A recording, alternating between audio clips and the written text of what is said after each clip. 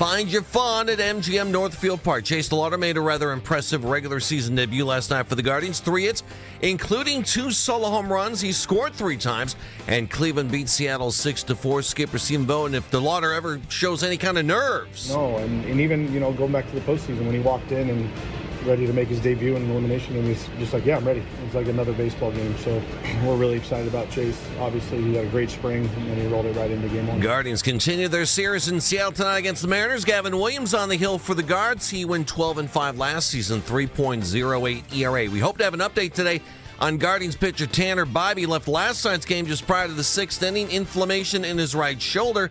Bibee had given up 3 runs on 4 over 5 innings and struck out 7. Cavaliers back to work tonight again.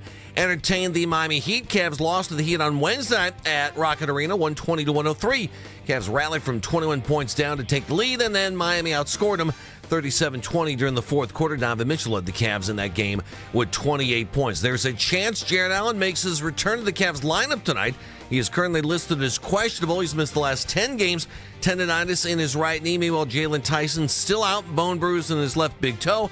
And Dean Wade's going to miss the game with a sprained right ankle. Sweet 16 continues tonight as in the East, number 1 Duke taking on St. John's. Also in the East, UConn will do battle against Michigan State in the Midwest region this evening. Number 1 Michigan goes up against Alabama. Iowa State facing Tennessee. You can now find 92.3 The Fan on YouTube. Subscribe to our YouTube channel. Get the best content from our shows each and every weekday. That's 92.3 The Fan on YouTube. Headline sports news every 20 minutes right here on 92.3 The Fan. From the University Hospital Sports Desk, I'm Jeff Thomas. Up next, time for Baskin and Phelps here on 92.3 The Fan. The Ken Carman Show with Anthony Lima. This is why I hate spring, and I rant and rave about spring, and I know you guys are tired of hearing me saying it, and I'll try to keep it brief. I hate this season. I hate everything about spring. It's a giant tease. Anytime you think it's good, it's bad. That's spring. Spring sucks. Good morning. Gary on the road. Hello, Gary. Ted, quit complaining about the weather. It's a woman's fault that it's the way it is. Tell me Mother more. Nature. She can never make up her mind. There we go. I'm going to write that one down. Hey, wife, get a load of this. The Ken Carman Show with Anthony Lima. Weekday mornings starting at 6 a.m. 92.3 The Fan. Talk sports with guys in the know. It's embarrassing. I mean, are they not embarrassed? It's time for Baskin and Phelps. Cleveland's Sports Radio. 92.3 The Fan.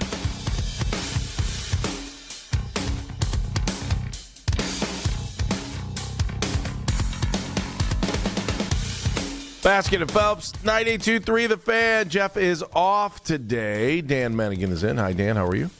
I feel like, for those of you watching on YouTube, you'll enjoy this greatly. I feel like, in your mind, I'm immediately in my place. I feel like the little kid sitting at the grown-up table right now. It's clearly got the shorter chair than everybody else. You seem like 6 inches taller than me. Meredith behind the glass has like a foot on me. I literally feel like the little kid who should have a phone book under him because he's going to make a mess at the big kid table. I don't know what the problem is, but and Meredith Kane is in today, too. Hi, Meredith. How are you? Hi. I was about to say, Dan, now you know how I feel every day of my life. I feel like I always need to sit on a phone book. I feel like this is one of these. So, like, growing up, we used to do Thanksgiving at my grandparents' house, and we would put the table over the pool table, and it had the lips on the bottom of it so nobody could reach anything in the middle of the table. Mm-hmm. That's what I feel like right now. Like, I feel like if the green bean casserole was in the middle of the table, it would just be gone into the ether and no one could reach it. Mine would be under the table feeding the dogs on the green bean casserole. I can't do it. You're anti-green bean casserole? I'm anti anything green. How long have you known me? Well, that's valid. I eat my vegetables consists of any vegetable that starts with a C. I will eat it. If it doesn't start with a C, I probably won't eat it. Yeah, you and Al Michaels have the same diet. Yeah, cucumber, carrots. I'll eat that. I will eat lettuce. I had to grow into it. I hated it when I was a kid. Cucumber, carrots. I'll eat cauliflower every once in a while, but it can't be cooked. Like I can't eat. Like I'll eat broccoli too every once in a while, but I hate it when it's cooked. I don't know why. I can eat it raw, but I can't. Is that weird? Does that make me weird? No, not at all. There's a lot of stuff like that. Like for me, I can't stand those. We always called them carrot pennies. You'd always get them around. Oh yeah. I hate those things. Oh my gosh, that's just mush. Especially when they look like wafer. Yeah, it's when like they're flavor. Cut like the wavy potato chips. You ever see those? The carrots that are cut like wavy potato chips. Not a fan. Yeah, those are fine. Raw, I'm okay. Cooked carrots, and everybody goes, oh no, just cover them in butter. They're better that way. No, they're not. They're not better that way. But anyway, I'll sit over here and hush as you grown-ups have conversations. Just last point on this. I don't know what it is, whether you're in Meredith's spot, your spot, whatever would be the other anchor spot that we don't use anymore, which I really liked it because I could sit and look at Jeff while we were doing the show. Now Jeff is off on the side because of the cameras they put in. I know no one cares. I get it. Kidding me, man? We're on the YouTubes. But the thing is, like, our chair, thank God for Anthony and Jonathan, because our chair is like the one chair that never gets messed with. It's always here. I never have a problem. I watch you. I watch Jeff. And now I see Meredith. I mean, it's always like chair roulette in here because I don't get it. It's just weird to me. We have a bunch of fickle people with fickle rear ends, to state the least. Fair enough. And I think that's the cleanest way that I could state that phrase. So this is my way of saying thank you to Anthony and Jonathan because we all use the same chair, and I never have a problem with it. Now watch, it'll be broken tomorrow, and it'll be the end of it. You'll get nothing and like it. What do we? We're looking at Chase DeLauder's on pace for what? 324 home runs. Something like that. Turns out that guy's pretty good. I don't know if you heard rumor. I couldn't ask for a better opening night. I could. If the game could have been on at a time the kids actually could have watched, that would have been nice. I had trouble staying awake last night. What really makes me mad is I missed the Guardians challenging a ball and strike. That just totally bummed me out. Really? I wanted to see it. Like I was like, I can stay awake. And I don't know if I walked out of the room or if my eyes got heavy there for a second. My couch just sucks me in, whether you know that or not. And all of a sudden, I want to watch the game. It happens. You got to shake your head to wake back up. There are a lot of those where I end up standing behind and putting my arms on top of the backrest of the couch for that exact reason, so I don't fall asleep. It's kind of weird. Like when Canzone hit the home run, because you know me, I'm like, oh heck yeah, he hit Mr. two Cleveland. Of them. Yeah, the first one he hit it. I'm like, damn, why does the kid from Walsh Jesuit have to hit the home run against us? Well, and then Rayleigh had one too, who's also from the area. It's just killing me. You Walsh Jesuit warrior. Hey, be nice. That dude's been on the show. No, I know. I like him. I think it's awesome. I'm happy that he was able to get a couple hits last night, but I was more happy with the way the Guardians started last night because, you get up there, DeLauder hits the home run right out of the gate, and you're like, this is awesome. And in the back of your mind, you're like, maybe that was our only home run for the night, and we can only end up with one run, right? You were thinking that. Oh, yeah, of course. I watched this offense all of last year. So I'm watching him. He hits a home run last night, and now all of a sudden I'm like, oh, here come the Mariners. And then, boom. And you're like, oh, no, it's 1-1, and they're hitting home runs already. And you were like, we had that moment in the first inning. I thought that was going to be our moment, and that was going to be it. And they might get blown out last night. But I'll take it, man. Last night was awesome. We had great fielding. We had great pitching. We had – am I wrong? Did we actually score 6 runs in a game? Heck yeah. You scored 6 runs in a game and got it from multiple places. Brian Rocchio, much maligned Brian Rocchio, got himself an RBI double in that ballgame. I mean, yeah, Chase DeLauder hit one ball that squeaked over the wall, but hey, they all count the same in the stat book, and another one that I don't think has landed yet, which, by the way, as well, I thought of you immediately when it happened. Did you see his family's reaction? Oh, I loved it. I thought of you immediately when his family was sitting there going, did it make it over? Did it? It did!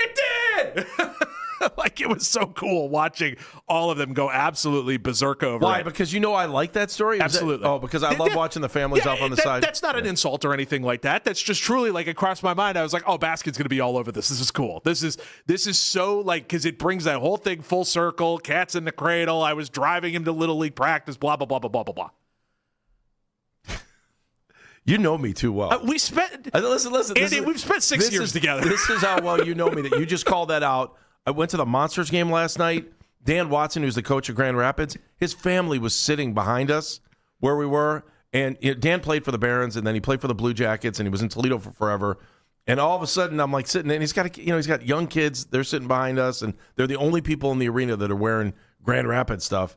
And all of a sudden, like, Monsters score. And I'm like, and then I'm like, I feel bad for the people sitting behind me because their dad's the head coach.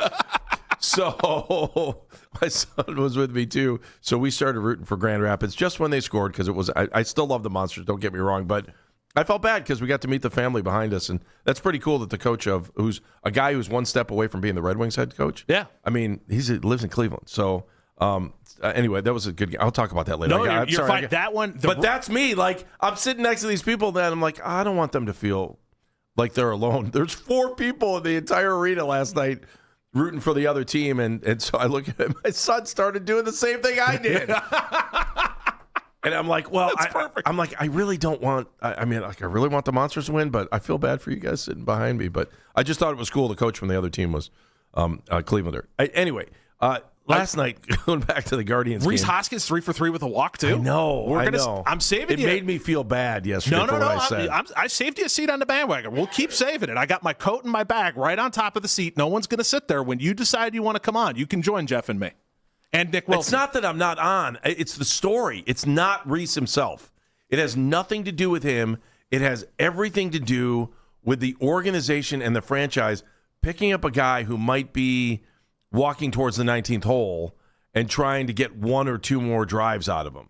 And then watching a month later, knowing that they had someone who was in AAA that was knocking on the door, and you're like, why don't they bring this guy up? Bring him up, and then you sit here, and then you end up struggling with the veteran they brought in the offseason, and you think the only reason they're keeping them is because they're paying him more than they're paying the other guys. Like, we've seen this story time and time and time again.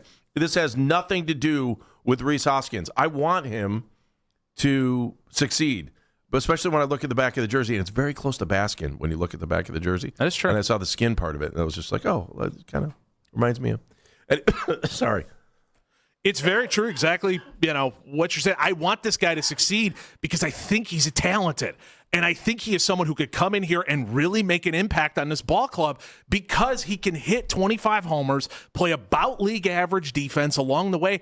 And as funny as it sounds, he's an A++ teammate as well. Like, that guy had no reason to be with the Brewers throughout the entire playoffs last season, but he was there anyway because that was his team. He broke his thumb. He was replaced by Andrew Vaughn. When he came off the IL, they sat Rhys Hoskins down and said, we can't sit Andrew Vaughn down. He's hitting the cover off the ball. I get it. And he went, okay, that's fine. I'm not going to be here next year, but I'm not leaving my team. He did the same thing when he was with the Phillies. I was talking with John from the morning show. He was telling me the story of him with the Phillies when he tore his ACL. Throughout the entire rehab process, that guy was with the Phillies. That is an A+ dude for this clubhouse. And I'm good. So I feel bad that I said something. Again, it wasn't about him. It was about the theory of veteran coming in. And then when I looked at the lineup last night, I'm like, if you're going to bring in a guy like that and you think he can hit home runs, why is he hitting 6th and not 5th? I like Naylor, but last night he was over. He was 0 for 5 last night. And when I kind of looked at the lineup, I was like, huh. I'm right, 5th, 6th last night, right? Manzardo was DH, and then Naylor, and then Hoskins, right? Okay. Manzardo, Naylor, Hoskins, and then Schneemann. So I don't know. Rocchio looked good last night too. Mm-hmm. I'm not selling my Brian Rocchio stock. I still think that guy can hit. I still think he's talented. The second half of last year showed me some things that maybe he hopefully figured this out a little bit. He's not going to hit 20 out. He's not going to be any of those guys. But the way that he plays defense at shortstop, if that guy can have a league average bat, he is going to be huge for this team. And it will be a big deal. Now, granted, this team will take any league average bat that it can get its hands on because everybody on this team besides Jose Ramirez, Steven Kwan, and Kyle Manzardo were far below league average last year.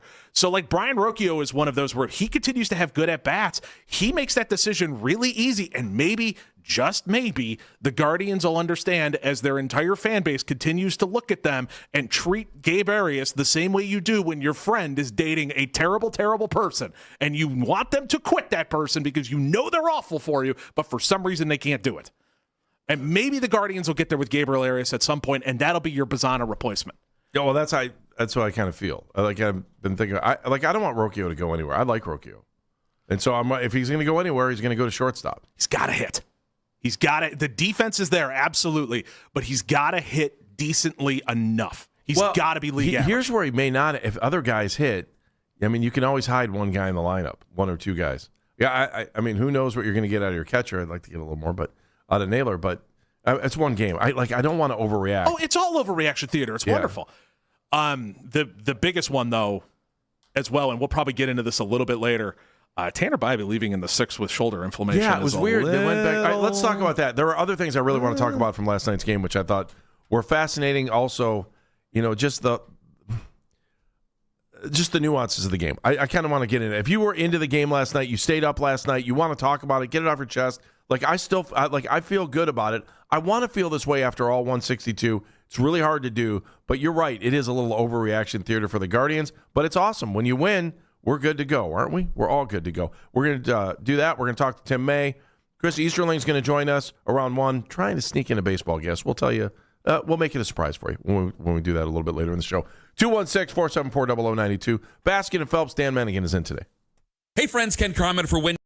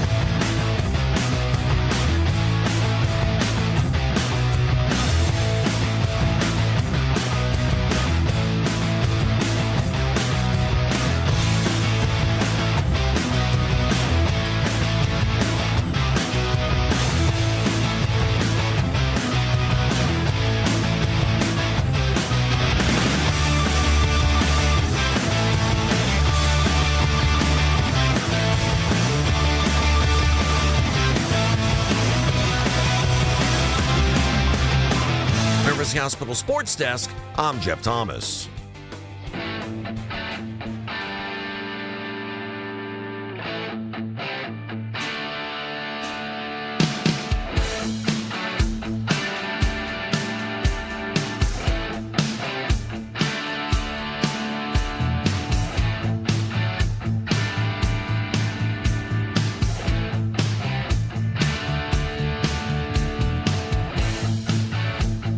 Baskin and Phelps, 92.3 The Fan. Yep, Luke Raley. Got to give him a little love to Highland High School. Medina played at Lake Erie College, too. So a couple of Clevelanders beating up on Clevelanders last night, but in the end, it's okay. They got to pad their stats. They can go do great things against other teams, just not against the hometown team. And the hometown team came up 6-4 last night. If you didn't stay up late, the Guardians, a big winner last night. And it was just a fun game to watch. There were a couple of other little things. I know we're going to get to ABS here in a second because I love talking about it, and I don't know why.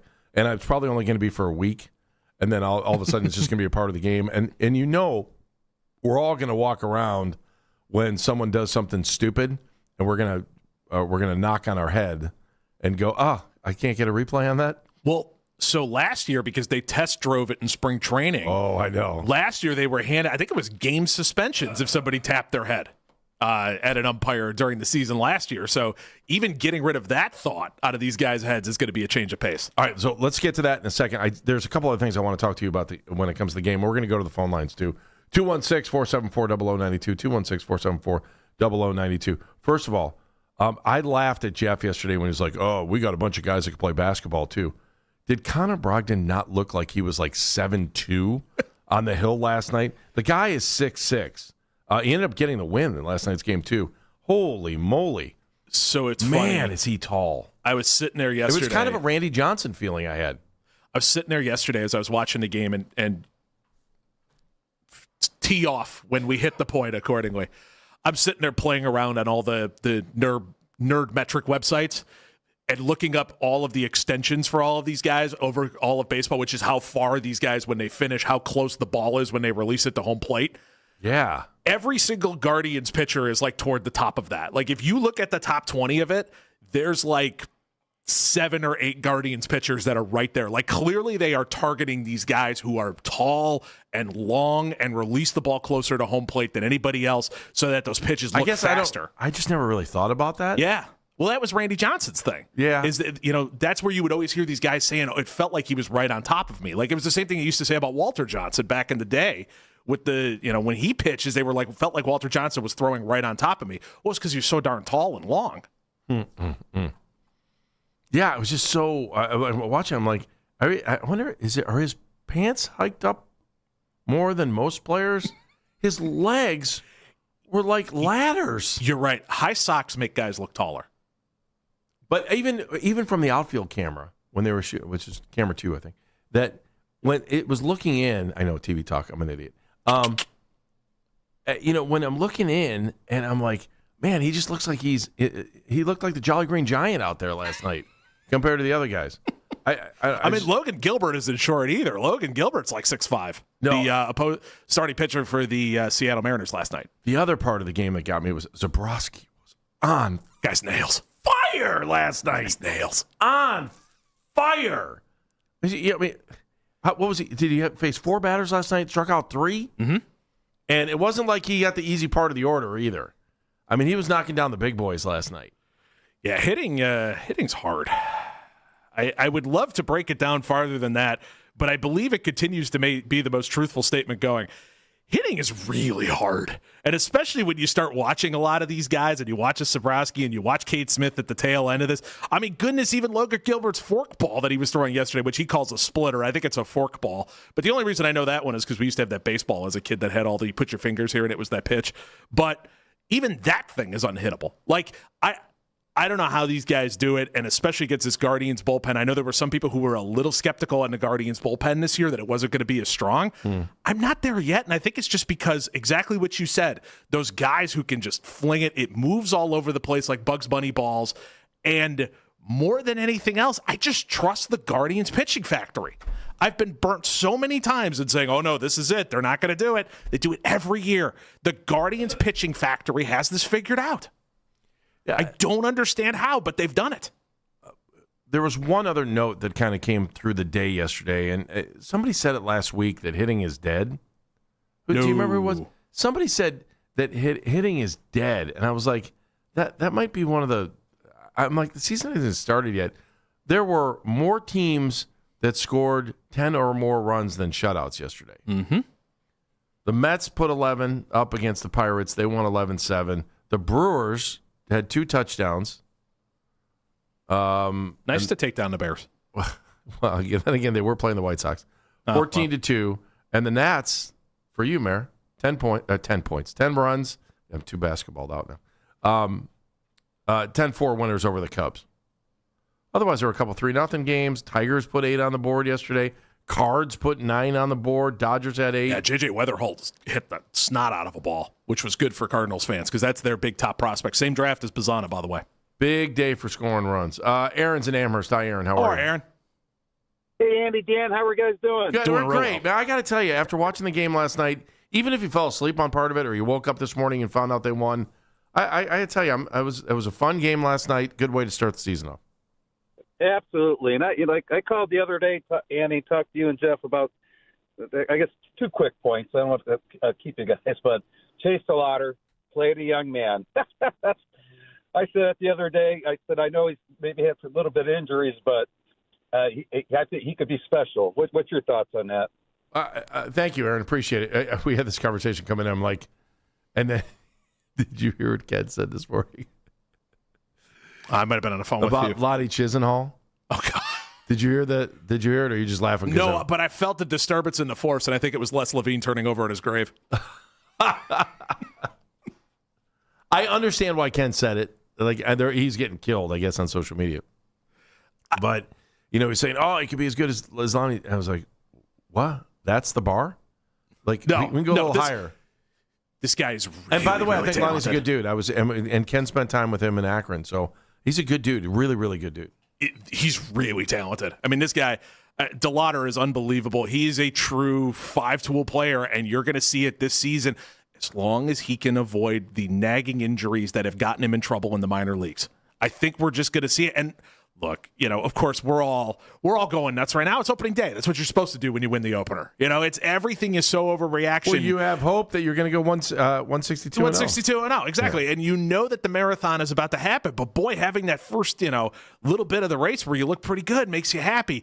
I hope DeLauder stays healthy. I hope he continues to do this. I know he hasn't had a ton of minor league at bats, which I know concerns some people. But the talent is there. The ball explodes off of his bat. He plays a really good right field as well. I know they're trying to not have him play center, but I wonder if his overwhelming talent is going to force him into center field at some point, where they're going to go, all right, at least for the time being, you're fast enough. Get out there. And your bat's good enough, and maybe our best lineup has you and George Valera in right field, or even farther down the road of a Ralphie Velasquez or something like that. Maybe that's where this sits best. But I wonder if it's going to be hard to keep him out of center field. Hopefully he stays healthy. Please stay healthy. Concerns. Are we concerned about Bobby leaving? How can you not be? It's just weird. I didn't. Yeah, and when they showed the replay of him warming up, I didn't really see it there either. They didn't know what it was when he first went off the field. Right, because when I first saw it, my initial thought was, I think this might be key that I watch way too much baseball. So when you see the Tommy John's injury take place, you always see the guys doing the finger test. Yeah. Where they're doing this whole thing to see if, It's touch your thumb. Exactly. If you're listening. And so I didn't see him do that. And so I was like, okay, it's not the elbow. It's the finger to touch the tongue. Every other finger. Yeah. Right. It's not the elbow. We're okay. But boy, coming out of spring training and all of a sudden you're seeing shoulder inflammation. That's not what you want. I mean, that does not set you up very, very well. And especially that might be the linchpin of this Guardian season, is the fact that for the first time in a long time, the pitching staff isn't the starting pitching staff especially is not super deep. I mean, they've got Logan Allen down there, but once you get past Logan Allen, it's a whole lot of question marks. I tend to, this organization, once they started going pitching heavy rather than hitting heavy, it always seems we hit points like that. It's almost like a roller coaster up and down. But then when you think they don't have the depth, suddenly someone comes up and you're like, I didn't expect that. Yeah, exactly. It happens time and time again for this. I actually think it's one of the reasons, they're one of the better franchises in Major League Baseball. Yeah, as some far as 16th round concerned. pick comes up and all of a sudden adds 5 miles an hour to his fastball, and you're like, holy crud, what is this? Who's this guy? Yeah. Jeff is in North Homestead, home of the Eagles. Hello, Jeff. How are you, Jeff? Good morning, boys. Good morning. Good. It's a really good morning, isn't it? It's a Other good than morning. the weather, but it's Great morning. You know what? It's funny, though, because last night I started watching that game with so much energy, and we get about halfway through, and I could catch myself dragging. And I woke up. My wife's like, "Babe," I'm like, "What?" And I saw Jose hit the double. I saw him rounding the bases, and I started chanting Jose, Jose, Jose. And she's like, "Go to bed, dude. You're delirious right now." So I had to get up this morning and check the box score to make sure we closed it out. What I love about Chase and what I find so intriguing about him, he has lightning quick hands. He's got such a short, smooth swing. But all his power is generated from that bottom half and that torque. He's a bigger guy. He's got those tall legs.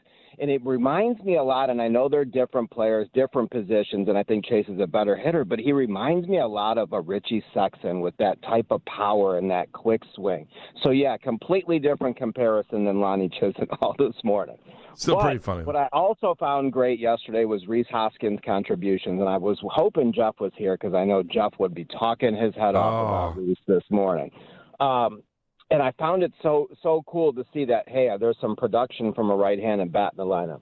What I found interesting, and I was telling Mr. Minigan before you guys put me on, is this whole ABS system is intriguing to me, and I wasn't a fan of it. What I find so interesting is it's so much different than other challenge systems in other sports, right? Like, how are they going to utilize it? When is the right timing to utilize it? I think what we're going to see over the course of this maybe first 50 games is teams kind of putting themselves in a pickle with when they use it too. Like I thought Riley should have used it last night. There was a big moment where he ended up getting rung up, but there was a borderline pitch the pitch before and he didn't use it.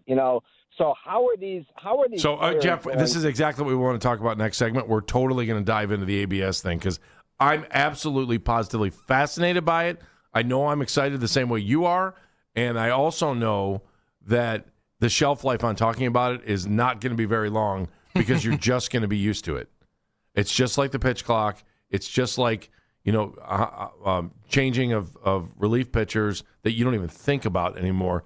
Things that like garnered our airwaves for a couple weeks. Mound visits, all that kind of stuff. Yeah, like you don't even think Don't about even pay some of that attention stuff. to it. And the way that TV handles it, I think that's important too. We're going to talk about that. 216-474-0092. That's the number to call in. Always hit us up on social media at CLE Talking Heads. Dan Menigan in for Jeff Phelps. Tim May coming up at 11:20. Buckeye fans, going to talk about that pro day. Baskin and Phelps with Dan Menigan. Diabetes, high blood.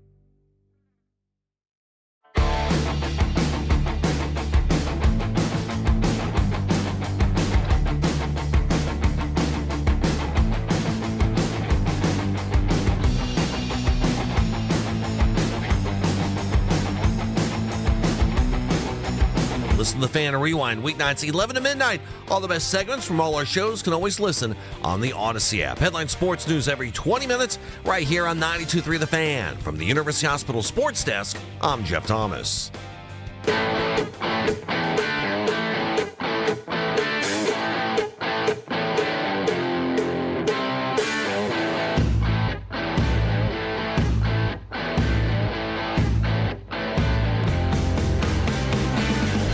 Listen to The Fan anytime, anywhere on the free Odyssey app or by telling your smart speaker to play 92.3 The Fan. And now you can find 92.3 The Fan on YouTube, including The Ken Carman Show with Anthony Lima from 6 to 10 a.m., Baskin and Phelps 10 a.m. to 2 p.m., and Afternoon Drive with Nick Wilson and Jonathan Peterlin from 2 to 7 p.m. live each and every weekday on 92.3 The Fan's YouTube channel. Subscribe to our channel for free. Watch all the best content from your favorite shows on The Fan live and on demand right now.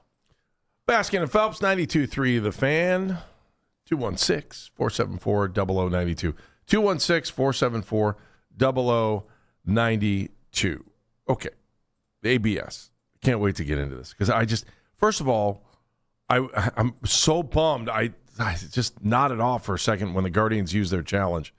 That it just kind of, I was like, I missed it. I wanted to see how it was going down. So I'll be back again tonight. By the way, they play at 9:45. The traditional baseball time of 9:45 or 6:45 if you're there locally, because we all believe all games should start at 6:45. Well, because it's on Apple. It's the national TV Apple game, so that has which probably means the game starts at 10. It means 9:45 is probably their pregame show. Well, no, because they're going to roll in. They're going to have an earlier game, and then they're going to roll into the Guards game. All right. Afterwards. So yeah, it'll start on time. Right. It'll start at 9:45. The good thing is, and I don't know if I'm supposed to say this out loud, but I will. For those of you with Apple TV Plus who can't stand the announcers that they throw forth on Apple TV Plus, if you go to the sound options feature on your Apple TV, you can get hammy. Oh, you can? You can get hammy. And you can overlay hammy onto the game itself. They'll let you do the home and away radio broadcast. Did you see how MLB.com cut the highlights from last night? No. Both sets of announcers. Oh, yeah, they always do that. Yeah, I don't know why. Maybe it was just the first time it just kind of hit me because I wanted to hear Hammy's call of DeLauder's home run in the first inning. And then I went back and I was like, oh, this is interesting. I mean, they put a lot of work into that. I will tell you that, yeah. Oh, those condensed games are awesome. Yeah. That condensed game where you can watch the whole thing in 15 minutes is really nice. All right, so let me get into the ABS thing. First of all, bravo to whoever designed the graphic for that because you've got the two white dots that are right by the score. And by the way, the bug on that game was 1,000 times better than what was it, Netflix? Yeah, I think we could pretty much say anything Netflix did. Everybody else has done 1,000 times better. Did we even talk about this yesterday, how bad Netflix was? We did it within headlines or whatever we're going to call it until we get a better name. Yeah, and Netflix only has a couple games this year, right? They're going to have that, the Home Run Derby, and if they do a Field of Dreams game or something like that, Netflix will have that. All right, well, that's enough games for Netflix. Quite a bit, yes. They'll be perfect for the Home Run Derby. They can have people yell at you during that. It'll be fantastic. Yeah, I understand what they're trying to do. They're trying to spice it up a little bit. It is baseball. Yeah, the pandemic imagine overtake me out. So it's like, what are we doing here? So as I'm sitting there, I'm like, this is awesome. They have two little markers on the thing to let you know if your team has used their ABS challenge, which is great. Because I can't stand watching Cavalier games because I never know how many timeouts there are. Like everybody else has that timeout bar, except for us. I have no idea why we don't, but it's dumb that we don't. But everybody else does, so I guess we're special. Although I got to be honest, I haven't noticed it in a while. If I paid attention to it or not, I do notice it when they put the timeout bars up for basketball, so you know exactly. Why is that so hard? Like, why can't the Cavs do that? It's ridiculous. But so I did notice it yesterday that they've got the little ABS bar for baseball, and I'm like, bravo, man, that's awesome. So you're engaged in it. I just think and we got into this with a phone call, that the strategy of when to use the ABS and when not to use the ABS, I can't wait to see how this plays out because it's new, right? And when to use it and when not to use it. Yeah, okay, they did it in Arizona, but I don't think you thought about it. So there's only three people that can ask for it: the pitcher, the catcher, and the batter. That's correct. It. It's not coming from the dugout. It's not a managerial decision, and it has to be instant. That's the other thing I like about it. It has to be within 2 seconds. Like there was a moment in the Dodger game, I think it was Andy Pajes who struck out. I might be incorrect on that one. But he thought he was walking. He walked. And he was taking all of his stuff off and putting it onto home plate so that he could walk to first base, all the guards and the bat and all that stuff. And the umpire rung him up, and he was in the middle of taking his thing off, and it like almost was like, wait, what? And by the time he said, wait, what? He couldn't challenge it. Because it was too late. Because it was too late. You only have 3 seconds to challenge? Is that what it is? It's 2 to 3 seconds, I believe, is what you have. Okay, so here's where I think ABS is going to be a problem, not for us, but within clubhouses. Yeah, this is interesting. So, everyone knows it doesn't matter if you're in an office or if you're on a baseball team. Everybody's kind of got to work together, and there's sometimes is a little bit of seniority within an office or within a baseball team. Okay, let's say you are. I'll make up a fictitious player, crusty, hard-hitting, home run guy who's a household name. All right, you as fans we may know them, but may not know the crusty part of them. May not know that they might not be the nicest guy in the clubhouse. Maybe the guy and the guy that like rides rookies and guys that are new to the team and wants them to pay their dues before they. Hazing is a really rough word to use because it's not hazing. It's just the hierarchy. Earning your stripes. Okay, fair. Good point. One would say. So let's just say you get a rookie up there who is really not happy with the umpire and taps his head and asks for a challenge on a challenge that maybe your manager wouldn't have wanted you to ask for a challenge on, and then the umpire is upheld, and you lost your challenge, and let's just say you did it twice in a game, or let's just say you needed to use it somewhere else. Now you've used your 2 challenges and you've burned them, and you weren't right either time. Now you get the crusty veteran leader who fans probably doesn't realize that they're maybe not the nicest guy in the clubhouse because they love watching them play and they hit home runs. And they get a ball late in the game that is way outside, and it's called a strike. And they don't have the option to challenge. Let me tell you this. You don't want to be in the clubhouse. Because it's going to get ugly in there. Oh, yeah. And you're going to get veteran yelling at young guy saying, thanks for wasting the challenge when we really needed it at the end of the game. And it doesn't necessarily have to be them up to the plate. It could be somebody else on one that might have been a game changer. What if it was bases loaded late in the game and the umpire just was ready to ring them up and they wanted to go home because it was a Sunday and the umpires wanted to make sure they caught their flight out, and now all of a sudden you lost the game because you didn't have an ABS challenge. This, to me, is the fascinating part of it, and we're never really going to know a whole lot about that until someone writes a book later down the road.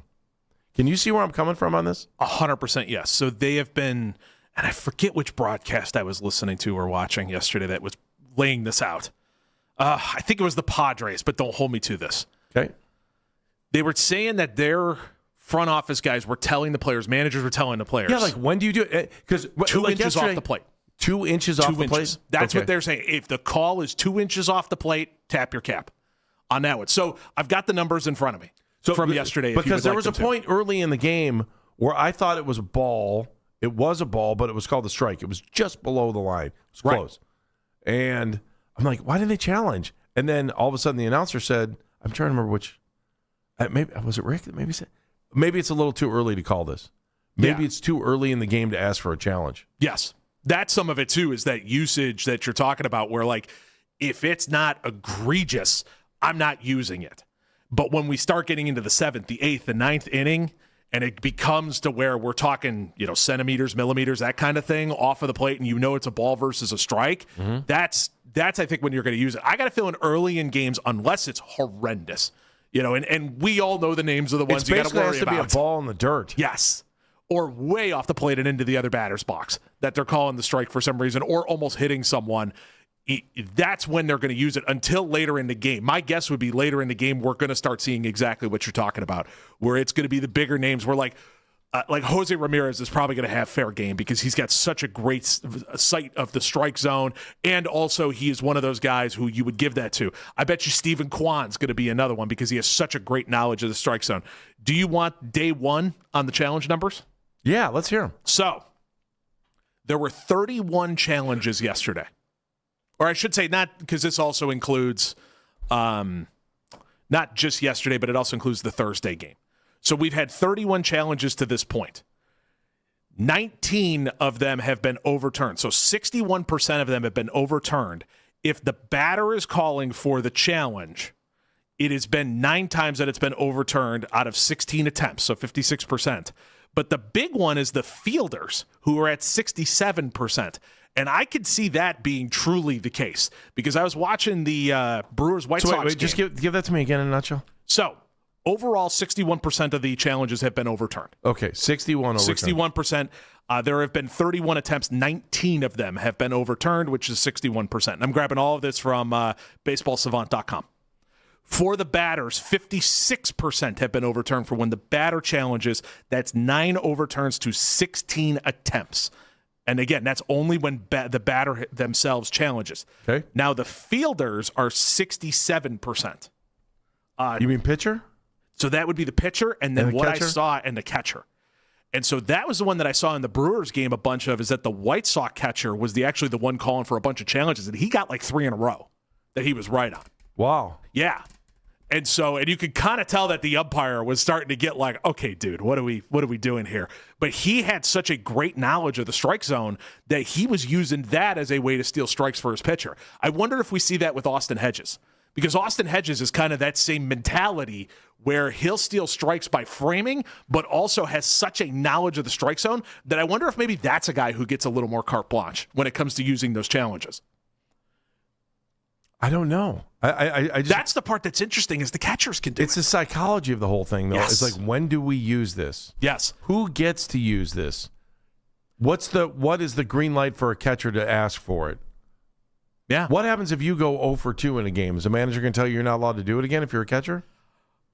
I mean, if anything, they'll tell you averages are averages, and it's just a bad day at the office. Now, if you do it, for a week and you goof it up, now we've got a different conversation going on. But yeah, I thought that was interesting. It becomes almost as important as your arm strength as a catcher if you're the one who's going to start calling it. Yeah, like I wonder, and it's bad enough. They're all wearing microphones and headsets, and I mean, think about how that game has changed. How it's changed. Did you see the spring training one? It was the tail end of spring training, and I forget which manager it was.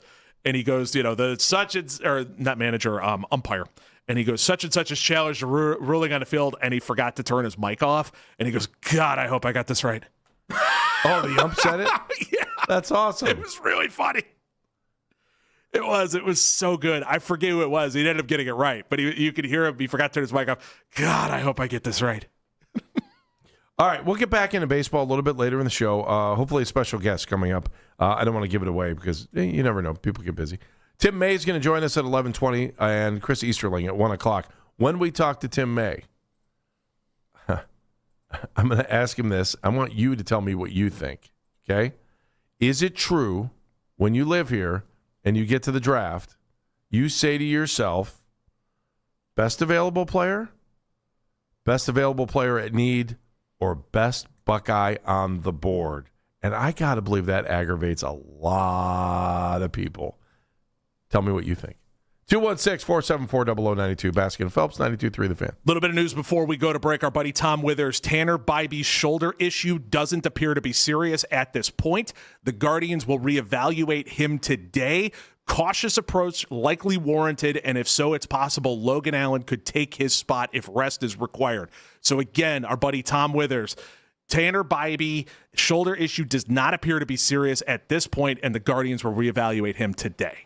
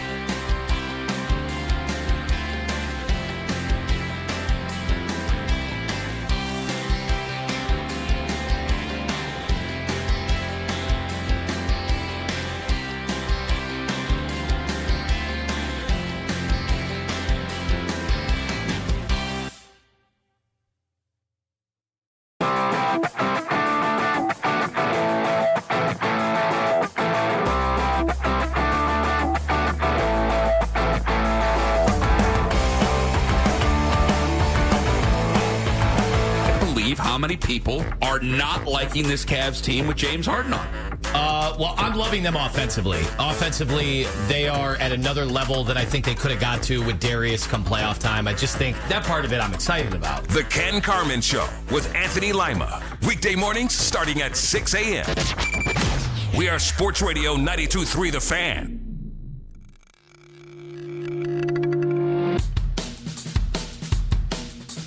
As we close in on the upcoming NFL draft, check out the Fans Offseason Special every Tuesday night from 7 to 9 with Jake Volnick, Coach Lance Reisland, and Daryl Ryder recapping all the latest Browns news and moves this offseason in free agency and the draft ahead. You can listen right here on 92.3 The Fan, stream us on the Odyssey app, or watch every single episode live on YouTube. That's the Fans Off-Season Special each and every Tuesday night from 7 to 9 right here on your home of the Browns, 92.3 The Fan. Baskin and Phelps, 92.3 The Fan. Dan Mennigan is in today for Jeff. Jeff will be back with you on Monday. Meredith Kane is also here today. And before you get in, can I give you a little bit more Tanner Bybee news? Yeah, go. Okay, so Tim Stebbins, Tanner Bybee was feeling a bit better post-game. He said the shoulder issue tonight was new. It had got to a point where he felt like he couldn't battle through it, give his best stuff, and didn't want to hurt himself or the team. They'll see how he feels on Saturday. And that's from Tim Stebbins. MLB.com covers the guards. And they're saying it's what? They're saying shoulder inflammation, but not serious, according to our buddy Tom Withers. Okay, good. All right. Well, we'll take that. It didn't feel like, I don't know. You know when a guy's really, really hurt? Like, I didn't feel that last night. The way he walked off the mound last night, I think he knew in his own mind something didn't feel right. He's like, I better get this checked. Mm-hmm. He did the smart thing. Yeah. He did what you should do. And again, the minute I didn't see him doing the finger test, it was like, okay, we can rule out the one that we were all scared of to begin with, which is the UCL in the elbow, which is the old Tommy John surgery. So that was good. Hopefully this is just a little bit of swelling, yank the muscle, something along those lines, and they can get him healthy. All right, let's play a game here. Cleveland area, Northeast Ohio, Buckeye fan question. Non-Buckeye fan question. Do you get irritated when you hear, and I've said it, when the Browns draft on, April 23rd, and they step up to that podium in Pittsburgh, and they say, with the 6th selection, and hopefully they take a player rather than trade it, with the 6th selection in this year's NFL draft, the Cleveland Browns select, and in your mind, you're like, best player available, best player of need, and then here's the one I think aggravates people, best Buckeye available. Let's be honest. This is one of those years where there are going to be a lot of Buckeyes going in the first round. Whether you like the Buckeyes or you hate the Buckeyes, you will probably hear Carnell Tate's name go. You will hear Caleb Downs' name go. You will hear Sonny Styles' name go.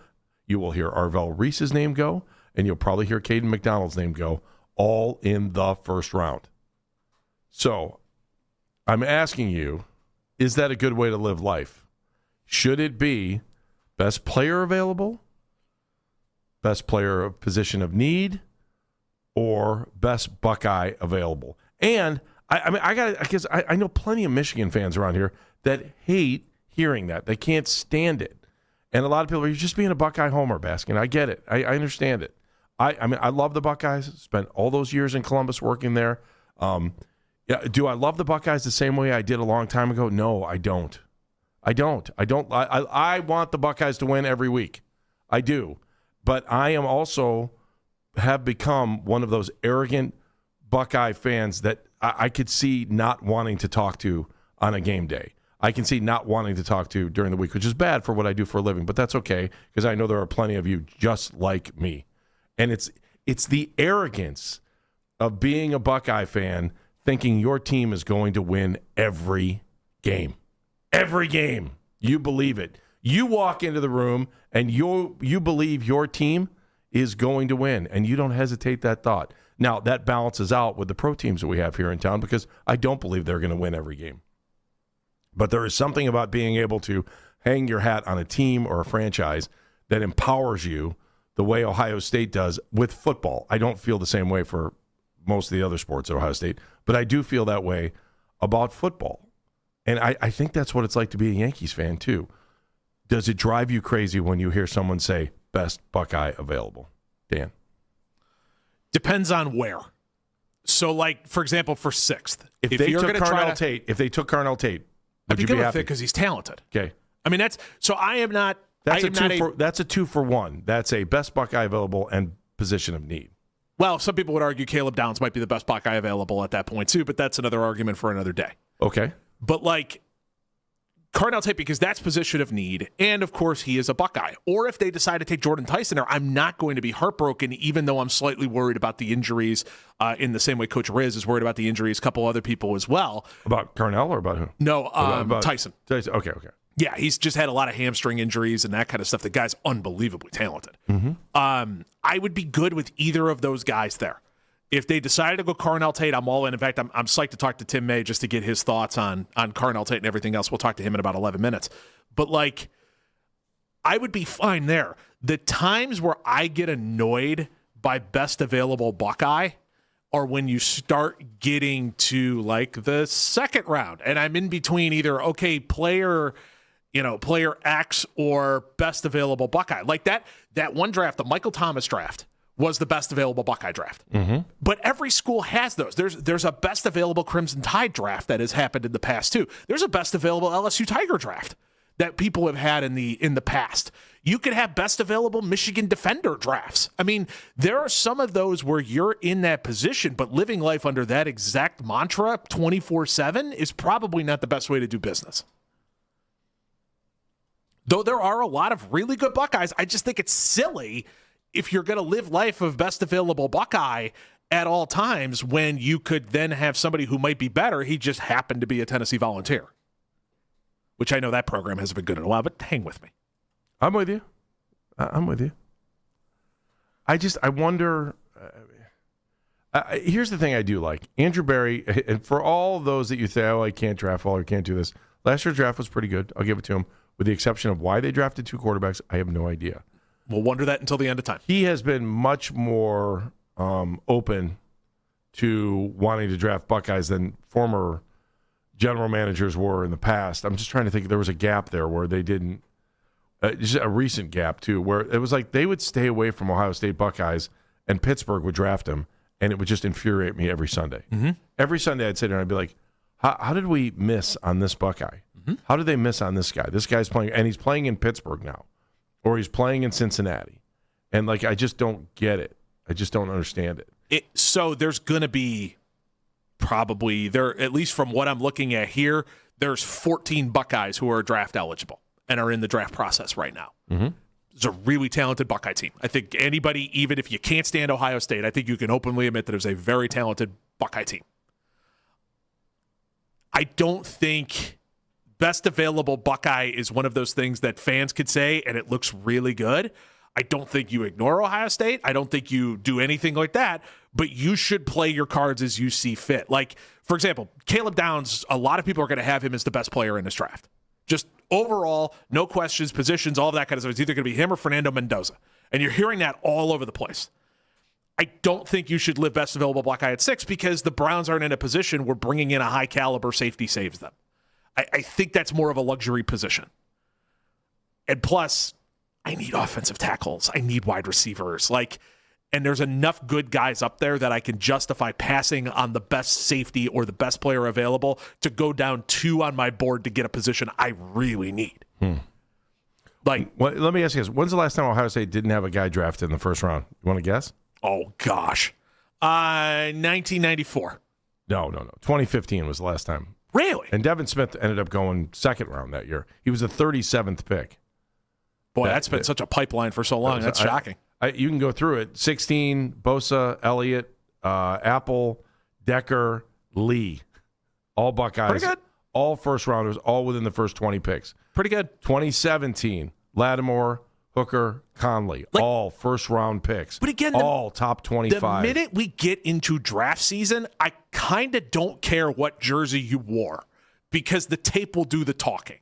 I agree. No matter what jersey you wear, the tape will do the talking. If you look competent And if you look like you know what you're doing and you're faster than the guys going against you and how good you are, I don't care what jersey you wore. It's why the whole Braylon Edwards thing always made my head hurt. Braylon was the only person that ever talked about it. It was ridiculous. What are you talking about? We don't care. You wear brown and orange now. We don't care where you were before. That's ridiculous. I always thought that was so silly. And so I'm the same way when it comes to this. Like, if you're sitting there in the second round and the best player available is a Michigan player, take them. Why? Because they're the best player that can help my team.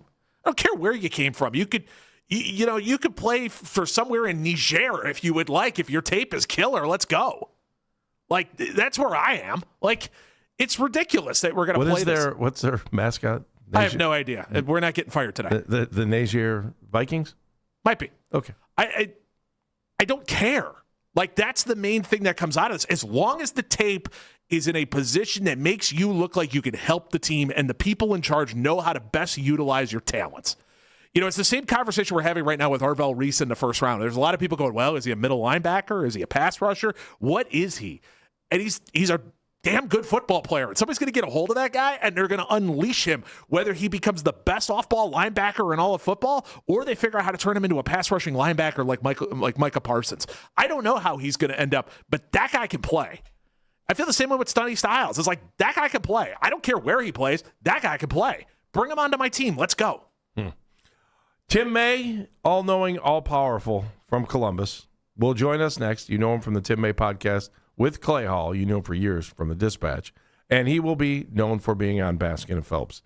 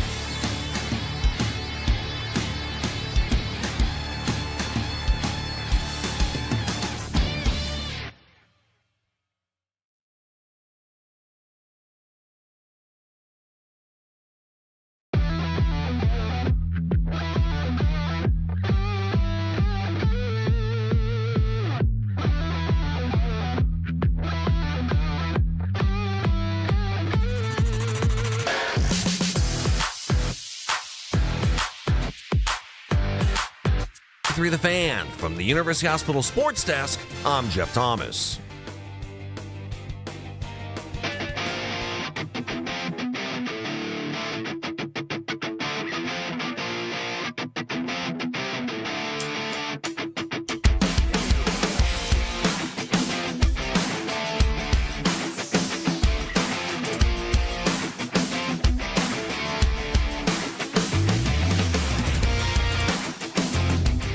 Baskin and Phelps, 92.3 The Fan, 216-474-0092. Jeff is off today.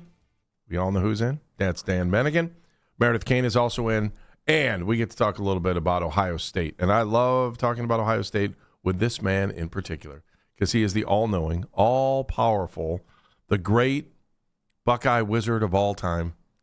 He is Tim May from the Tim May Podcast with Clay Hall, better known for his days of writing just excellent recaps and commentary and adventure when it comes to the Buckeyes. I have no idea what I'm saying. Let's go to the Make It Right, Call Kyle Wright hotline. Here he is. Hi, Mr. Tim May. Best available Buckeye, Tim May.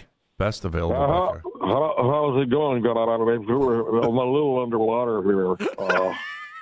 We got about 3.5 inches of rain in about 3 hours last night. And holy mackerel! Yeah, it flooded my property out. Floods if we get a huge rain, and we got a huge rain. My pond out front, I got like a 40-yard by 25-yard teardrop shaped pond, in my front yard, and wow, it runneth over. I got a pump pumping out my pond. Wow. All right, then we got to do guy talk for half a second on this one. Your basement okay? Yeah, basement's all right. Okay, good. It's funny. It was one of those kind of like incessant but not stupid. I don't know how to put it, but it's never fun when you got to go out and hook up your sump pump. No, that's not ideal. That's not what any of us are looking for. Tim, I got to tell you, after listening to you, working for the Wolves wasn't so bad in Columbus, was it? No. If they treated us right. I got to tell you, I love working for them. The private plane, I was telling Ryan Day that the other day because he has a pretty good hookup in his contract that allows him to use NetJets sometimes of personal use. I go, man, that'll be the last thing you give up in any negotiation. That was the first point where I realized how great the company was that we were working for. And by the way, they don't have anything anymore, so I can. They started going away. We got on a charter flight one time in Cedar Rapids, coming back from an Iowa game. Getting off the plane at Cedar Rapids, going out there for a game at Iowa, and the two pilots from the charter company were holding the nose of the plane before Jim Lachey and a couple of guys could get off.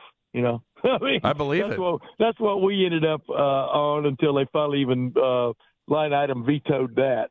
Oh man, those are the days, especially with rest his soul, Jim Carsados and Jim sitting at the back of the plane. And they'd be like, "Hey, can you guys spread out just so we can even out the weight on this thing?" Oh yeah, that was always a hairy feeling. Just so you know. Yeah, but those King Airs, that Convair, man, those are first class. Those are first class airplanes. I didn't mean to digress, but yeah, I know. Tim and I we're living our good old days. Well, they call that in NASCAR country. They're always referring to their King Airs. You know what I mean? Yes. Because most NASCAR races are within an hour and a half, 2 hours flight of a King Air. Except for when you go on the West Coast and stuff. So, but anyway. I know that's not why you called me. I'm sorry. I don't know. I like going down memory lane. Absolutely. All right, Tim. So a little bit of a closer memory of you. A couple days ago was the Ohio State Pro Day. Always a good time to see everybody coming down to Columbus to get the look at the latest in all of these prospects and what they look like. What stood out to you most at Ohio State Pro Day? Well, that the Browns have discovered it. You know what I mean? That's one of the good things. I mean, you probably would say. And then Tim, I just went on a 15-minute rant about what you just said in one sentence, that the Browns have discovered the Buckeyes. Yes. So does that mean I win because I did it in fewer words? Probably. That's why. That's why. I'll tell you what. Bottom line is, it was an interesting pro day because I think only 4 guys ran 40-yard dashes because the other, like the Styles brothers, had put their hay in the barn in Indianapolis at the combine, with their ridiculous, like I said, Sonny Styles had like a Jesse Owens kind of pro day or combine performance, but and his brother, his smaller but older brother, Lorenzo Styles Jr., he's going to get picked up by somebody because when you run a 4.27 40 and have a kickoff return for a touchdown in your resume, that looks pretty good. And in fact, he switched over from wide receiver to defensive back when he transferred back from Notre Dame to Ohio State. I mean, he can play. He can be a nickel guy for somebody. But it was interesting because there wasn't, like I said on radio here in Columbus this morning, I'm not preempting myself. Sorry about that, guys. But, it was one of the coolest things to watch Julian Sayin throw the ball in the passing sequence when they had Carnell Tate out there, showing that, you know what, maybe the clocks were right, maybe the clocks were wrong, but this guy chews up ground and makes catches and gets open. That was what stood out. Carnell Tate can help any team because anybody looking for a receiver who can get open and catch the ball and then do something with it afterwards, that's every team, all 32 teams in the National Football League. They can use a guy like that. And then Brandon Ennis was also, he was, quote, underclassman, but he was out there also catching passes. A couple of tight ends, Will Kazmarek and Max Clare, both of those guys can help a team, in my opinion. So I'll be interested to see them. And then you had a couple of guys working out. Tywan Malone, a defensive tackle, they got from in the portal from Mississippi 3 years ago, finally came into his own the last part of the season last year. He ran really well. Don't know what his numbers were, but he was a big man moving. You know what I mean? Sometimes you don't need numbers to see, hey, that big guy can fly.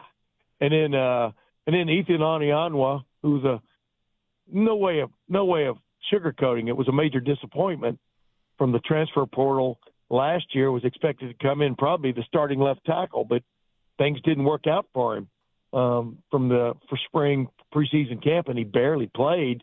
But anybody who sees him walk through the door goes, that guy looks like a football player. Let's see if we can coach him up. So that'll be an interesting guy to watch maybe on the third day of the draft if somebody takes him, because he has all the tools and stuff. But man, what really stood out was the buzz about Julian Sayin just among guys afterwards, just how accurate he was. I know he's thrown against the air, right? Right. But how accurate he was. He's gotten bigger than he was at the end of the season last year. They're working on him running, as I say, they're working on him to run in parentheses a little, in close parentheses more. They're not looking for him to become Lamar Jackson.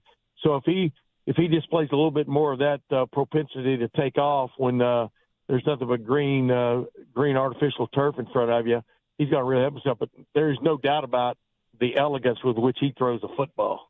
Those guys don't come along very often. And, of course, standing off in the back, just watching, because you can see my show from Wednesday, my show with Clay Hall, a little interview I got with Jeremiah Smith, who, will be the show next year. Mm-hmm. It'd be interesting if Julian Sayin comes out, if he throws to Jeremiah Smith in that little pro day next year, there'll be 400 NFL scouts here saying, hey, I discovered him. No kidding. You should have seen what I saw yesterday. Go ahead now. Was every team there? Oh, yeah. Everybody's there. All 32 teams had a rep, and I think Alabama's pro day was the same day. Yeah. It was like a weird day for pro days because there was a photographer there who'd been at Notre Dame's the day before, and he said there were at least twice as many pro scouts, coaches, administrators at Ohio State than there was at Notre Dame. Wow. The day before, so that was an interesting stat. And with that many teams there, this may not be a fair question. Could you get any kind of read on what the Browns looked at, what they liked? It's just, I know it's a tough question, but is it possible that did you get any kind of feel about any Browns Buckeye connection? Not really. Okay. Not really. Only I know when we were talking the short little brief thing we had with Caleb Downs, somebody asked him about the Bengals. What does he think about the Bengals? And he just said no comment because that's kind of the person, kind of the way he is. His interviews leave a little bit to be desired, but his playing ability and ability to play the game of football from preparation and everything else. I mean, I I've opined several times and did again on Wednesday, he ought to be the first defensive player taken. If you want a guy that's not only going to play his position at an elite level, but also help everybody else play their positions, there's the guy. You know what I mean? From a defensive standpoint. But, I didn't really get a take. I really didn't.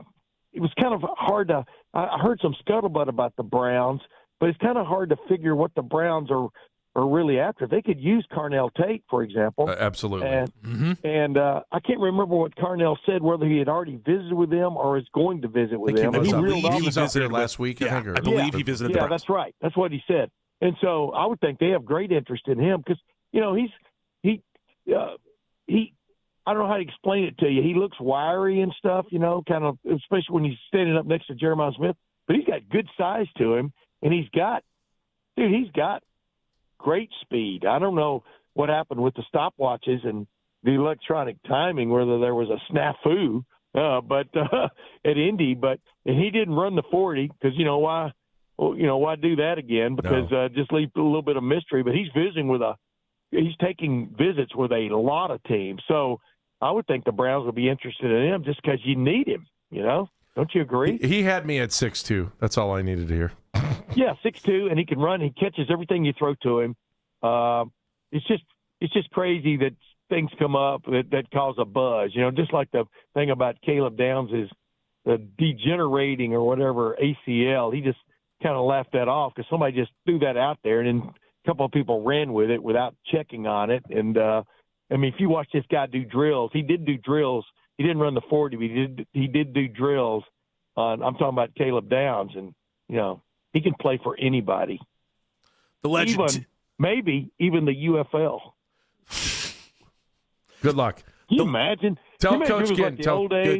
Oh, Coach Ginn wouldn't know what to do with the guy. It'd be outstanding. That guy would be everywhere. That's junior too. That's not senior. The old days when Herschel Walker went to the USFL. Oh yeah. The owner of that team thought he was going to bamboozle his way into the NFL. I'm not going to name his name. He's got other problems he's dealing with today. The legend Tim May joining us on the Make It Right, Call Kyle Wright hotline. Of course, you can hear him on the Tim May Show with Clay Hall as well.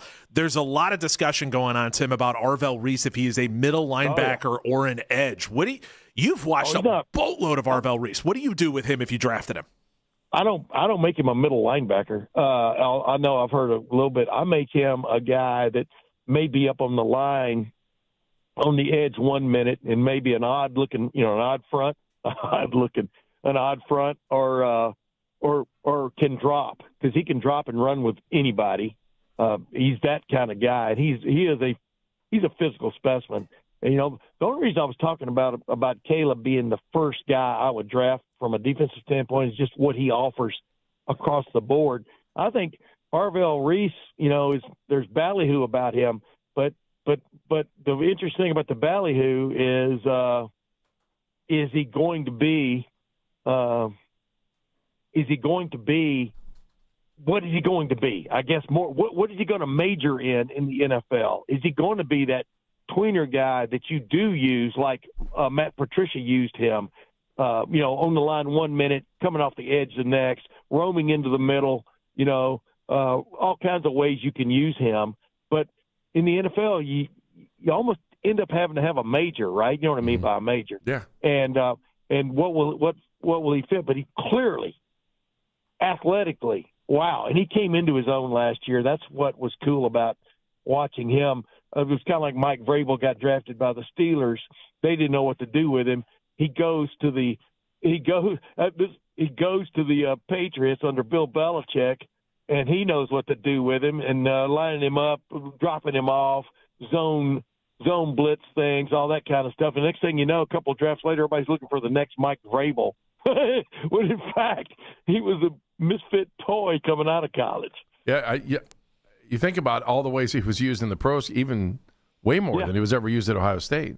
And catch touchdown passes. Touchdown pass. He should have been the MVP of that Rose Bowl. It's true. 5 Buckeyes first round.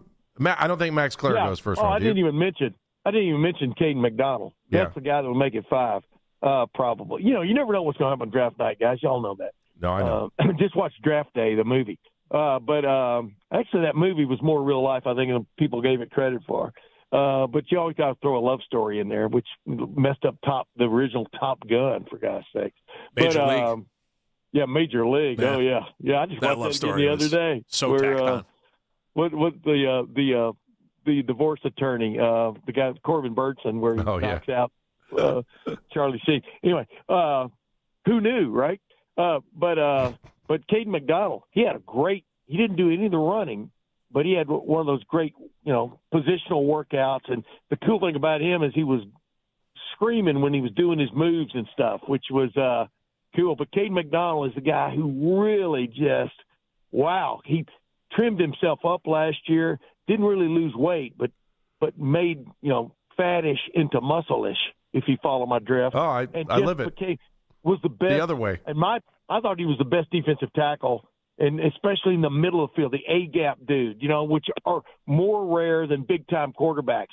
Just do the math. More rare than big-time quarterbacks or the big-time A-gap dudes. I think he transformed himself into that, and I'm very curious that somebody might take a flyer on him earlier rather than later in the first round. But I think most people agree he's going to go in the first round to somebody because those kind of guys are so rare, fellas. Igbenogson, too. That's the other one I was going to say. Maybe. Oh, yeah. I read a little bit. There's a guy. He's somebody might take he looks like Jeffrey Okudah. He runs around like Jeffrey Okudah. What's going to hurt him is when people study the video. There, I did it again. I keep wanting to say, everybody says film, but it's video.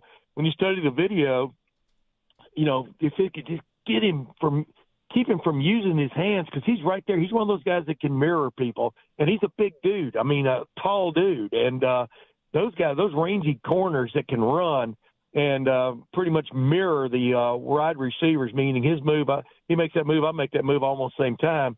Those guys are rare, and what's going to hurt him is his holding or pass interference things through the last couple of years. But I think somebody might take a flyer on him, too. They might have 6 guys taken. Who knows? In the first round. It'd be crazy. All right, we will talk to you after the draft, my friend. Hit him straight. Hey, always a pleasure. Y'all call me and make sure Meredith gives me the prompt call before because, she's one of my favorites.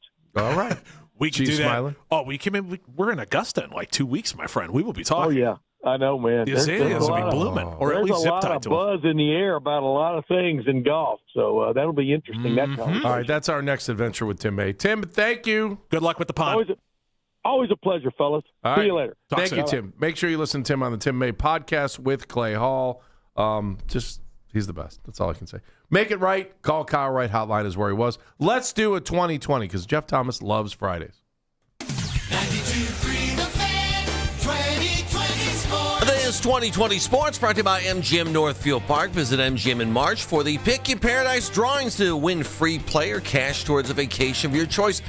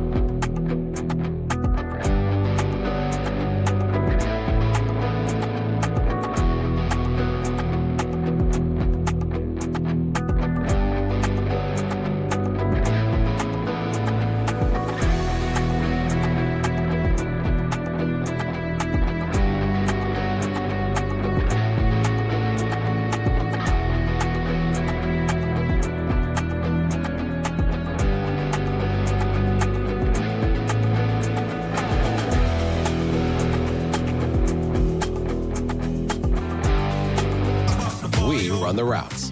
Visit USPS.com/groundadvantage to learn more. The fight for playoff positioning is on in the Eastern Conference as Donovan Mitchell, James Harden, and the Cavs look to get real healthy for a postseason run. We are your home for the best Cavs talk in Cleveland. 92.3 The Fan.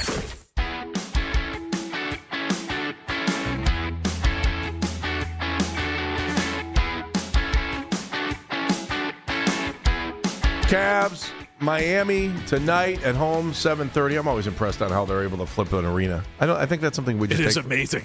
I think we just take that for granted, don't we? It's absolutely amazing how they're able to pull that off. Yeah, I get sucked in every single time they show those time lapse videos where they do that. Like you'll see those floating around all sorts of the social medias of, how they flip it over from hockey to basketball, or even and then change the floor on different floors, like laying around. Yeah. Like, it's just, okay, we just pieced this together like we're doing carpet tiles. It's amazing how they're able to pull this off. A little bit of Cavalier news, though, if you would like. Our buddy Tom Withers, once again, working his tail off. I mean, the AP Emeritus, man. Whew. Man, talk about retired. I don't know if that's the kind of retirement I want. So Jared Allen listed as questionable by the Cavs tonight. He's missed the last 10 games. As long as he feels good following shooting around, I'm expecting him to play against the Heat. So it sounds like they're going to put him through a decent workout and then see how he feels. That if he's good to go, he'll be there against the Heat. What do you got? 45, 82. How many games have 9? They actually have this team back at full strength at some point soon, which really needs to happen. It's my biggest fear with the Cavs is that they're going to get to the playoffs and there's going to be very little chemistry because these guys haven't played together. They have 9 games left. They're sitting 8 back right now on first place on Detroit. Celtics are 4.5. It's over. I mean, Detroit's locked the top spot. Yeah, which is exactly what we were hoping. You're done with the 1 seed. Don't worry about that. Hoping for is just as far as looking at it on paper from now. I don't. If you get there and you get a chance to play the Pistons in the playoffs, that's another story. But right now, it feels pretty comfortable. And Cavaliers are now looking at Atlanta today, so that 5 spot has fun flipped. series. Toronto was there.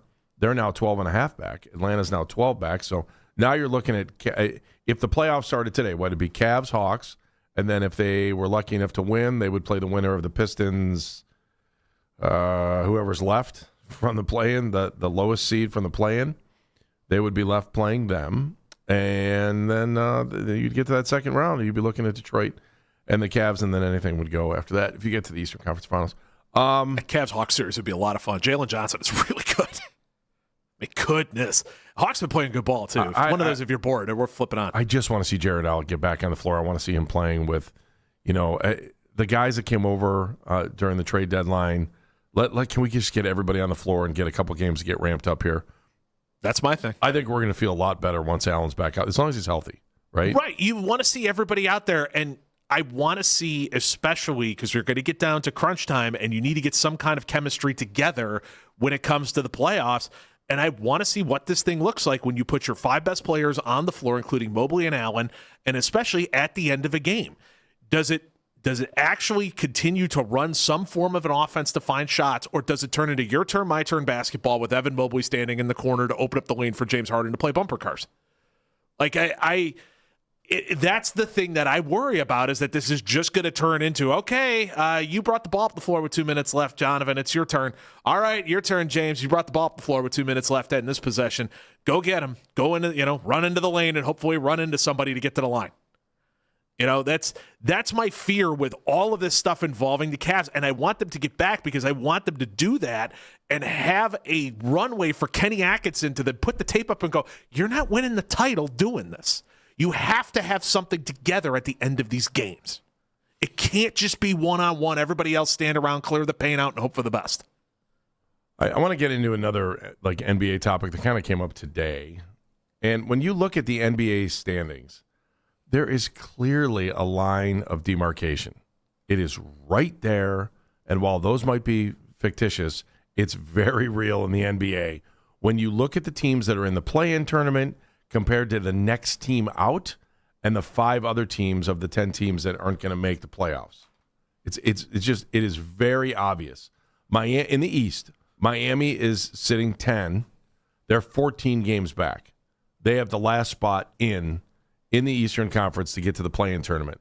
The next best team is Milwaukee. They are 22.5 games behind the Heat. So when you look at the Eastern Conference, the Bucks, the Bulls, the Wizards, the Nets, and the Pacers are out. The Pacers are 37 games out on the Pistons. The Wizards, the Nets, and the Pacers have all been eliminated. But you're talking about there are 3 teams in the league that are more than 35.5 games back this late in the season on the East. Okay, in the West, the line of demarcation is very similar. In fact, worse. The Warriors are the 10 seed. They're in the play-in tournament at 22 games back. The next best team is 10.5 games behind them in New Orleans. New Orleans, Memphis, Dallas, Utah, all out. In fact, the Western Conference is already set for play-in teams and the way the playoffs are going to roll. I mean, it's amazing to me. The Pistons are the only team that are actually in the playoffs. In the East, in the West, it's Oklahoma City and San Antonio. They have already booked a spot for the playoffs. Ours is coming here. It's a little bit farther away. Of course. It's the Pelicans, the Grizzlies, the Mavericks, the Jazz, the Kings, the Wizards, Nets, and Pacers. I'll be nice. Yeah. I won't throw the Bucks in there. I mean, the Bucks. They knew their season was over, and they were done, and we've all been sitting around going, ooh, well, look, they're tanking. Yeah. The whole run after the All-Star break where the Kings proceeded to shut down anybody who was a veteran with a pulse. And basically we're just like, your knee's bugging you. Go watch Netflix. So the league is now trying to do something about tanking. Yes, they are. So Shams Charania of ESPN has sent out on Twitter here, and of course our social media mentions powered by Scheibin Jewelers, Cleveland's premier jewelry store. You can always send a message to the show at CLE Talking Heads, but we'll use Shams for this one. The NBA has presented 3 comprehensive anti-taking concepts to its board of governors on Wednesdays with modifications expected to each. All right, here's the first one. This is going to take some paying attention. 18 teams in the draft lottery, seed 7 through 15 in each conference, flattened odds with the bottom 10 teams having an 8% chance. The remaining 20% odds distributed in decreasing order for 11 through 18 and a lottery drawing for all 18 picks. What? So basically the way that they're saying this is that all the bottom 10 teams all have an 8% chance, and the 20% is decreased through decreasing order from 11th to 18th. I don't totally know either. This is so convoluted. And by the way, this is like the least of the convoluted. Really? Oh, yeah. You want the next one? Mm-hmm. 22 teams in the lottery using 2-year record based on seeds. Now that I don't mind. Seeds 7 to 15. Plus the 4 playoff first-round exits in both conferences. Lottery teams would reach a minimum win total floor in each season, such as 25 wins. If a team falls short of the floor, it gets slotted to meet the floor. Top 4 drawn as part of the lottery, as is currently. So basically, it would be 2 years that they would use for the lottery odds. It would be the last 2 years to prevent these teams like Indiana, for example, who lost Tyrese Halliburton from just tanking the season because they're like, well, Halliburton's going to come back next year with the Achilles. I like the 2-year idea. Yeah. I like that. So the third one, 18 teams in a 5x5 lottery. Bottom 5 teams have equal odds for the top pick, with lottery formed for picks 1 through 5. The bottom 5 teams have a floor at 10. Those that fall out of the top 5 get sorted in a separate drawing. So basically, it would be like 2 different lotteries. One lottery to determine the top 5, everybody else in a different lottery to determine the 5 through 10, is how I'm taking that. All right, to me, it sounds like the middle one was probably the best idea. I think they're all convoluted messes. I mean, I'm kind of with, okay, the middle one sounds better just because of, and hopefully we don't run into a whole lot of situations like this before, again, where we've got guys blowing Achilles out and then having to make it work. But like, I don't know. All of these seem convoluted. Here's one for you. How about everyone's in the lottery? I mean, I'll give you mine, all right, which is the one you hate. All right, well, hang on. Because I've said it more times than I can count. I think it's the right answer. All right, well, give me the answer when we come back. 216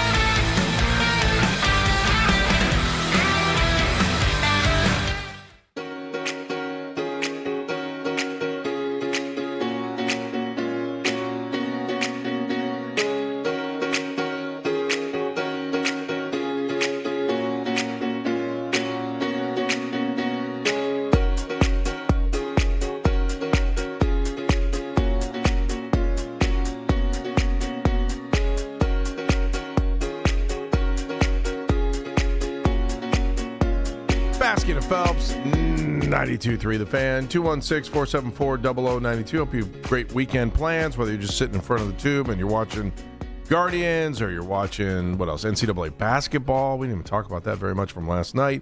Or whatever you're doing. Monsters are home tomorrow night. I was kind of into it because I was at the Monsters game yesterday, but I'll tell you more about that coming up in a bit here. So when I went to break, we were talking a little bit more about what happens in the Browns quarterback room. I know you're all like, "Oh, I get it, Browns quarterback room, blah blah blah blah blah." But I thought it's just interesting to hear national correspondents saying things I've been saying for a year now. No matter what was said, and let's think about it. It was a year ago that they were at the owners' meetings and they were talking about the situation with Deshaun Watson, and that's when we got the famous "swing and a miss" quote, right? That came from the owners' meetings from Jimmy Haslam. But again, if a guy's on your roster, you're paying him. He's got an active spot. You're probably going to give him a chance to play. And and Jeff wants to argue with me on my argument about return on investment. But I don't know anybody. I don't care if you're a billionaire or whatever your financial situation is. No one likes to take money and just burn it. Nobody. And in the Haslam's case, when they decided to bring Deshaun in on this deal that is just haunting them in so many different ways, they didn't want to burn money either. Maybe the next time I see Jimmy Haslam, I'll be like, "Hey, Jimmy, the last time you had a $1 bill in your pocket or a $5 bill in your pocket, did you ever want to just think about putting that to a lighter and letting it go?" And I'm going to pretty much guarantee he's probably going to say no. So that my return on investment argument for Deshaun Watson and the Browns will never die. But ask any good investor, right? Yeah. Sometimes you got to lose money. Talk to any good investor. You can pick any one of them that you deem necessary for this, that you think is someone who understands how markets work and have made money off of it and all that stuff. What they will tell you is when things go south, cut bait. Don't try to keep chasing it. Don't try to keep making it work. Don't try to do all those things. Just cut bait. Can't. They could. Can't. Well, they cut could. bait. Yeah, they could. You could June 1 cut him, Deshaun Watson, right now, and you would pay him the same amount of money that you would pay him if he played. So here's the question. We spent an entire offseason yelling about reps. Reps. How come Shador's not getting enough reps? Why doesn't Dylan Gabriel get more reps? Reps. Joe Flacco's not taking any reps. Reps. Down the line from there, Kenny Pickett got some reps. Reps. Down the line we go. Okay. If you're so worried about reps, and you're looking at a guy like Deshaun Watson, and you're going to pay him the same amount of money, whether he takes a snap or doesn't take a snap, and you're hell-bent on reps, wouldn't you want to clear the picture? Cut your loss. The smartest thing every investor will tell you is to cut your loss. Just go, hey, we lost. That's it. It didn't work. Oh, well, we lost that money. Stop trying to chase it. Stop trying to make it work. Stop trying to make fetch happen. Just immediately throw your hands in the air and go, we lost. That's what Jimmy Haslam did. So I don't know why we're living in this world where Mike Garafolo goes on Good Morning Football yesterday and says this, direct quote, "Does Deshaun Watson have a chance to be the Brown starter in 2026? Garafolo said on air, yes, he does. And in my opinion, he's got a great shot. In fact, at this point, if Deshaun Watson is the starter week 1 for the Cleveland Browns, this guy right here is not going to be surprised. Now, there's probably going to be some kind of an competition that they'll have throughout the summer. The Browns have done that before. They had one last year, a 4-way competition last year in training camp for the Browns. So I would expect that is the way it goes. But you're paying Watson anyway. He's on the roster. He was previously an accomplished quarterback. There's been a lot that's happened off the field. I understand it. But to me, Deshaun Watson might even be in the pole position at this point to be the Brown starter for the upcoming season. That's according to Mike Garafolo, and I think that's silly. Not that Mike's saying it. I just think the opinion's silly. What good does it get me? You've lost the investment. All you're doing now is just hammering yourself over the head, and you're putting the rest of the team at a detriment because the guy that you're going to bring out there was known for his athleticism, Andy. Deshaun Watson was known for his athleticism. He was known for his arm strength and the fact that he was able to build it up. He was one of the first quarterbacks we ever saw whose arm got stronger when he made it to the NFL, and props to him for it. And his ability to scramble around in the back. Okay? When we got him in Cleveland after the 1.5 layoff, 1.75 layoff, what did we all say about him? He's processing slow. His brain's not working as fast as it should. Now you're going to have another 1.5 layoff, And you're going to put a guy out there who is processing slow to begin with, and now you're going to give him another delay and think he's going to come in here and process better? Even before we get to the physical drain that has taken place to Deshaun Watson, the mental drain needs to be addressed. His inability to read a field showed up every time he stepped on the field for the Cleveland Browns. And we're going to do this again? Yeah. Because your owner went, well, I spent the money. Well, then you're always going to stink. You're always going to be down this creek every single time if you don't look at your mistakes and cut bait with them before you have to seriously pay for them. You have already seriously paid for it. Right. So it's done. Why are you paying farther? June 1, send him home. Give the reps to the rookies. Give the reps to the second-year starters. Hand the ball to Shador and sell me on hope. What if your new head coach believes he can be a quarterback? If my new head coach believes that, he damn well better show it. It better be out there week 1, and it better look better than it ever did under Kevin Stefanski. And it better look better than it ever did before then when we watched other quarterbacks walk into this system and find some modicum of success, and him come in here and have none. Slim to none. Outside of one wonderful half against the Ravens and another wonderful half that he had against the Commanders when he led that comeback. Do you want me to write the Cleveland story on how this plays out? Then buck the trend. Do you want me to write the Cleveland story? What's the definition of insanity? Do you want me What's the definition of insanity? Do you want me to tell you how this story is going to play out? Why? Why would you do that? Because this is what happens. Because if you don't buck the trend. If you don't listen to history, you'll never learn. Damn right. That's why I'm saying buck the trend. Here's what I'm saying. Send him home. Here's what I'm saying. Here's what I think is going to happen. Okay, if Watson's still here, he is the starting quarterback to start the season. And guess what? He starts the season off halfway decent. Looks okay. People have an argument for him to be the starting quarterback for the rest of the year. In fact, you think he's going to be the quarterback for the rest of the year. And then you know what happens? He gets hurt. And then when the season's over, you have people arguing over the fact that they should sign him again. What argument? Here's my resume. My resume says that I was awful for 3.5 years. If you can win when you return to the field, no one cares about your awfulness of 3.5 years. 3.5 years. If he goes out there and wins games in the beginning of the season, no one's going to care about what happened the last 3 years. Please. Yes, they will. Yes, they will. Dan, if let's say Deshaun Watson, again, hypothetical. I know you're going to he's insane. Hypothetical. Oh, I know. We're on the hypothetical island right here. I'm aware. Watson starts the season off 4-0. Does anyone care about the last 3 years? No, they don't. But then if he gets because hurt, we, as the great Wayne and Garth, and I think it was Garth that said, live in the now. Okay, that's a better quote than I thought. I thought we were going to go with the sign that he holds up at the head of the arcade. What did that? I can't remember. I can't say it on the air. I'll tell you in the break. I'll go back and look. It's one of the great lines of all time. Live in the now, man. But why am I going to let a flash in the now completely derail my future? That's the other problem with this. There's no future with Deshaun Watson. There's none. Zero. Zilch. Why would you want a future? Season. Because if they started the season, again, hypothetical, don't. Oh, I know. We're down the hypothetical road. I understand that. If you start the season 4-0 with him, A, people won't care about what happened in the past. B, people are going to think we're going to the Super Bowl. Andy, this is Cleveland. If they start 4-0, everybody's going to wait for the other shoe to drop. Nope, we've lived here long enough. We know. Yes, we have. We are going to wait for the shoe to drop and pray it doesn't. Look at the Cavs and how all of us are with the Cavs, and we're looking around going, "Oh hell, when are they going to goof us up?" We're all doing it. Okay, maybe we are. It's in our DNA. We'll be the same thing with 4-0. 4-0 is going to happen. You're going to have a chunk of the fan base going, "Woo! This is awesome." It's more than a chunk. And you're going to have a chunk of the fan base going, "Oh, my God, did you see those 4 throws that he had that were dropped by that safety?" But we're 4-0, Dan. Keep talking As through I your said, teeth. you're always going to have that part of it. That's going to come with it. That's Cleveland. That's what we're built for. I don't know why. I wish we weren't, but we are. Hand the ball to Shador. Are you ready for him to be the starter? No. We're wasting time. Dan, have you listened to any of the experts over the last couple of weeks? We're wasting They're time. all leaning towards Deshaun having a chance to start in the beginning of the season. Andy, because we're bored. There's nothing out of this draft that's sexy. There's nothing out of this draft that we're pointing to. We're trying to have a conversation right now about if Arvell Reese could possibly be a middle linebacker or a pass rusher, and that's sexy draft talk.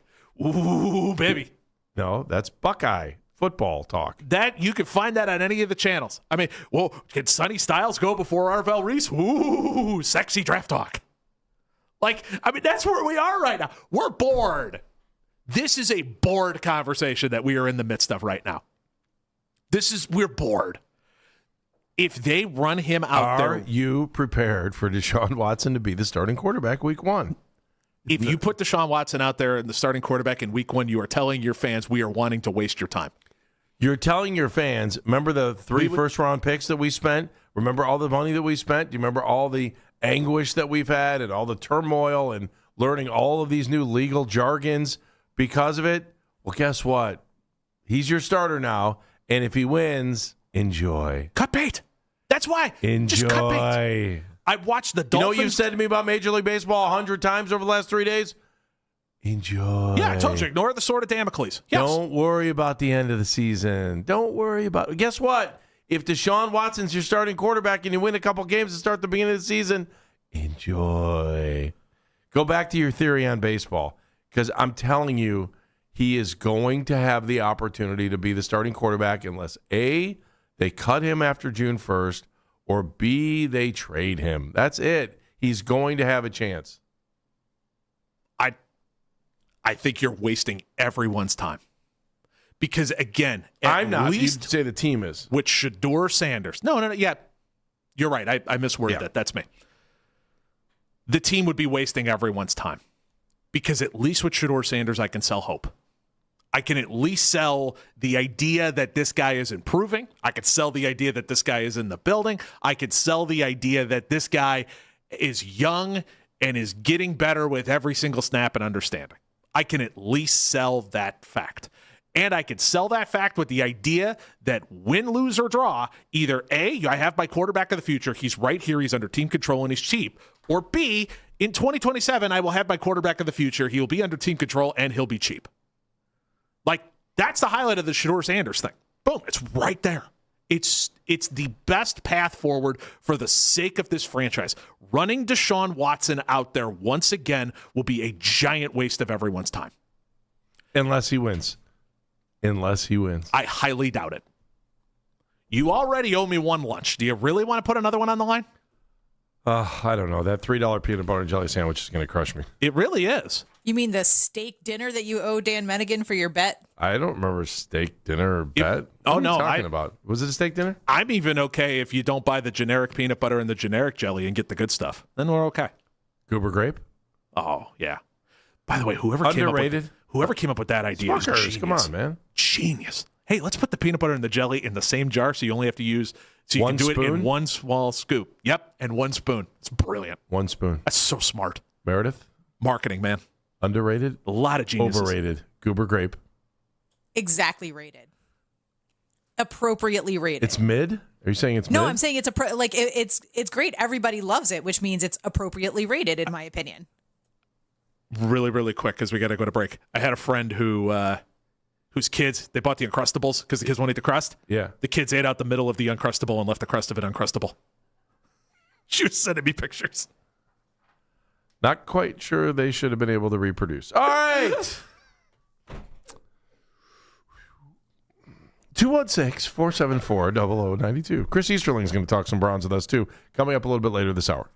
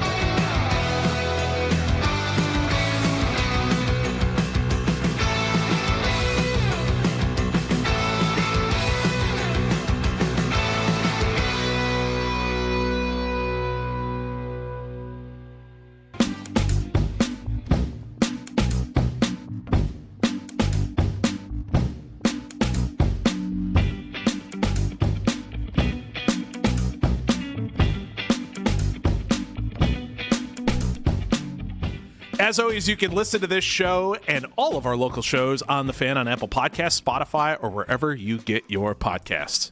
Basket of Phelps, 92.3 The Fan. Chris Easterling is going to join us at 1 o'clock. We'll talk about football with him, talk about the Browns, talk about maybe some of the things we were just debating there over the last 2 or 3 minutes. Again, if you want to hop in on the fun conversation, 216-474-0092, 216-474-0092. We didn't get a chance to talk about college basketball. What happened with Nebraska last night? So, I'm not going to lie. I did not watch. I was locked into all the baseball. I watched so much baseball. It was ridiculous. Apparently, at the tail end of the game, on like the last play, all of a sudden, Nebraska, they had a timeout. Everybody got everything together. They ran the play. Nebraska only had 4 guys on the floor at the end of the game instead of 5. How does that happen?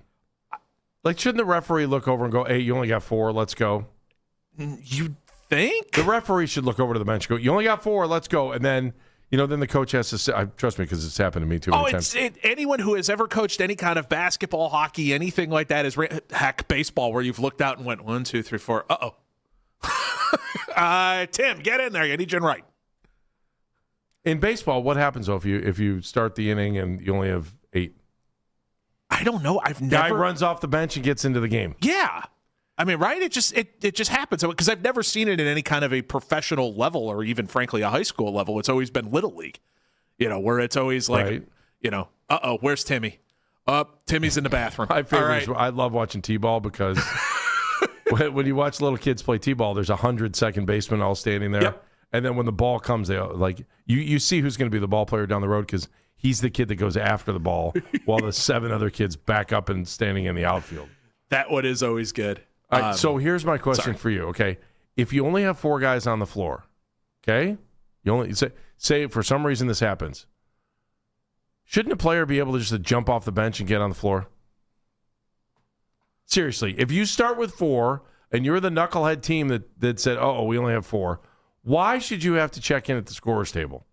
Why shouldn't you just be able to run off the bench and get on the floor? I mean, shouldn't there be a penalty for incompetence? No.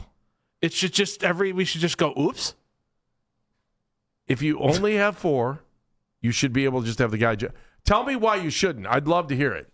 If you start and the referees didn't say, and the referees let you go out there when they said play, hand the ball to the inbounder, and they only had 4. Why shouldn't the referee check to see if there's 10? But I mean, I know the coach should know, but the game should have safeguards against itself so that you don't. Now there are situations where you have everybody fall out. And you may only have to have 4 guys on the floor because that's all you can field. I understand that. But why should it be on the referee, though? I mean, why should it be on the referee to be the one going 1, 2, 3, 4? Like, why? It should be on your assistant coaches. It should be on the benches. And if you only put 4 out there, that's on you. If it's not on the referee at that point and you only start with 4, why can't a guy just jump off the bench and get on the floor? Why do we have to wait for a whistle? Because it's not how basketball works. You have to have a stoppage of play to get people in and out of it, because if you don't have a stoppage in play, you're going to have utter chaos. I'm sorry. I think if you only have 4 on the floor, a guy should be able to get off the bench and go right on the court. Not even check in. Because the scorer is looking for 5. But wouldn't there be a level of strategy that would come from that as well, of like not being able to, find the man that you're defending? 4 guys on defense? I mean, nobody does. You should be more competent than that.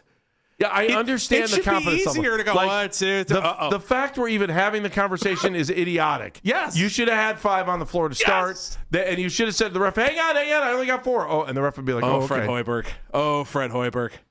Especially because you finally got your first win, and you made it out into the Sweet 16, and then you lose it on that. Oh, that poor guy. All right, you this is the part that's going to drive everybody crazy. Oh, this is where you're going to go. All right. Should have been hockey.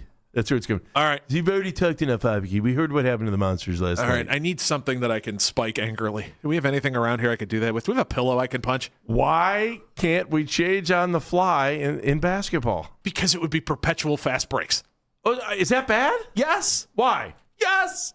Because you would never have any kind of an offense that was going back and forth, because you'd have one team with 3 guys on the floor and another team would go, oh, they only have 3 guys on the floor. 3? And no, your worst case scenario here is you're going to end up with 6 guys on the floor. And you're going to fly down the floor. and just immediately pummel the team that's trying to sub. How has there not been a league that hasn't tried to do change-on-the-fly basketball? Because it would be utter chaos. It would not be chaos. It's not chaos when you have 5-on-5 in hockey. Why would it be chaos in basketball? Because you always have a goalie on the ice. There's always a goalie there to stop goals from being scored. In basketball, you don't have that case. It's not like you could just put Victor Wembanyama to hold his hands up like this right in front of the net the entire time. Goaltending exists, so you can't even really play that card. You would have to, every single time if you went to sub, you would either have to do it on the defensive end and play down while the other team has the ball, or do it on the offensive end and play down while you're playing defense. You would always do it. In hockey, you do it on the offensive end. Right. Because you never want to change in your own defensive zone. Correct. Because you always have somebody there to guard the goal. That's the problem. If you did it in basketball, you wouldn't have somebody there to guard the goal thanks to goaltending rules. Like, you can't just have Victor Wembanyama hold his hands straight up and slap the ball away if anything comes near it while you're going on the premise that you're making changes all the time, and you don't have to. So if you're 5-on-5, if you're going to keep your 5 guys out there, leave them out there. You don't have to change. So why couldn't you change?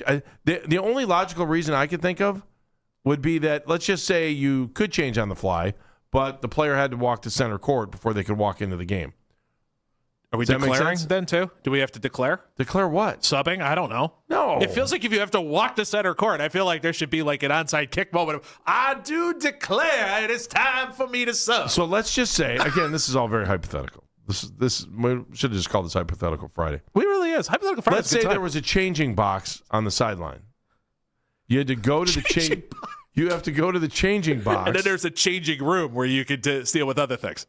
But you have to go to an area to check. The problem I would have there is the scorekeeper might get blocked from the play. So this would mean that the benches would have to be on the opposite side of the court than the official scorer's table. Mayor, you got to believe me in this, right? Like, what change on the fly basketball? I'm a big fan. Thank you. Andy knows my feelings about line changes, and my biggest pet peeve about watching hockey on TV is that they never properly show the line changes. They always just have the camera on the guy holding the puck behind the net. Oh, I don't know. Did you watch the Olympics? I did. Of course I did, Andy. Okay, I watched every single second. I was going to say, you can hold. So, but the problem is, listen, good television networks are constantly telling you on the bottom the line change. It'll show you the 5 guys that are out there. Yeah, I saw that. I liked the Olympic coverage of hockey. Yeah. But yeah, that's like my biggest pet peeve is the Four Nations Cup too. Right, they did. But yeah, when you watch like normal NHL broadcasts, you'll just see the guy hanging out behind the net with the puck. And that's where the camera is. And it's like, no. Film the bench because the action is happening at the bench. Yes. Exactly. Oh, Meredith. We're on the get same you a page. raise? I wish. All right, do you think it would be a free-for-all of fast breaks if they did changing on the fly? No, I think they would have to adjust their style of play. So I think what Dan is stuck on is that things wouldn't change with the line changes in basketball in the same way that it would hockey. They would have to completely adjust. No, and I think it would be a very different game, and I think it would be a heck of a lot more fun. Like, you know who would thrive in that kind of a game? Kevin Love would thrive. Why? LeBron? LeBron and Kevin. Anybody who's fast and can dunk? Kevin was great. In hockey, like we call it head manning, right? Okay, so if the play's on one side of the ice and the guy comes around behind the net and the other team's on a line change, you send your guy, to the side opposite of the bench, and then you have the defenseman headman the puck all the way down to the guy who's normally standing around the red line to try to get a break to go into the zone. You do the same thing here. Kevin Love was great at getting the ball in the backcourt and finding somebody in the front court to throw the ball to. It'd be the same play. You just have to defend it more than you do now if they did on-the-fly changing in basketball. But if you had this, you would get sick and tired of watching these guys just bomb the ball down the floor and then dunk it. It doesn't happen as often as you think. In hockey, it doesn't. It just doesn't. Because you have a goalie.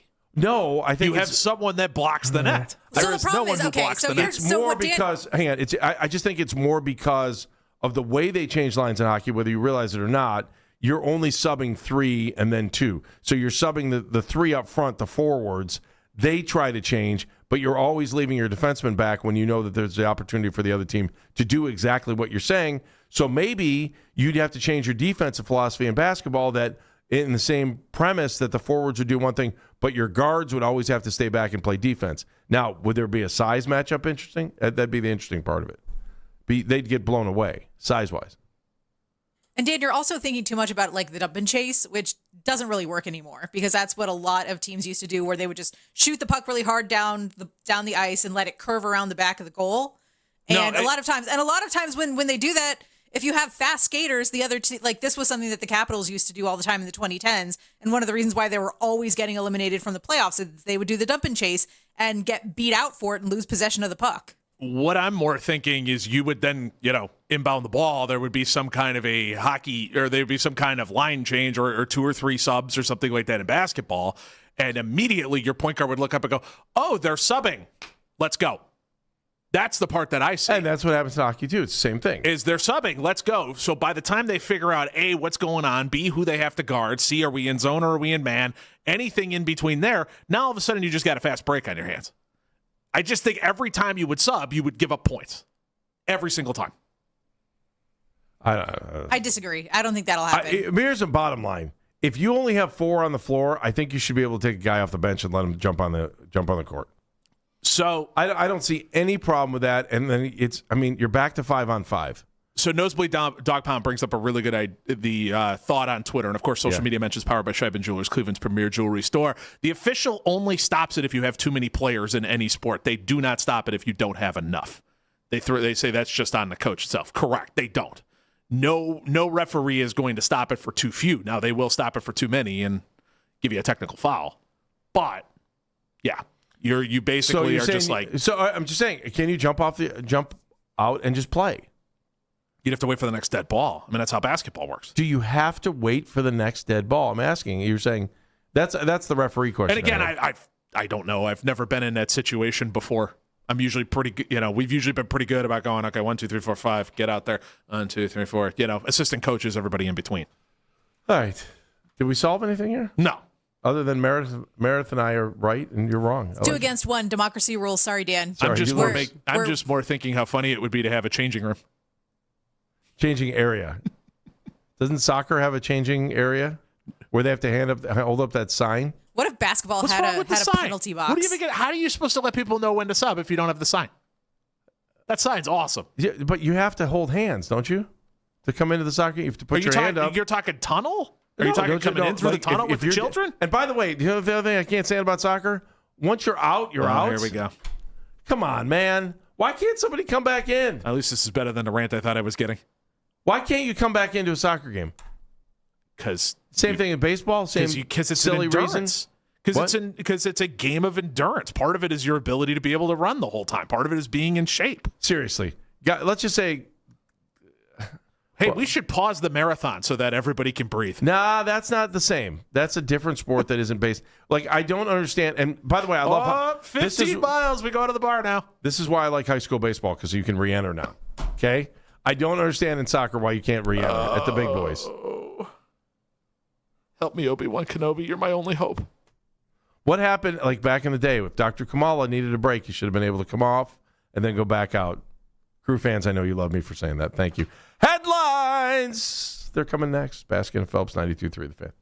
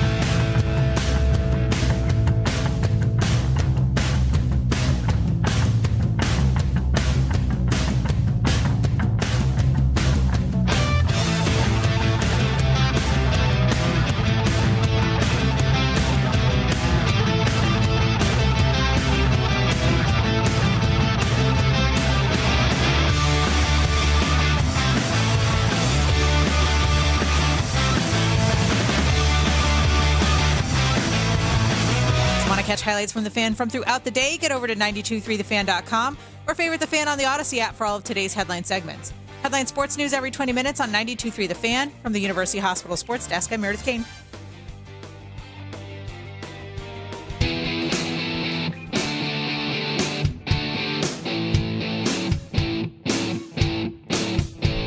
Our buddy, our pal, Chris Easterling joins us at 1 o'clock from the Akron Beacon Journal. We'll get the lowdown from him on what's going on with the Browns and the draft and all things NFL. Chris Easterling coming up at 1 o'clock. Don't forget, Guardians coming off that big win last night against the Mariners. They will play again tonight at 9:45. Yep, 9:45 is the scheduled start time. And that is on Apple TV. Also, Cavaliers getting set to take on the Miami Heat at home. So a lot of good things going on right here in your own backyard. And to make sure you know what's going on, it's time for Headlines. Live from the 3.5-minute newsroom, Dan Medigan is here today. So we give you the amazing Meredith Kane. Meredith. Well, let's start with some March Madness, which I'm very excited about. No, I actually think it's funny. I like think the intro. Oh, you like it? Okay. I think like it's hysterical. I just think on this side of it, I need to speak in anchor voice the entire time. I don't know if Jeff gets aggravated by that or not. He needs Who it. cares? I do it anyway. It's hilarious. The more aggravated it gets, the better he knows how well he has it. Oh. The Andy Baskin anchor voice. Oh. Well, it's funny because we don't hair? necessarily have we have the music but not an intro, so it's nice to have a live intro every single time. Yeah, I feel like Don Pardo. You know who Don Pardo is? Please tell me who you know he is. Please tell me. You know who Don Pardo is, right? Oh. Sorry. He was the one-time voice of Jeopardy, which is really where he made his name. He was the guy from Saturday Night Live. Oh, yeah, okay. so now Daryl Hammond does it, and he does an impression of Don Pardo. No, he did it the first show as a tribute to him, and you knew it was an impression. Yeah. Daryl Hammond's awesome. Daryl Hammond's outstanding. Yeah. Man, he was great as Clinton, wasn't he? He was really, really good as Clinton. And Connery. Oh, I mean, his Connery in Celebrity Jeopardy was tremendous. Now you know what we're talking best. about. Yes, okay, easily okay, the okay. best. So Don Pardo was the voice of Saturday Night Live. Probably the longest running consistent thing on that show next to oh my God, the guy who's on now. I want to say Kenan Thompson. Yeah. Who I think he's fantastic too. Which is funny because Kenan Thompson is from my childhood because I remember watching him on All That on Nickelodeon when I was a kid. Welcome to Good Burger. That was pre. Yeah, My all that mother predates still that. hasn't forgiven me for making her take us to see that movie. That movie was incredible. She still brings it up because I can't believe you guys made me take me to this. Listen, that movie was a cinematic masterpiece. Movie was horrible. It was a cinematic I'll masterpiece. still hear about it. That movie was incredible. She was a saint for that one because I saw that movie about 10 years later and I was like, well, you're a saint for Did he? that I one. thought I read somewhere where Kenan wouldn't be opposed to doing. They did a Good Burger too. They did? Mm-hmm. Yeah, wasn't it like during the pandemic or something? Yeah, something along those lines. I don't remember it. Maybe they'll do a third. Then, who's the other guy? Kel Mitchell. Oh, Kenan and Kel. That's right. Kel was on. I mean, if we're gonna do '90s Nickelodeon trivia, this is like I am in my element over here. Because I used to watch it with the kids. Kel was on. I've been holding these Pete and Pete takes for years. Kel. That theme song for Pete and Pete, probably one of the best theme songs for any children's show ever created. Sorry, Coolio, even though all that was incredible also. It was, I can't even. Polaris was the name of the band that did it, by the way. Oh my God, you're right. This is. I told you, if we do 90s Nickelodeon trivia, this is my wheelhouse. This is a lot of untapped potential. All right, so Kel Mitchell was also in. He played a rapper. Should we get to headlines? Or are we going to continue Googling 90s trivia from Nickelodeon? What was the show? It really is Friday, isn't it? Game Shakers. It was Game Shakers. He was Double G on Game Shakers, which my kids watched growing up. So that's next. That makes me cool because I'm like the generation behind you. Now, like, I know what happened in that generation. I just missed your generation. There you go. Okay. I blame the guy at that front of the bowling alley who gave us the lane without bumpers. All right, so we'll talk about some sports headlines. Yeah, whatever. Keep going. Yeah.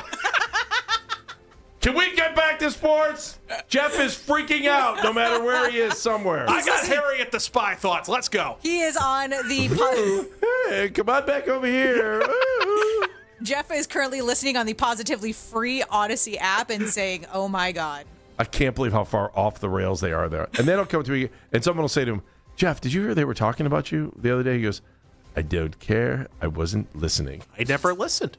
I don't listen. When I am off, I am off. And he's right. That's what you should do. But anyway, back on tracks.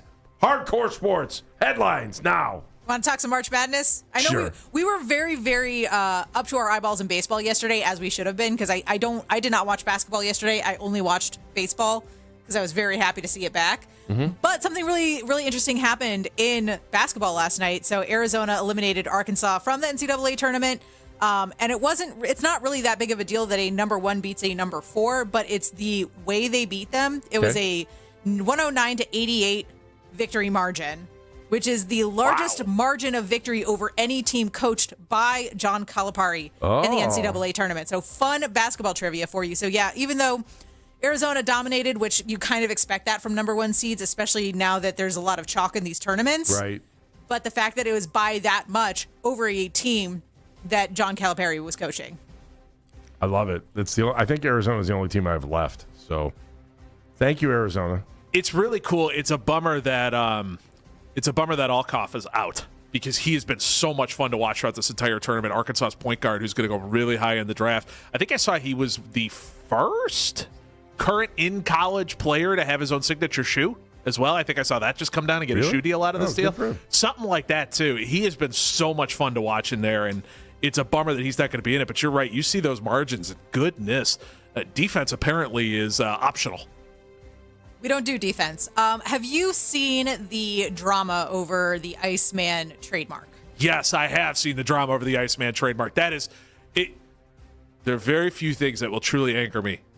Georgie Iceman Gervin, from the end of time, is one of the best nicknames on the face of this earth. It stays with George Gervin. I don't understand this. To catch anybody up to speed, if you're unfamiliar, Caleb Williams, the quarterback for the Chicago Bears, I guess at one point, I don't know whether he thought of it or somebody else said this to him, but he decided that he was going to be called the Iceman, which, side note, if you have to create your own nickname, it's not a nickname. Yep. But I digress. He has filed a trademark for it, for the term Iceman, and he wants to use it for goods, services related to the name, including athletic sporting goods, equipment, water bottles, T-shirts, sweatshirts, jerseys, hats, eyewear, all of the above. Eyewear? I guess sunglasses, maybe. I don't know. Shouldn't Val Kilmer's estate have something to say about some of this too? So Caleb Williams has filed the trademark. George Gervin is filing a counter. He's trying to stop it. He's filing a counter. He should. He should. Okay, absolutely. By the way, it's one of the best nicknames in sports. Yeah, you want to talk about 2 generations, right? Like, to me, if you hear the word Iceman, you immediately think, what? Do you have an immediate thought or no? George Gervin. Okay. George Gervin in sports, Marvel for non-sports, because that's a Marvel character. Iceman, he's one of the X-Men. And I gotta be honest, I love Marvel, and he wasn't even on the radar. Top for Gun me. would be the one that would come after. It's Top Gun. It's Val Kilmer. Yeah. X-Men is my first thought with that, but yeah, I also like Top Gun is valid. Yeah. So, but I do think that's a generation, like people who understand the history of the NBA and understand baseball and AB too, right? For George Gervin, it's and that poster. It's Iceman. Yeah, that poster is an all-time great poster of him sitting Iceman on the throne with the 2 balls of. Oh, it's awesome. Yeah, it's one of the great posters of all time. So this is a quote from Gervin. He said, "I've been Iceman for 40-something years. I never thought anyone would try to trademark it. He knocked me out of the box." And then on March 20th, Gervin Interests LLC, which is obviously associated with George Gervin, filed 2 trademark applications for Iceman and Iceman 44. So now we currently have a trademark battle going on between Gervin and Williams over the Iceman nickname. But I personally don't know anybody in the trademark office, but I feel like if you're in there, like, you should do the right thing and not grant that trademark to Caleb Williams, because it's absolutely absurd that in one game someone said that he was an Iceman and he was like, "Oh, that's mine now." That's ridiculous. Good gravy. Absurd. Wait, you can't have that in this world. So is that Federal Trade Commission then? It would be the patent. Be the trademark offices. Trademark office. I was going to say the patent office. I'm like, not a patent. No, yeah, it's not a patent. It's not an invention. Yeah. So who is the head? Is John Squires? Is the head? Let's see how old he is. I bet this is an age thing. If he's from San Antonio, this goes away very quickly. He looks like he's got to be closer to my age. He's going to vote for Sanders, or he's going to vote for Gervin on this. Darn right I feel he like should. This is an age thing. Better. Darn right he should. So I have finger roll lives. Sorry. So I have a story that I sent to Dan for headlines earlier this week, and he didn't get around to it. So I want to get around to it today. Right. I'm very excited about. Well, not excited, but I'm very irritated. So that's why I want to talk about it.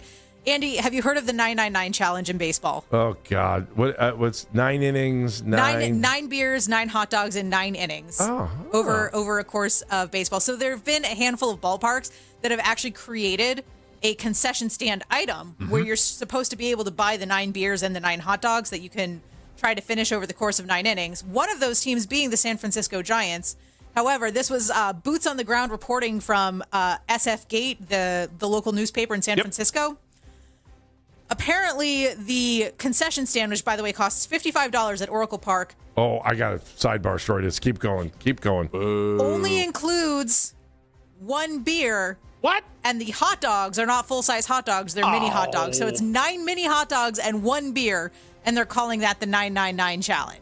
What are we doing here? That, to me, that almost feels like false advertising fraud in a way because... Hogwash.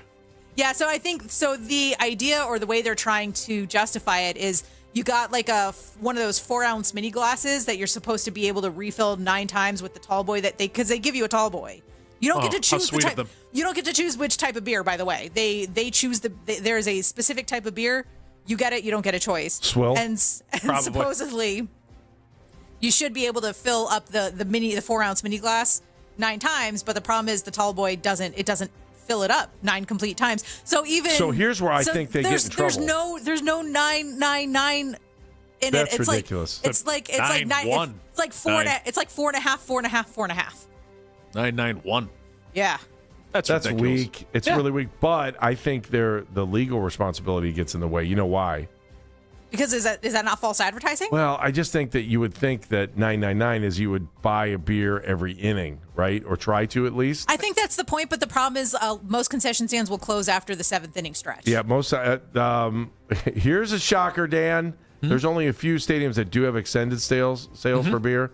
They would be in the 8th inning. You want to guess who's on that list? Oh, you betcha I could. You betcha you're right. Oh, yeah, sure. 999 for us is 9 beers, 9 curds, 9 brats. Yeah. 9 brats. Oh, yeah. 9 curds. I mean, if there was a cheese curd challenge, I think I could complete that. This city tailgates baseball games. I mean, trust me, this is an amateur hour. They do the 999 challenge before the first pitch. It's like, 9 steps to my seat. 9 steps to the bathroom. Yep. You got this down. And that'll give me 9 other things. So they were doing a 9-pack. Sounds good. Drink Wisconsin Blee was doing, which is a local company around Wisconsin, was doing interviews with people who were coming into town for the Final Four games who had never been to Wisconsin before. They had all these New Yorkers there who were just like walking around the whole time going, oh, this is great. You guys have alcohol everywhere. This is unbelievable. We have all of these rules. You guys have so little. And they're like, what do you mean rules? We don't do the rules. What are you talking about? What are you doing? Let's go play some Hammerschlagen later. Oh, goodness. It was so if you can find those videos, they're outstanding. It's just total fish out of water. The other teams with extended sales, Twins, Rangers, Diamondbacks. In case you're wondering. Twins, Rangers. Okay, that makes some level of sense. By the way, no one's going to tell you what to do in Texas. I feel like that's something that you probably have to wait for Dollar Dog Night to do just to keep it affordable. Yeah, exactly. I'd like to take a loan out. Why? 999 challenge. Yeah, I think someone calculated that on a full, I forget, it may have been at Oracle, but full price, if you don't buy the concession stand and if you buy the beers and the hot dogs individually, it's like $180, which is a lot of money to spend on beer and hot dogs. Yeah, no kidding. Especially you get a good, good steak dinner for 2 for $180. So I told you I went to the Monsters game last night. I normally try to eat before I go to the game, but when I go, I'll get a drink and I'll get popcorn. Of course. I'll get a pretzel. Yeah, enjoy yourself. Yeah. Am I killing you on headlines, or do you have something you were burning? I mean, I only have one more. I don't know that we're up against the break, though. Yeah, I know. I mean, I was just gonna point it out just because I'm in charge. Go. I'm driving the ship now. Alex Ovechkin got his 34th career hat trick last night. Now he has the 4th most hat tricks in NHL history. And you knew, please and thank you. You knew that was a soft spot in my heart, and that I wouldn't mind if you gave that. Exactly. Yeah, it's one of those things that I can only get away with on a day like today. One of the most prolific goal scorers we'll ever see in the NHL. Hopefully he continues to score. Look, come on, can we admit he's fun? Yes, he's very fun. I'll tell you my monster story here in a second. It had to do with dinner. 216-474-0092. 216-474-0092. Chris Easterling, super friend of the show, joins us next from the Akron Beacon Journal, talking football.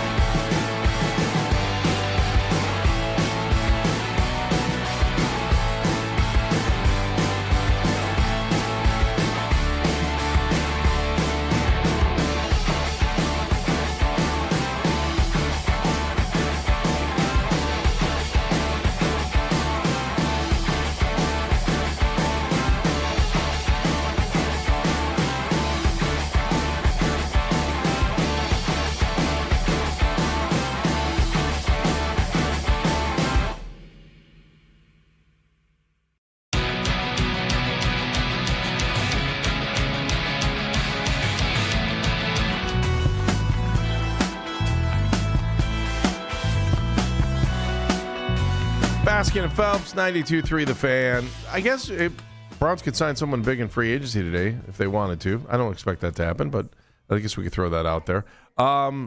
Let's get more on what's going on with the Browns, shall we? How do you feel about that? He's Dan Mennigan in for Jeff Phelps. I'm Andy Baskin. Meredith Kane is here as well. And now I want to find out a little bit more. Yeah, kind of a strange time going on with them because, usually this is the time of year that falls the same way I feel about like June and July, which is if I don't hear from you, that means everything's going great. If you're making news right now, it's usually not ideal. All right, well, let's find out what the news is. Chris Easterling, Akron Beacon Journal, friend of the show. Make it right. Call Kyle Wright. Hotline. Congratulations on friend of the show status.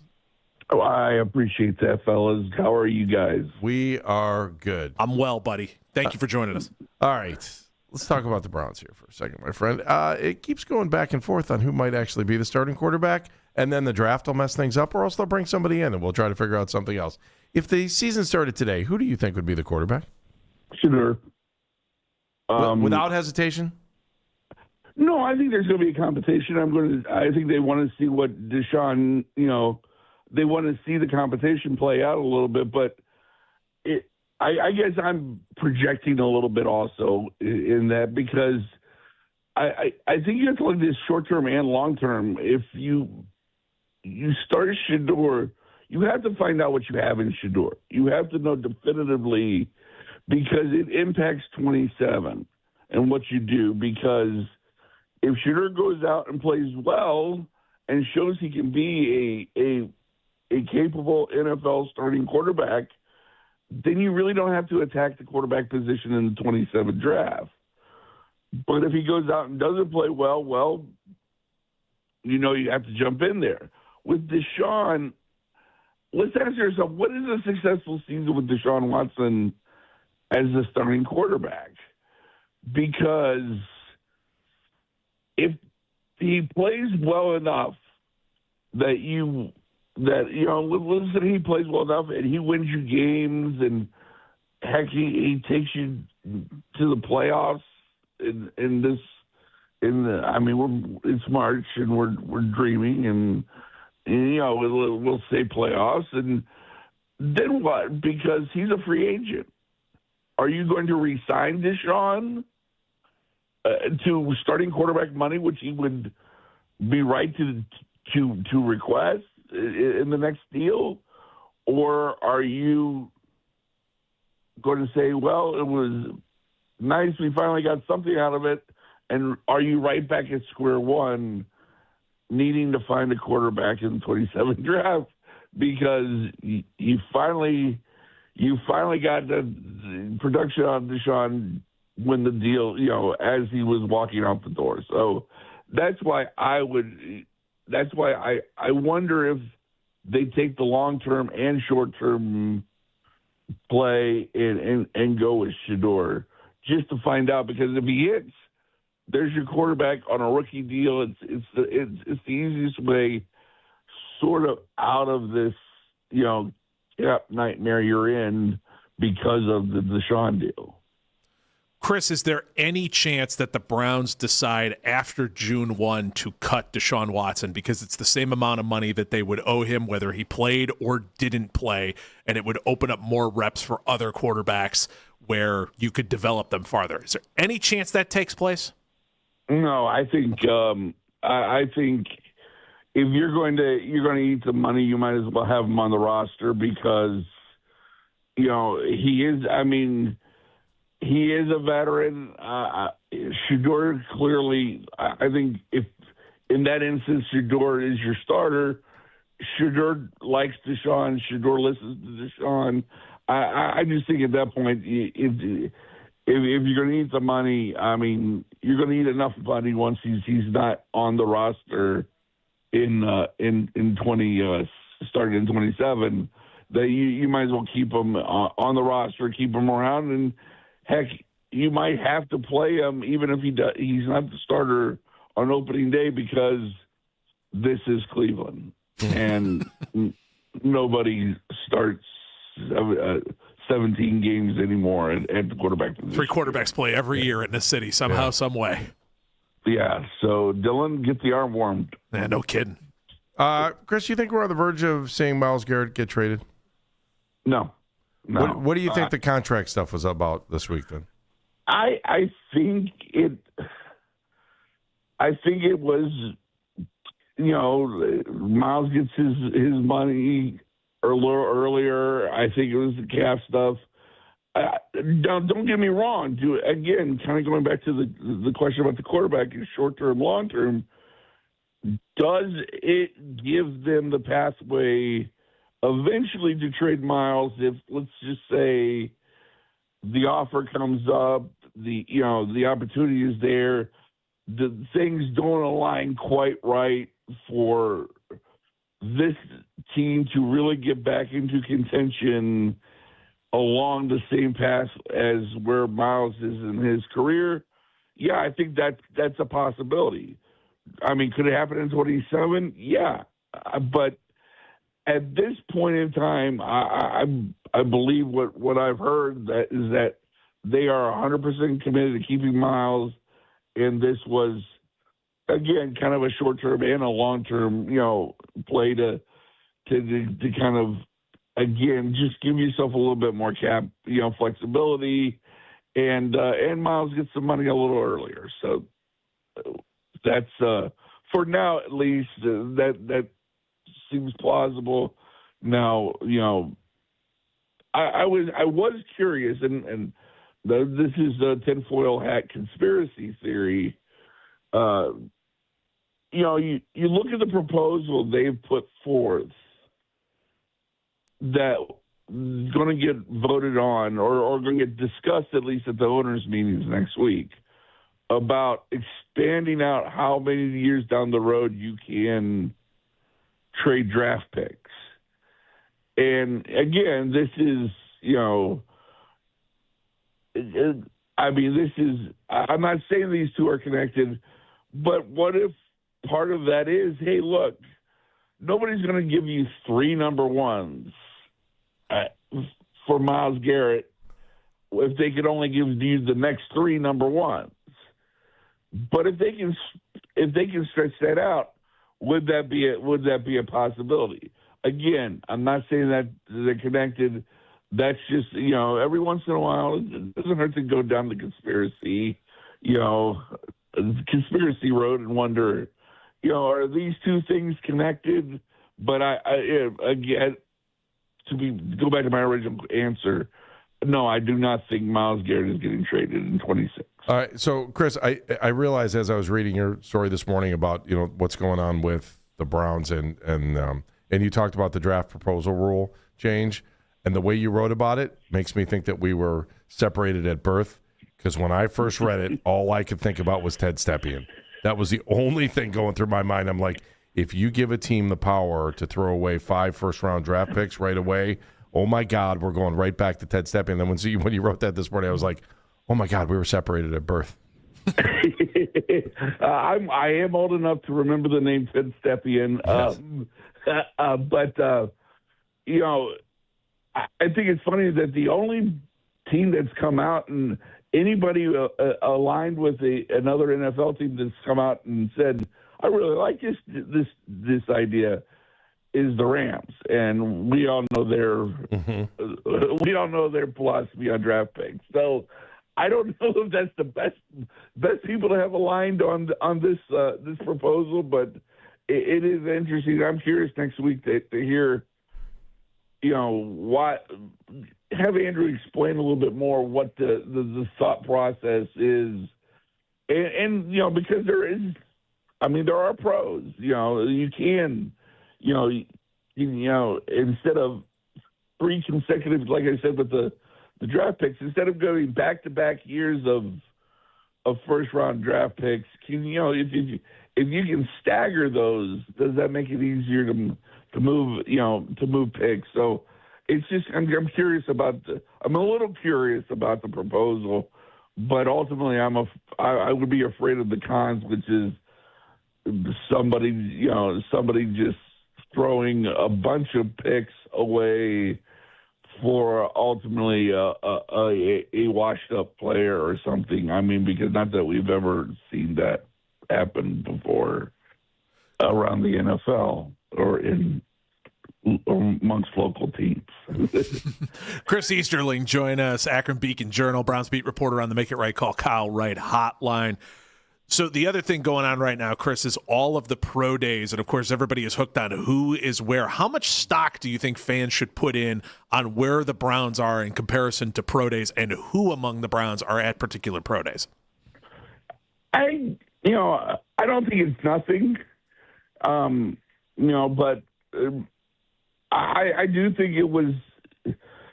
I do think it was something to see both Catherine and Glenn at Ohio State, and nobody at Alabama. Neither, because I thought when I heard that Catherine and Glenn were going to be at Ohio State, I thought, well, is Andrew going or Andrew and Todd going to be in Alabama watching? Because it's not just the Ty Simpson thing, but Keaton Proctor's been a name that's been associated with them. I mean, are they getting a good look at this left tackle as well as, hey, another up-close look at the quarterback? But, I mean, I think you do, but you take it with, like, everything else that goes on, the 30 visits that they're going to have. To pay attention to who they bring in, but that doesn't necessarily indicate who they're going to take. I think all of it is part of the due diligence that all of these teams are going to do. But I don't put a lot of stock into it, but I do put some stock into it. But how are you leaning on the draft right now? I still am in the left tackle at 6. Excuse me. And then best wide receiver at 24. I just look, if they took Cardinal Tate at 6, then they take Cardinal Tate at 6. The one that I still go round and round about in my mind is what happens if Caleb Downs is staring you, is there at 6, and I mean you have. Again, you had Andrew's top 2 lieutenants were down there in Columbus getting another up-close look at him, as well as others. I mean, if you have determined that, hey, this kid is just – he's not Ed Reed or Troy Polamalu. He is that – we think he can be that kind of a football player – then, boy, that's a lot. But then I'd also be on the phones a lot saying, who wants this pick? What can you give me for this pick?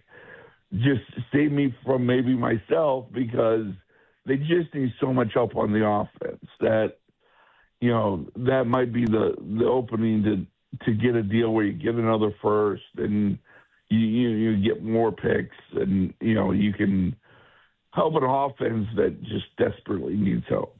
Last thought for you, because I know you wrote about it too. Thoughts on the Brook Park Stadium and cost overruns already? Who couldn't see that coming? Nobody. But not surprising. But as Jimmy said, I mean, they're footing that bill. They're footing the overruns, and I mean, but I guess that's just the world we live in now, and with everything going on, I mean, they were bound to be over.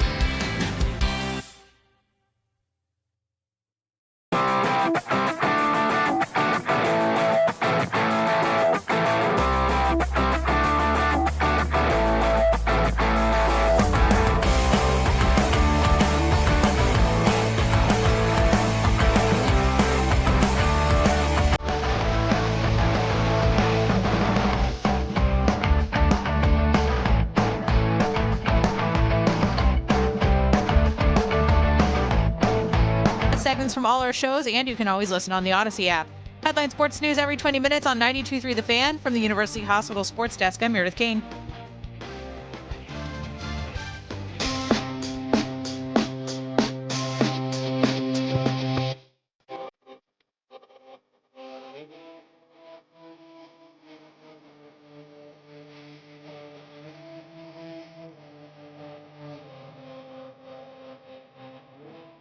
Basket and Phelps, 92.3 The Fan.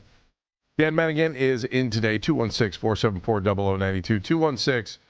216-474-0092. That is the number to call in. Chris Easterling, nice enough to join us from the Akron Beacon Journal. We had Tim May at 11:20. Both those guys were there, and they were great for chiming in with us. If you missed it, again, go to the Odyssey app, and you can listen to it, hit that rewind feature. Dan, a couple of things going on, obviously, in sports. One of the things we talked about with Chris at the end was the cost overruns on the new stadium.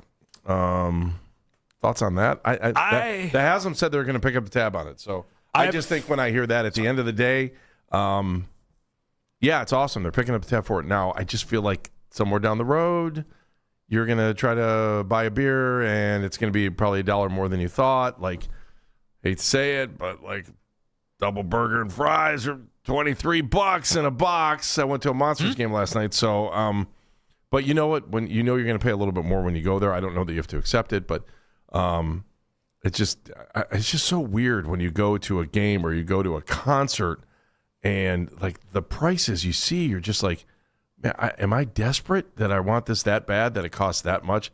I'm just telling you, like mixed drink at Blossom. Oh yeah, you buy a bottle for it. I mean, it's easy. It's you can buy a bottle. You buy a really like good bottle of something for what you pay for a mixed drink anywhere. But you might get a cool glass to take home with you. So that's true. That does count for something. They have kind of realized that if they give you a cool cup, they can charge more, so you feel like you're walking home with something. So if I'm the Haslams, I am putting together a template, and I am being prepared for the next 3 years that you are going to release that statement quite often. Because A, all of these always end up running higher than what they quote, and B, the cost of everything continues to go up, and I expect this to be no different. And so I can't imagine what the supply, like with the current state of gasoline and how much that is, how much supply it takes to move a supply from point A to point B. Absolutely. I would get a template ready because you're going to be putting that statement out quite a bit. Can I also throw something else? Did you see and I think you did because we talked about this for a second yesterday. Did you see the mayor's plan for the lakefront? I've seen a couple renderings floating around. I haven't read deep into it, though. All right. So, I mean, obviously, as a sports guy, I think it's cool. You're talking about tons of playing fields, a golf course, I believe, like where Burke would be. There are like RV parking where the current stadium is right now, or maybe where the loading dock is, where the cruise ships are coming in now, which, by the way, blows my mind away when the thought that cruise ships are coming into Cleveland. Exactly. I was torn. I like it, but I'm kind of, if anybody who's had a kid play up at Cedar Point sports, because that a lot of what the plans were, if I'm wrong, you think I'm wrong, just tell me. But what the first thing I thought of was the sports park, the Force Sports Park, whatever they call that, when you drive into Cedar Point coming in the back way. Yeah, their megaplex thing. It used to be an airport at one point. I think about playing baseball there during the summer and like trying to play some of those games right on the lakefront. Like the Browns can get away with it. The Indians got away with it because you had a giant wall that was kind of protecting you from the lake. That's a good point. It's not that I don't hate the idea of what it is. It needs to be inland. Like, I don't think you can put it there. I mean, you get a lot of those link-style golf courses. Brutal, man. Yeah, I mean, golf makes some level of sense just because you got link-style courses. Okay, if you want to do that, that's cool. I get it for the golf. That's a creme de la creme piece of property to be putting a golf course on. You know, that's my only thing. And yes, I know who golf courses benefit, but how much of the population is really going to show up and play golf? And is that something that we should use that land for? Which, again, I'm not a civics guy or anything like that, nor am I an urban planner or whatever the terminology is for such things. But that feels like, and I am a golfer. I would play that course. I would probably lose 18 balls and have a really good time doing it. But, like, Is that really the best use that we have of this property, or do we need to have something that's more public facing for that hunk of property? I don't mind the idea, because if you've ever been downtown, and I just saw this in Columbus 2 weeks ago. I've seen it here in Cleveland before. Like, you get these, the convention centers had it here, and they also have there would be a field house there too, where the current stadium is. That, the opportunity to fill hotel rooms in downtown Cleveland. Like, I wonder what the Sports Commission thinks about this. I'll be straight up. I mean, I'm telling you, like, we talk about, and like one of the proponents of the Dome for me was the Sports Commission, because I'm like, of course, look, it's going to give them the option to bid on things that we've never been able to bid before. I got to tell you, Mayor Bibb's idea here, it gives us the option to bid on things that we've never had here before for the same kind of premise. So if I loved it for the Haslams there, I got to tell you, I kind of like it. I love it for the mayor here. I watched thousands, and I'm not kidding, of dancers in Columbus last weekend just pumping money into the economy. And you had thousands of people for wrestling there at the same time. And the opportunity you would have for tournaments and things to go on. The hard part is, like, you can't do it during the winter on the outdoor fields, but it looks to me like, as I looked at the plans, I'm like, hey, pretty smart. There's a field house there. Now you're talking about volleyball. You're talking about basketball. You're talking about pickleball. You're talking about tennis. Like, all of these things on top of the convention center. Oh, okay, so that's what you're talking about when you say field house. Okay. Yeah, so like when I look at this, because I wasn't tracking when you were saying field house initially. Yeah, no. So you're saying it's going to be facility too, right? But it's not like an overwhelming, grand indoor field house facility like Rocket Arena is. Right, it's not going to be a gargantuan, but 25,000 seat stadium type of thing. Now you take a look at it, and let's be honest, pay to stay is huge. Now you start running these events downtown where you can have people playing lacrosse or field hockey or field hockey. I'm saying I don't know, soccer, football, flag football, all these stuff, and you can play all those there during the summer and the warm weather months. Now you've got the option of the field house, and now all of a sudden you've got a volleyball tournament that can play between the field house, the convention center, the convocation center, where the charge plate. I'm losing my mind. Public hall. Like, now you're rotating between those venues. You've got more venues, more teams, more hotels, more food, more. All of this stuff goes, and only because I've lived the youth life for the last 20 years, right? And I see how this works. Like, you go to play. I'm sorry for doing this to you, because I know you can't stand, or you get bored of me when I bring up hockey. No. Like, just this is a world I don't know, so I'm just trying to keep my mind. So, like, in that world, there's a group which is based out of Cleveland. They do a fantastic job of running these hockey tournaments all across the country. One is in South Bend, Indiana, right? Right. And so the thing is that, hey, you might get to play at where Notre Dame plays. Yeah, you play it on Notre Dame's ice. And their rink is awesome. Yeah. Okay? But along the way, you may have 4 games over the weekend, and Compton Family Complex, that's the name of it. That was driving me nuts. So you might get to play the championship game there, and it may not even be on the main rink. It might be on the side rink, but you're still there. You're hoping to play on the main rink where Notre Dame plays and plays in a Big Ten hockey. They have there too. But you know what? You're probably going to end up at the 2 side rinks in South Bend, and you may have to drive all the way down to Culver to play a game, but they'll call it like the South Bend tournament, right? With the hopes that you get a chance to play there. Here, you could do the same exact thing where, you're playing, and maybe the goal is, if nothing's going on at Rocket, that maybe you're playing there, although I'm sure it's super expensive, but you're playing there, but then you're playing at the convention center, you're playing here. But again, it's about the hotels, it's about the food, it's about the money, it's about the economy. And they're just sucking the life out of these parents. But the parents who are paying for all this stuff because they want their kids to be elite are like lemmings, and they'll walk right off the cliff, and they'll spend all the money and $60 for a T-shirt along the way to say that you played in this tournament, so they could wear that to school on Monday. So like, wow, they must be a really good volleyball player because they played in Orlando this weekend, or they must be elite. And so, but I mean, it's just like this cult, but I don't blame the city of Cleveland for wanting to get in on it, because now they have the opportunity to make that money. Okay, so two follow-up things with this, because again, this is a world I don't know. Okay. So I'm trying to get there. So the first question that I have that comes with this is, I know it works for South Bend, but that's South Bend, Indiana. This is Cleveland, Ohio, and we are talking. We are talking a piece of real estate that is a very, very nice piece of property to be able to get your hands on.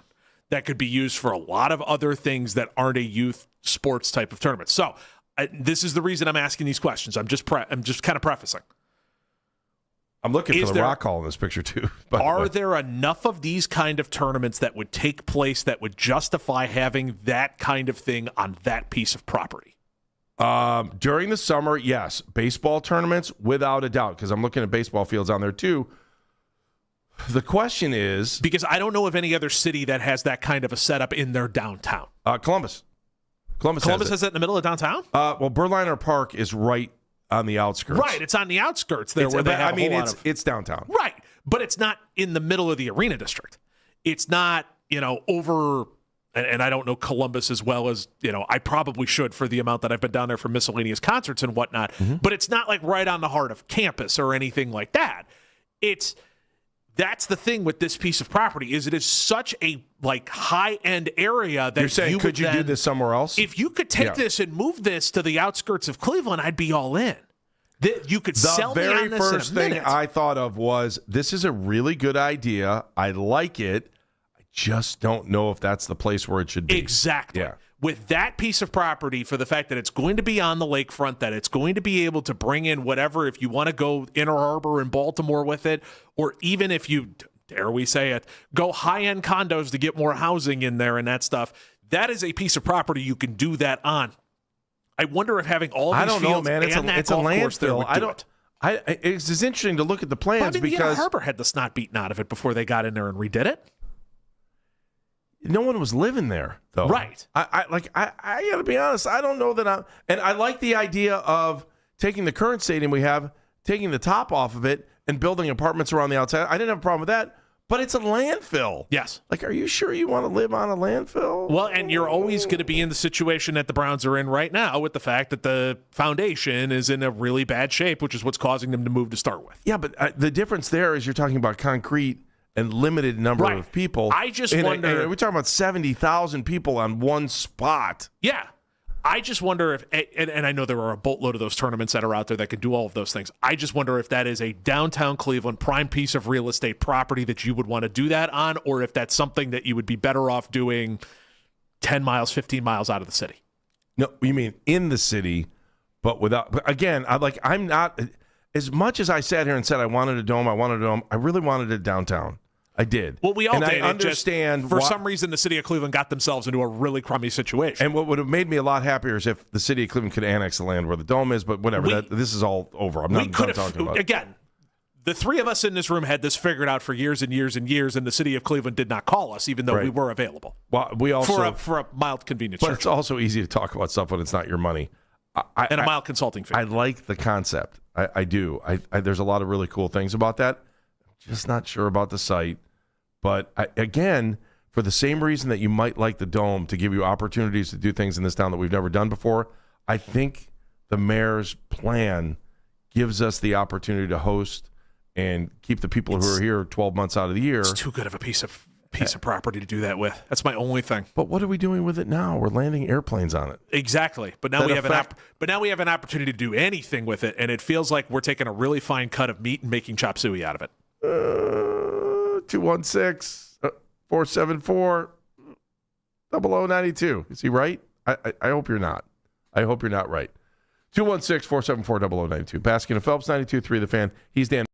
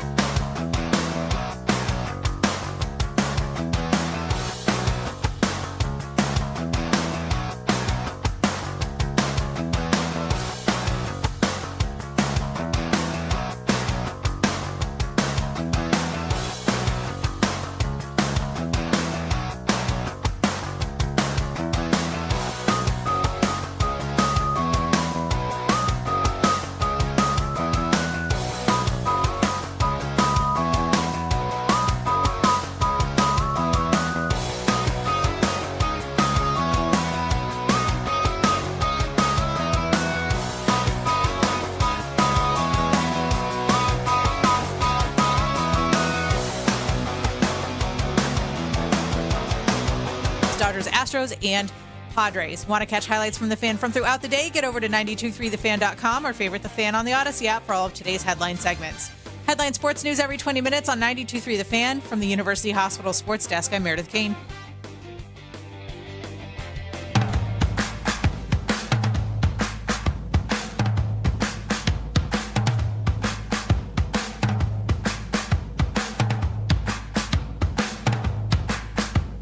Basket of Phelps, 92.3 The Fan, 216-474-0092. Jared Allen. Oh, thank you, Tom Withers, for the news. Upgraded. Withers been on a heater today. It must have been bored. He's just sticking that's out what it news, is, man. He is just spitting out. That's like I say, it's not news until Tom Withers says so. That is the highest honor I think I can give any journalist, right? It's pretty true. That's about as good of an honor as you can get. It's probably one of those, honey, we need you to clean out the garage. Forget it. I'll break news. Big plans for the weekend? What do you got going on? Hosting 2 birthday parties for my nephew. Congratulations. Yes. You have to dress like a clown or no? No, not as much. Not dress like a clown or anything like that. It's always a good time, and he'll be the birthday king, and he'll eat way too much sugar and all that kind of stuff and run around like a madman, and it'll be a good time. All right, so your sports priorities for the weekend are? Baseball. That's what you got. Baseball. I'm trying to think. I'm going to do... Did I mention baseball? Yeah, you did. We got a banquet Sunday. That's a sports banquet, so that's priority. Monsters game Saturday night. Going to that. That'll be a good time. How are Monsters playing this year, by the way? I haven't had an eye. They should be playoff bound. Good for them. That's they excellent. looked pretty good last night, although they looked good early. They had a lot of chances to shoot, and they didn't. I just think sometimes you start watching guys, and especially at this level, because they're trying to push to make it to the NHL. They're right there, and it's. But this is true at every level. It's like I can't tell you how many times I've seen over the last 3-4 years when someone has the opportunity and they have space to shoot and they don't shoot. Shoot. I had a buddy who used to coach soccer, and his go-to line for that was always "be a hero." He would always grab the kid who would say that and go, "Be a hero. Just be a hero in that moment. Like don't be, don't subside to anybody else. Be a hero." And I find myself like that. To me is the line that has always stuck to me, and I even find myself at everything in those moments, whether it's basketball, baseball, soccer, hockey, any of that stuff. Find myself yelling to those people who pass up those shots, "Be a hero. Just be a hero." Like. It seems like some people need that every so often to have the reminder that, like, I can be the hero today. That's fine. I have that opportunity in front of me to be the hero, and I need to just take it. Yeah, I don't know why. It's like sometimes the kids, from the day you start, the day you actually, pick up a basketball or you pick up a hockey stick, like shooting seems to be the number one thing you want to do, right? And, yeah. And sometimes you get at a higher level and I don't know if you're just trying to do more or do less or figure out what's going on, but I am always surprised by when it's like you got to shoot, and you're like, well, why not? Why aren't you shooting? I don't understand. And I wonder if some of it is you've spent your whole life setting up other people, and now you're in that moment where you're not, you're in a moment where you can't set anybody up. Yeah, the Monsters are in a good spot. They're fourth place right now. Good. Or they're in the fourth spot in the North to make the playoffs. So. Yeah, they're there. Playoffs look good. Keep going. But I tell you, Grand Rapids looked really good last night. I thought they were a good team for whatever it's worth. They don't need my approval or disapproval. I'm trying to think what else. I'm clearly gonna watch baseball all weekend too, and it's nice too because that's at night. Mm-hmm. And then obviously college basketball. I'll be there too. I'll have an eye on that one. I think the other one we're going to have an eye on this weekend is I got a feeling we're going to get some Tiger news this weekend. Yeah. So that's going to be the big one. So today we've got a little bit of news here saying that Tiger has officially registered for the 2026 U.S. Senior Open. But the official statement from the USGA, Tiger has entered the championship simply to ensure eligibility, but will not make a decision about playing until a later date. So keep an eye out on that one. Tiger might be finding his way into the Senior Open and possibly onto the Senior Tour. And if that's the case, you might get Tiger back at Bridgestone. Oh, would that be great? Firestone, sorry. Well, it was the WGC Bridgestone. Yeah. Yeah, but would you go? Would you go immediately? If Tiger was playing in the Senior Tour, would you be there? I try to pop by every year. Some years I don't make it, though, and I'm still hurt. There's a word that goes before that, about the fact that the PGA just absolutely it almost 99% turned its back on us. Well, they're about to do that to a lot more cities very soon. Oh. Yeah. They're going to make a lot of purses bigger and have less tournaments. Can they come back here? I think we're a great golf town for 1 week. You know, Toledo at the U.S. Open. The bigger problem, 2038 or something like that. What used to drive me nuts is be there on a wheelchair. Like they couldn't spread it out. The last couple of years, you had Firestone and the Hall of Fame game at the same time. Yeah, and I mean, we had two great events for Stark and Summit County right there, and like they're right. Did they have to be at the same time? If you had 2 weeks to spread it out, it would have been perfect. And so a lot of years that happened. But Tiger to come back to Firestone, I would love it. It'd be amazing. He killed that course. Oh, my gosh, he tore a hole in that course. I think it'd be interesting to watch him play it now. I mean, he won 8 times. 8 times here. He loved Ohio, let's be honest. I mean, in college, Scarlet and Gray down at Ohio State was great when he was at Stanford. Well, Muirfield, was great at Muirfield. I can't remember how he felt about Muirfield because I know a lot of guys can't stand it.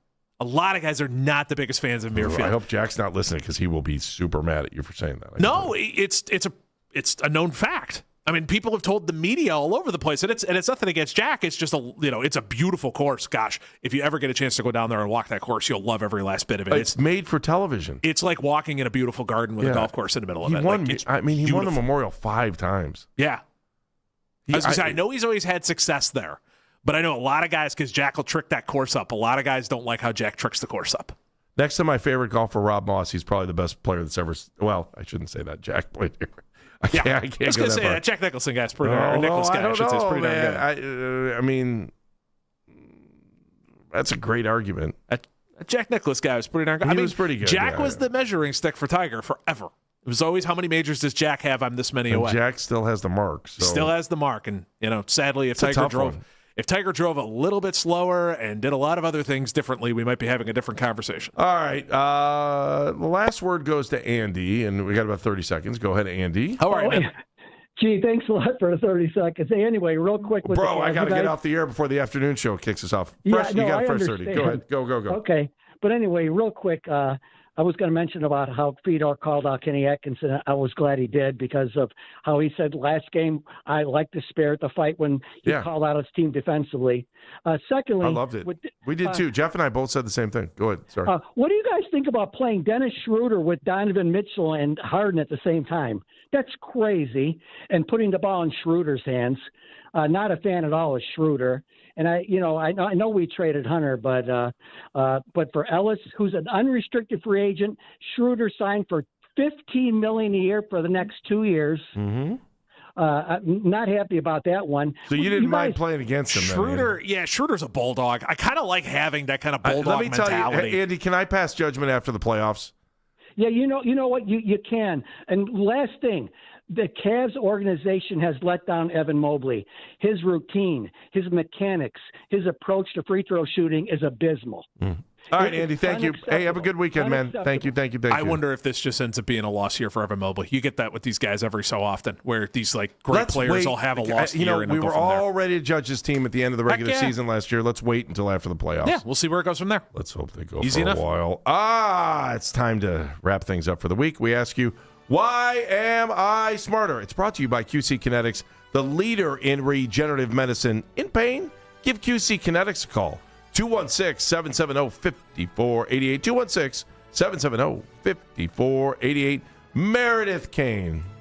I'm smarter because of our conversation in the 10 o'clock hour about the Guardians and how much fun last night's game was and how everyone who said Chase DeLauder's a hitter was right. That's right.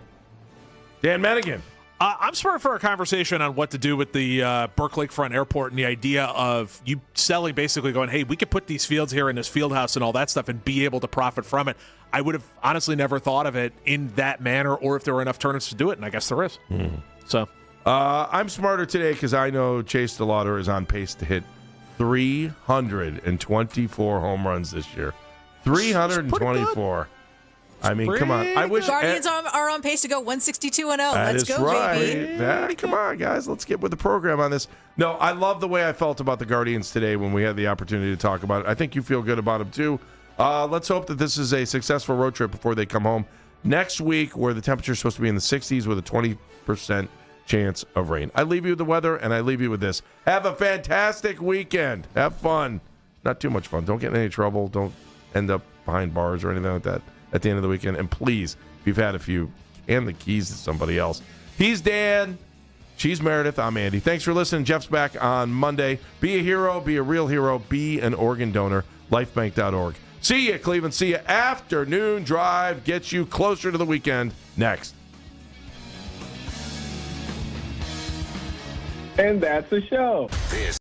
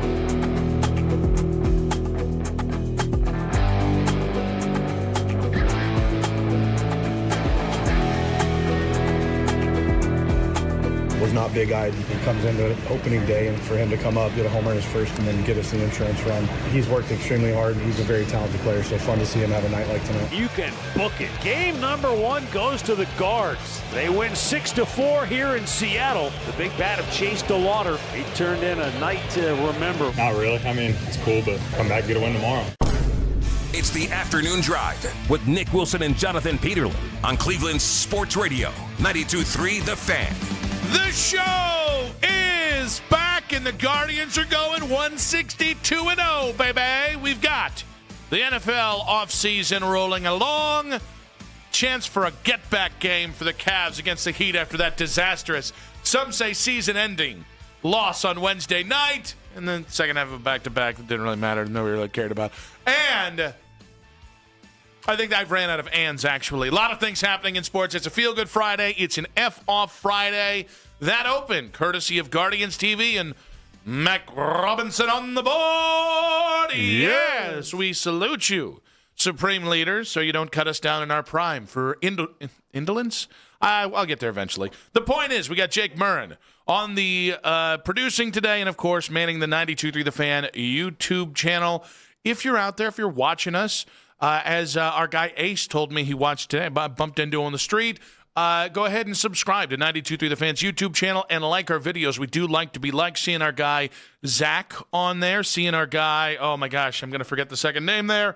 Seeing our guy Ant on there. There we go. Loaded YouTube chat to start the show. Matt Corrali, the ass man himself on the 2020s all show long. Hi, JP. Hello. How you doing today? We're all right.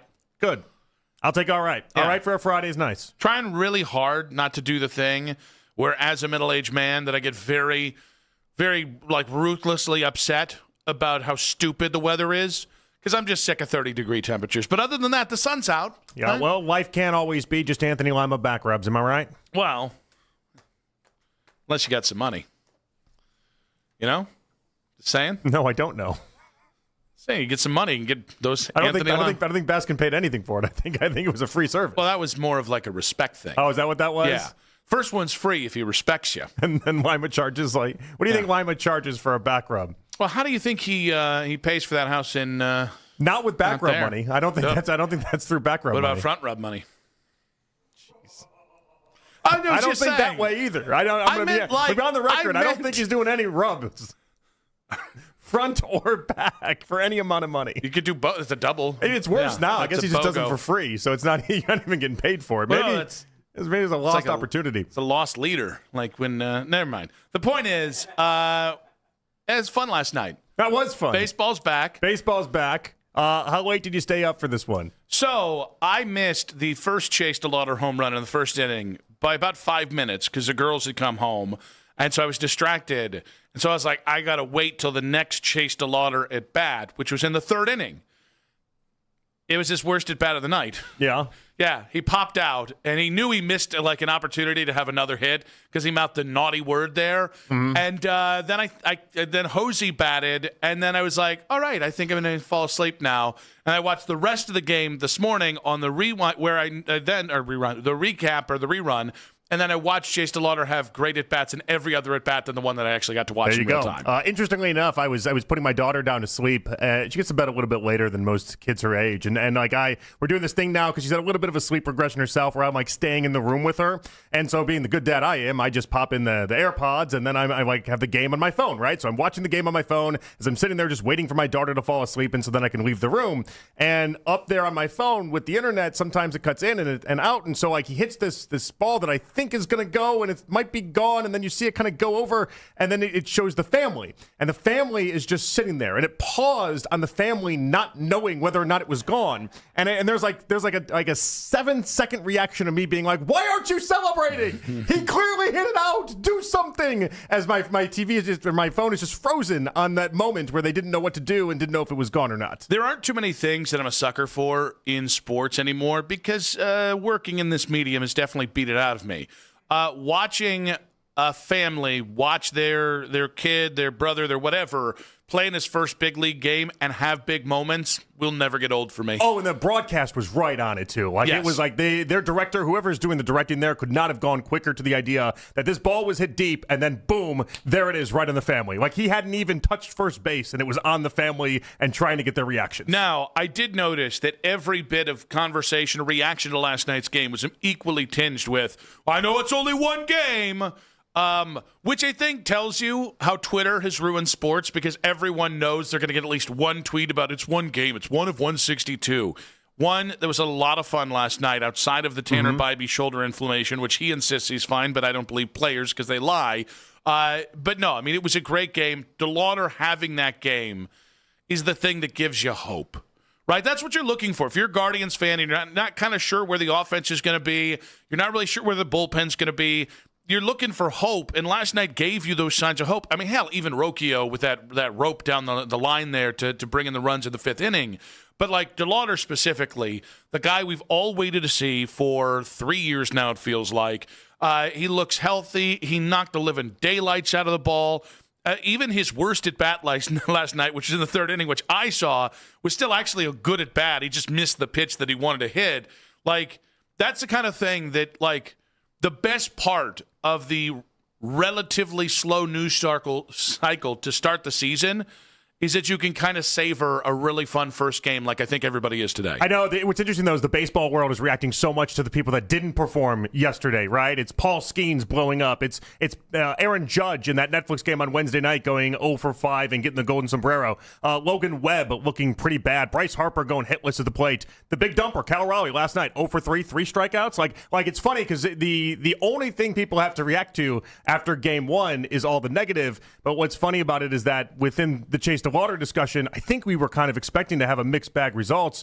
When you have a game like that, I mean, that's the type of game you talk about for 2-3 weeks after it happens. To have it in game one and to check that off, like, it's a cool thing to see. I was a little annoyed with the Ford Letter Network, who teased the Kevin McGonigal game last night. Listen, 4 hits. He was awesome as well. 4 hits. We got the trump card because he had 2 home runs, and he had more RBI. Like, I'm sorry. Like, if we're going to be talking about big prospects, Chase DeLauder's night was a little more impressive than Kevin McGonigal. I know. I listened to a little Detroit Sports Talk Radio last night, though, and the convo was centered around, is McGonigal the best prospect, anticipatory prospect Detroit has seen in a decade? And it's like that's the convos they're having. We're actually not too far away with that, DeLauder, but like we're going to have that same convo. But Bazzano's going to trump that when he gets up here. Now we get to do the it's only one game part of this. If that is the Chase DeLauder you get, not literally 2 home runs every night because that's not going to happen.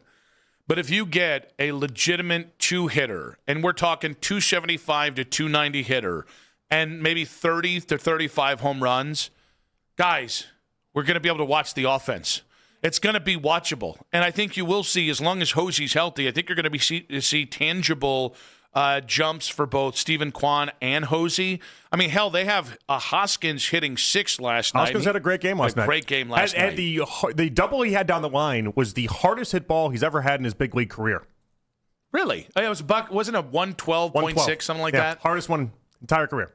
But no, I mean, I just think I think it's really hard to kind of, after one game, just say how big of Chase DeLauder being a real not just a quality. We're talking high quality. We're talking starting right fielder with real power, with real ability to hit, a real hit tool, and sandwiching him, at the top of that lineup. I think it is impossible today, maybe for Guardians fans, to really understand how much that could change the math on offense for you. Yeah, we want to not get too carried away, right? Though, get excited. Get excited. Well, you had a 30 to 35 home run projection there for a second. I was like, we got to put it in some context. I could have said 40 to 45.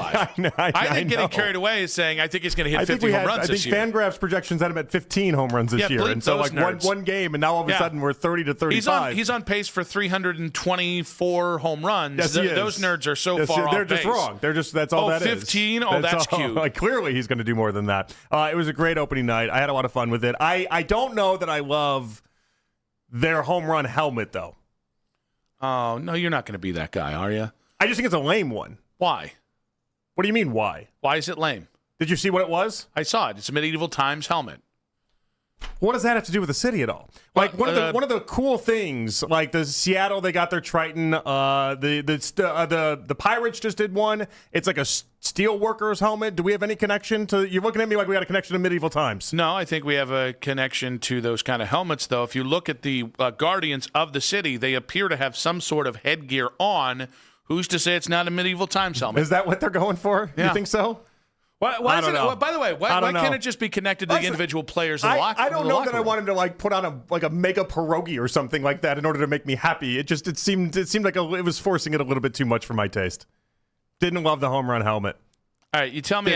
You tell me that you think DeLauder's going to hit 15 home runs.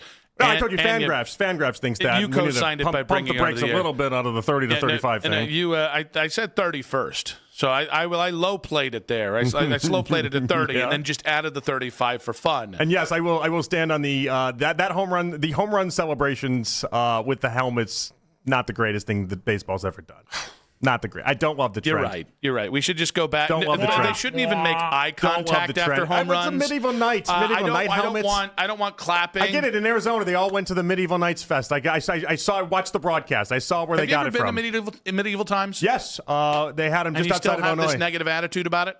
It's just not. It's not my thing. Do I seem like a medieval times type guy? That doesn't seem like me in any part of life. You seem like somebody who loses his inhibitions when those knights start hitting each other. No. And they're doing the big announcing, and they bring out the raw beast, whatever they're serving. You'd be the one that would be taking bets. The massive turkey leg. I would bet on it. Not a bad that would be the only way Mac. I would find interest in it, if we're being honest. But everything down for the massive turkey leg. I guess maybe, but not for me.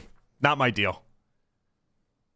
Who hurt you? One other Guardians thought from last night. Who hurt you? Can I get? It's not a who hurt me type thing. Was it Mama Pat? I have interest. I have disinterest. This is a disinterest of mine. More. I can like the Twins got that home run jacket that they have. It looks a little classy. It looks like they're walking into a nightclub when they put it on. Like that's not bad. That's not horrible. Let's class this joint up a little bit. Medieval night helmet. What would that have to do with the Guardians? It seems kind of weird. I don't know. You want about the Guardians? You want them dressed like? Is it a one size fits all helmet? Like who's going to even be able to fit into this thing? Barry Bonds in the steroids his head wouldn't even fit. Well, fortunately, they don't do steroids anymore.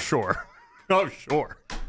You keep telling yourself that one. Good Lord. This is the guy that thinks the WWE isn't scripted. Like Thief this is come of on. joy. No. One more. I don't have to love everything in life, Nick. Didn't love that. I feel like this is just a harmless fun. I think it's just fun. No. I mean, yes. At the base of it is harmless fun. You're right about that. Out of all of the celebration helmets, I think we might have the lamest. I think it might be one of the lamer ones we have. Now. I'm not going to do it because it's Friday, and you're being a thief of joy. Not a thief of joy. It's a beautiful day today, but metaphorically, it's a great day to be alive. I can only tell you how I feel. Can you change your feelings? Not on this one. I think we'd all prefer if you did. Austin Hedges being like the helmet. That's the difference. I don't know, guys. I don't know about that one. Say what you want about the helmet. You leave Hedges out of this. I've said a lot about the helmet. Yeah. Well, you could tell it was his influence. Who else is going to hit $171 this year? It was his influence. Yeah. As if I wonder what Jose thinks about the helmet. I wonder if he'll put the helmet on. He might be too cool for school on that. I don't know. You think Jose's not going to wear that thing? He's going to wear that thing. I don't know that he will. He might be too cool for school on that one. He's going to. Not only that, he's going to take it home. And I don't know. Use it in other ways after hitting other home runs. Thank you very much. Put the helmet somewhere else for protection. Yeah. I'm horny. And listen, when it just comes to Major League Baseball clubhouse in general, there's a lot of passing things around there. Party with teammates. It always makes it a little better. Wear the helmet. Maybe get a couple helmets. No? You're a thief of joy. 216-474-0092. Quick hits coming up. At 2:40, I know who we're going to ask about the medieval times helmet there. Jason Stanford, former Indians pitcher. He'll tell us what he thinks about this beautiful. Back when baseball didn't need novelties to celebrate a home run. I guarantee you. Jason's going to be right on my side. That's a real man right there. He has no problem wearing that helmet. Did you hit a home run unless you put a hat on? I don't know. Tim Reynolds, the Associated Press at 4 o'clock. We're going to talk the revenge game. Big Cavs Heat game tonight. Big convo coming with Tim at 4 o'clock today, but 216-474-0092. I guess we can ask if you like the helmet. Mike, stick there. But if that is the real Chase DeLauder, how does it change the lineup for the Guardians? And, hey, we got some hype for one of your favorite or least favorite players for the Browns in 5 minutes on 92.3 The Fan.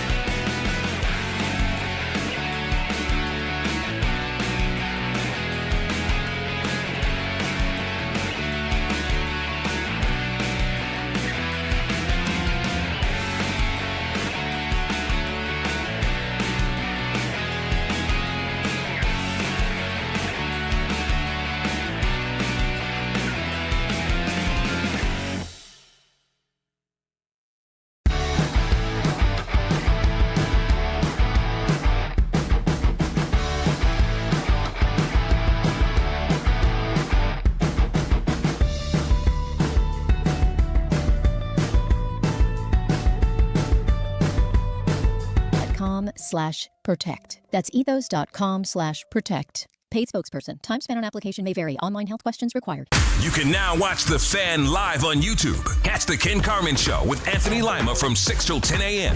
Baskin and Phelps 10 a.m. till 2 p.m. And Afternoon Drive with Nick Wilson and Jonathan Peterlin from 2 to 7 p.m. Each and every weekday. It's free. Subscribe to 92.3 The Fan on YouTube. Nick and JP back on Afternoon Drive. Quick hits coming up in just about 20 minutes. Jason Stanford, former Indians pitcher, in about 1 hour's time. I'll ask him about the Medieval Times helmet. We do need to simplify this because I don't want to have to say Medieval Times helmet every time. We just call it the Guardians helmet. I mean, people don't even. I don't know that everyone knows that that's what they're doing with their home run thing yet. Maybe a couple months in, maybe. But I think for now, you have to call it like a night helmet, maybe. Maybe. I don't know. You don't seem receptive to that. No, because here's the thing. I think inevitably them being able to keep it, and when I say they, them going to be really able to lean into it is only if they're really good. I think if you're like a below 500 team, it's going to be really hard to bring that thing out. Yeah, I mean, it might just come and go. It might.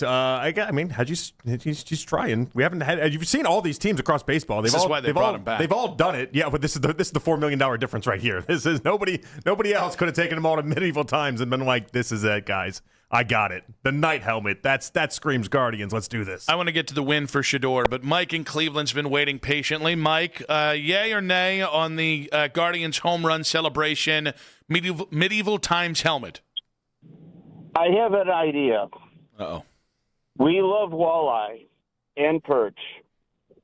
So what if you just give them that thing that used to say, "Take me down the river. Take me to the It's not water." the Bassomatic, what is it? And then put a captain's hat on them. Yeah, some singing fish. Captain's hat. There's weights in that fish. Is that not legitimate? I mean, I think that'd be awesome. It actually would be funny if they had like a captain's hat and then did like the fishing motion and had like a little big mouth Billy Bass. Big mouth Billy Bass. Yeah, big mouth Billy Bass. How about it? All right. That was an era. There was an era of I like when the fact that you ate that up, but the Medieval Times really thing funny. is too rich for your blood. There's a lot I can get on board with. The Medieval Times one is just, it just screams too serious and just not enjoyable enough for me. I don't know. I'm trying not to let you be a thief of joy today, but that is what it is. Obviously, we continue to wait to see what the Browns are going to do at quarterback, if they're going to roll it forward with the quarterbacks that they have. Well, Mel Kiper was on the Four Letter Network this week, and the GOAT of all draft analysts was asked about whether the Browns should have a plan about Ty Simpson in this draft. The Jets have to be figuring out Ty Simpson. The Steelers have to figure out Ty Simpson. And now certainly Arizona does. They want to try to trade back in and get him. Yeah, the Browns, by the way, need to figure out Ty Simpson as well. They have the Browns don't have to worry about Ty Simpson. They got a better quarterback than Ty Simpson and Shedeur Sanders. Don't go there. I believe the Browns need to figure out Ty Simpson. All right. It's officially getting to stalker levels of creepy with Mel Kiper and Shedeur. I love his "don't go there" though. That was really funny to me. Like, listen. Don't go there. Don't even go there. I feel like I got excited about what Shedeur did at the end of the season. I get that he's a part of this quarterback room. That's the part that I'm excited about. I want to see if he can translate playmaking into, one, more playmaking and less mistake making. I'm here for that part of this quarterback room. But when guys like Mel Kiper, who is incredibly respected and who I have so much respect for, legitimately shoots down a honest conversation I think the Browns are having because of Shedeur, it is a little embarrassing. Like, this is where, like, the Shedeur folks giving no quarter ends up kind of just making you seem like fanboys instead of like objective adults who can kind of be reasonable about certain conversations. So is Mel hanging on to what his draft was last year, or is he trying to, like, is this the updated version? Like, I think, first off, I think it's an almost impossible conversation to have. Like, do I think Shedeur is better than Ty Simpson? Yes, I do, for a lot of reasons that we can go into. I don't think Ty Simpson's played enough college football for me to even have him taken seriously, but... You mean 4 games against Missouri, Vanderbilt, and 2 other mid-SEC teams isn't enough for you? Yeah, right? But I don't know. I think it's such a hard convo to even start with to say definitively one way or another. I guess it would just be based off of, I guess, how high he always thought Shedeur could be. And the lack of how high you think Ty Simpson could be then. Like, if those two are married together, but it's worthy of a convo. Oh, no, so it's worthy of a convo. And what I think is interesting is, I guess Ty Simpson's just not on any of my draft boards, right? He's gotten the red dot from me because of the lack of experience. And, like the enticing idea here, I think Lance Zierlein compared him to like Mac Jones. If that's the best I think you can be, and again, Mac's not a consistent starter to this date. I'd take him here to battle Shedeur for this job. I'm not giving up a second or third rounder for him, but I like Mac Jones in a vacuum, but I don't like him as a first-round pick. So what's the big deal with Ty Simpson, for instance? It's the idea that he has to take time, right? That's it. He's got maybe not this year, but it'd be years down the line, and maybe with enough reps and enough everything, he can morph into something. Well, if the convo that the Browns are having exclusively exists in a one-year window because they're so focused on the 2027 draft, if you told me tomorrow, fate of the universe on the line, I get to pick one quarterback between Shedeur Sanders and Ty Simpson to save the world. Isn't that pretty obviously you're taking Shedeur Sanders then? Yeah, it's interesting because I think what people are going to say is Ty Simpson could be a first rounder this year, and so because of draft positioning, and everybody is pretty. We do get locked into the power of where you were drafted in the NFL. Not even just us, organizations do it. Andrew Berry, if you have a first-round grade 3 years ago and you become a free agent, he's more likely to pick you up than if you had a third-round grade on you 3 years ago. He loves those reclamation projects. Here's what I'm going to say, though. I think Shedeur was a second-round talent last year, meaning like I could see him having like an Andy Dalton-type arc of being a starter for a decade in the NFL and being good enough to consistently be in the playoff picture. I don't know that I feel that way about Ty Simpson because I don't even want to say boom or bust. It just feels like boom is relative. Like boom is like, hey, he's a serviceable starter. The bust is he's Josh Rosen. Well, but he's also, again, he's working on such a different timeline. I mean, his is 3 years down the line. Maybe it morphs into something, but you have to give him the patience to do so. And again, the Browns don't have that same timeline to work with. The Brown, if we're talking about right now, if you're choosing between Shedeur and then Ty Simpson while thinking about the 2027 draft, I mean, Shedeur is leaps and bounds better, in my opinion, as of right now. I think just based off experience, I would trust the body of work that Shedeur's had being a starter for two different programs across 4 years in college football. And, by the way, being a consistent starter in high school, which I don't know the high school. Everybody always talks about college experience. How much you started in high school also is a part of how NFL teams can evaluate you. Shedeur's got plenty of experience on both levels of football before the NFL. Ty Simpson has 15 games, albeit at a great program. He was a really good high school player, Ty Simpson was, though, because he was a five-star recruit. Like, he got a lot in high school, but it took years before he even did anything in Alabama. Yeah. He sat on the bench. That was 3 seasons. He just kind of hung out. And here's the other thing. I don't think there's one thing that Ty Simpson does at an elite level, which does speak to, by the way, the difference between a second-rounder and a first-rounder. Like, you want an elite arm talent. You want elite processing. You want elite accuracy. You want elite mobility, right? There's like 5 or 6 things that if you have an elite trait in this one factor, it automatically makes you a first-round grade, or at least makes you worthy of being a – Ty doesn't have any of that. Good processor, but not a great processor. Still developing on that front. Sure. Good arm, not great arm. Had some accuracy issues at the end of the season, but we can haggle over what those were. But not necessarily an elite level of accuracy from the quarterback. Whereas, like with Shedeur, I do have elite accuracy. That's not even something that even I'm saying. It's something that was said about him coming out and that his teammates echoed. Mary Kay, he led the FBS in completion percentage and accuracy. Like that's one of his traits. So I at least have something I can go, hey, Shedeur's got elite accuracy up to like 25-ish, 30 yards. Like I can at least build on that. When you're kind of good at everything, but maybe not great at any one specific thing, it really becomes tougher to say, all right, is Ty Simpson really going to be a starter in the NFL? Yeah, and I give Ty a little bit more on the shorter throws, but his deep balls are just erratic, and it's one of those things. Like, and the hard part with Ty Simpson is I genuinely did like him early on in the year. It's just as you watched, and then he got injured, and then more things piled up, and then you watch the big games that he played in. How many? There was. In the later on in the season, there was one throw near the end zone that I just can't erase from my brain, where it was not even in the right area code, and it just went right to the defender, and you're just like, this was what were you even looking at? And like once Venables got in his head defensively, it just felt like everyone had the idea on him, and then he never recovered. I also just really struggle. Like the whole line on Ty is, well, okay, we see the list here of players and their lack of experience in college football, and just how few quarterbacks there are at this level that have had any modicum of success with that little of experience in college. So the answer is, well, sit him for at least a year. I don't know how that makes you any better. And I think this is always the struggle. I don't know how to, if you played 3 years in the NFL, I understand how waiting for a year and adapting to the NFL might help you. If your problem is experience, then you got to play. You got to get experience. There's no other way out of it other than that.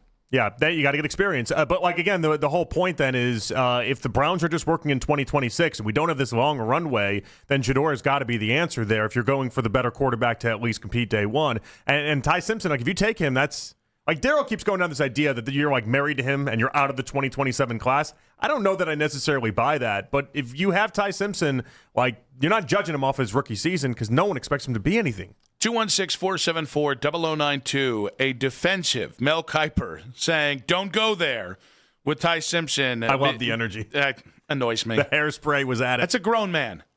Don't be a simp, Mel. I mean, come on. I got a lot of love and respect for Mel Kiper. Don't be a simp. He believes what he believes, and I like that he's not backing off of that. Now, there's a difference between belief. Man has been scouting for 30 years. And being in a cult. And he's got no. Here's the thing on that, though. He's got no reason to be in a cult. He's got no reason to go as hard as he does. But he has a cultish level of belief in Shedeur. No.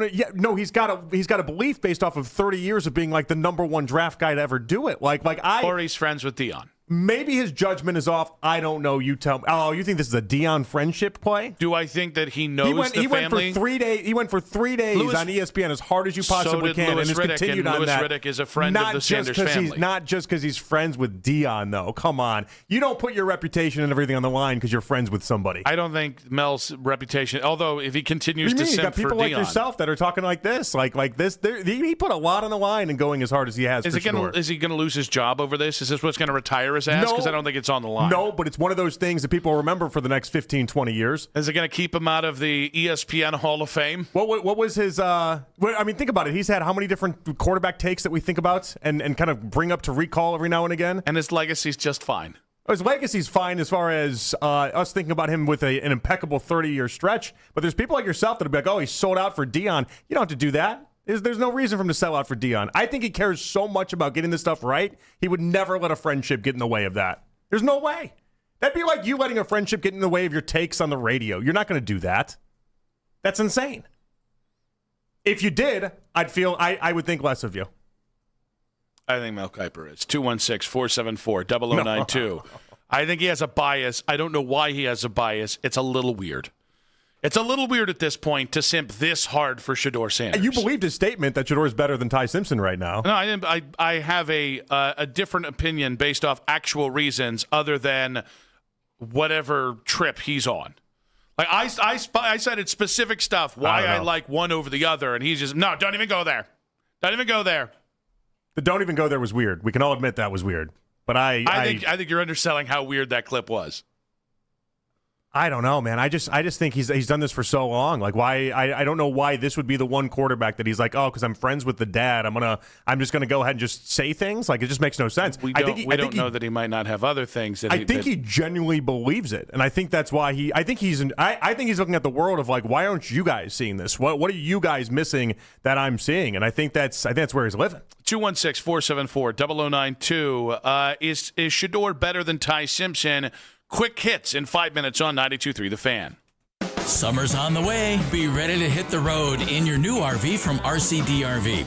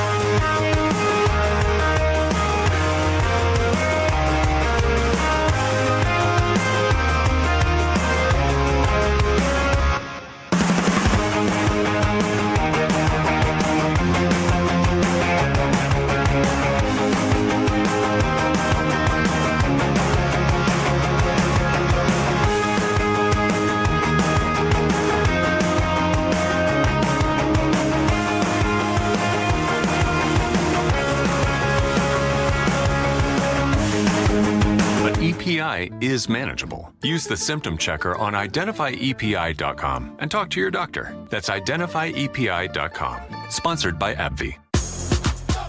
The final weeks of the NBA regular season are here, and the playoffs are just around the corner. Get ready for a Cavs run in the Eastern Conference with the best basketball talk in Cleveland. We are Sports Radio 92.3 The Fan.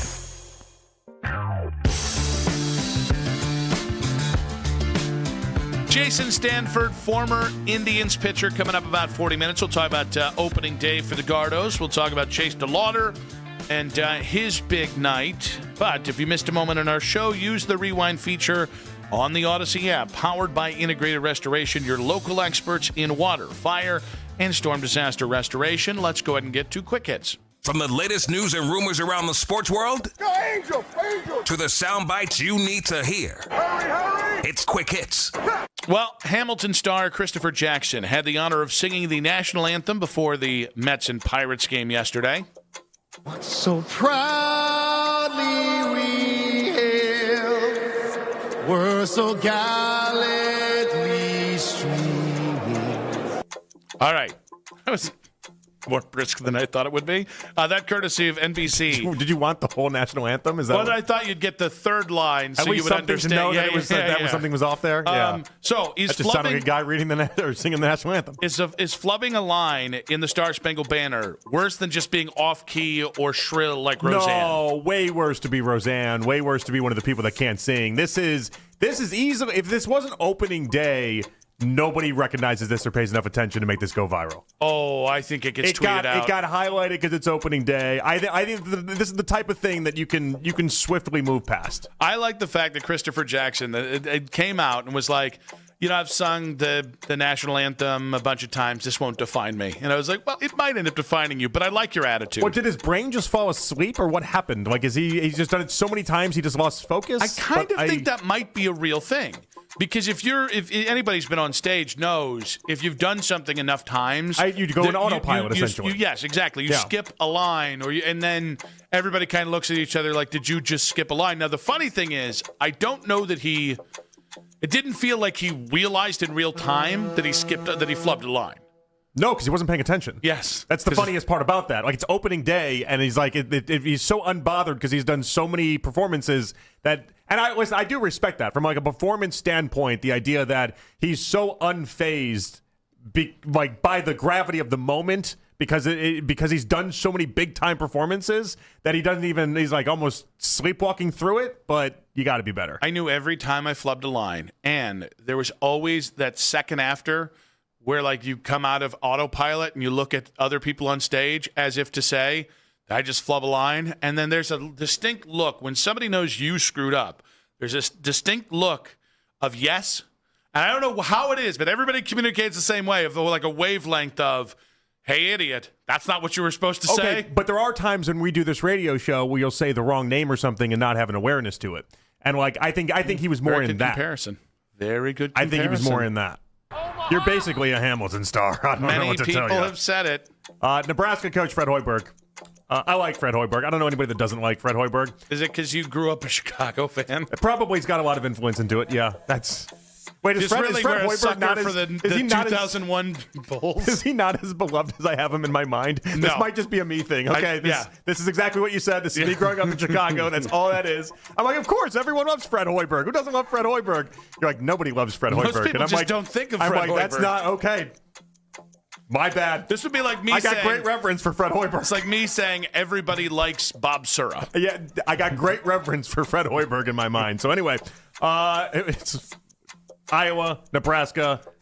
Big time moment last night. We got under a minute left to play. 3-point game. Hoiberg has 4 players on the court. Having 20% less players on the court than what you need, probably not great. And so here's Fred Hoiberg talking about it. I've never been in a situation like that. I know they always count to make sure there's not 6. I don't know the rule on that with 4. But yeah, I mean, again, it was a miscommunication, and unfortunately, it happened. But that, as far as the rule, I've never been a part of anything like that. So.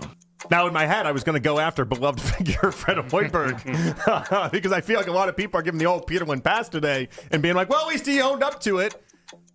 It's a 3-point game, 1 minute left. How do you not know the amount of players on the court? You have to know the amount of players that are on the court. All right, counter. It's Nebraska basketball, and that's as far as they've ever gotten. Good for you, Nebraska. They're not. He never expected to get that far. They started the season 20-0. They did not have a big NIL fund. He's achieving things for Nebraska basketball, no question about it. Which is exactly why no one's going to even mention the missing guy on the court. How do you not have 5 on the court there? What's worse, having 6 on the court or having 4 on the court? I'd have 4. Yeah, 4. Because the refs are going to check you if you have 6. I cannot recall a time where you've had 6 guys in the court and the ref hasn't caught it before you throw the ball in. I believe this. Actually, I can't remember the context. I have seen people do the 4 thing before. It was an NBA game. It was probably Cavs when Sagana Chop was here. But yes, I have seen it. The ref's job is to count, right? But what does the refs do? And this is where Hoiberg kind of puts it on there. I'm like, I don't know what that rule is, but it's only the 6. It's only the 6. Don't care if you got 4.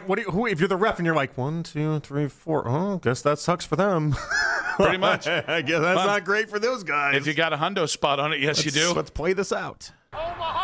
Let's keep it to the tournament here. Well, you know what? Listen. Now we'll do this. The other half of the Sweet 16 tonight with St. John's and Duke leading off the night. Johnny's head coach, Rick Pitino, spoke about the state of Blue Bloods in college basketball yesterday. I don't mean the Blue Bloods are dead. I mean that it's just they don't have the advantage they once had because now everybody's on the same level playing field. And there's no difference between an NC State and a North Carolina. You no longer go into Kentucky because of the facilities or the great history.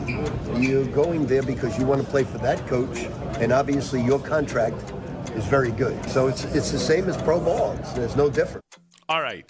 I'm going to tell you right now, having lived in Charlotte and experienced the ACC basketball wars, Rick Pitino is going to have to watch himself the next time he comes to Chapel Hill because saying there's no difference between North Carolina and NC State is fighting words.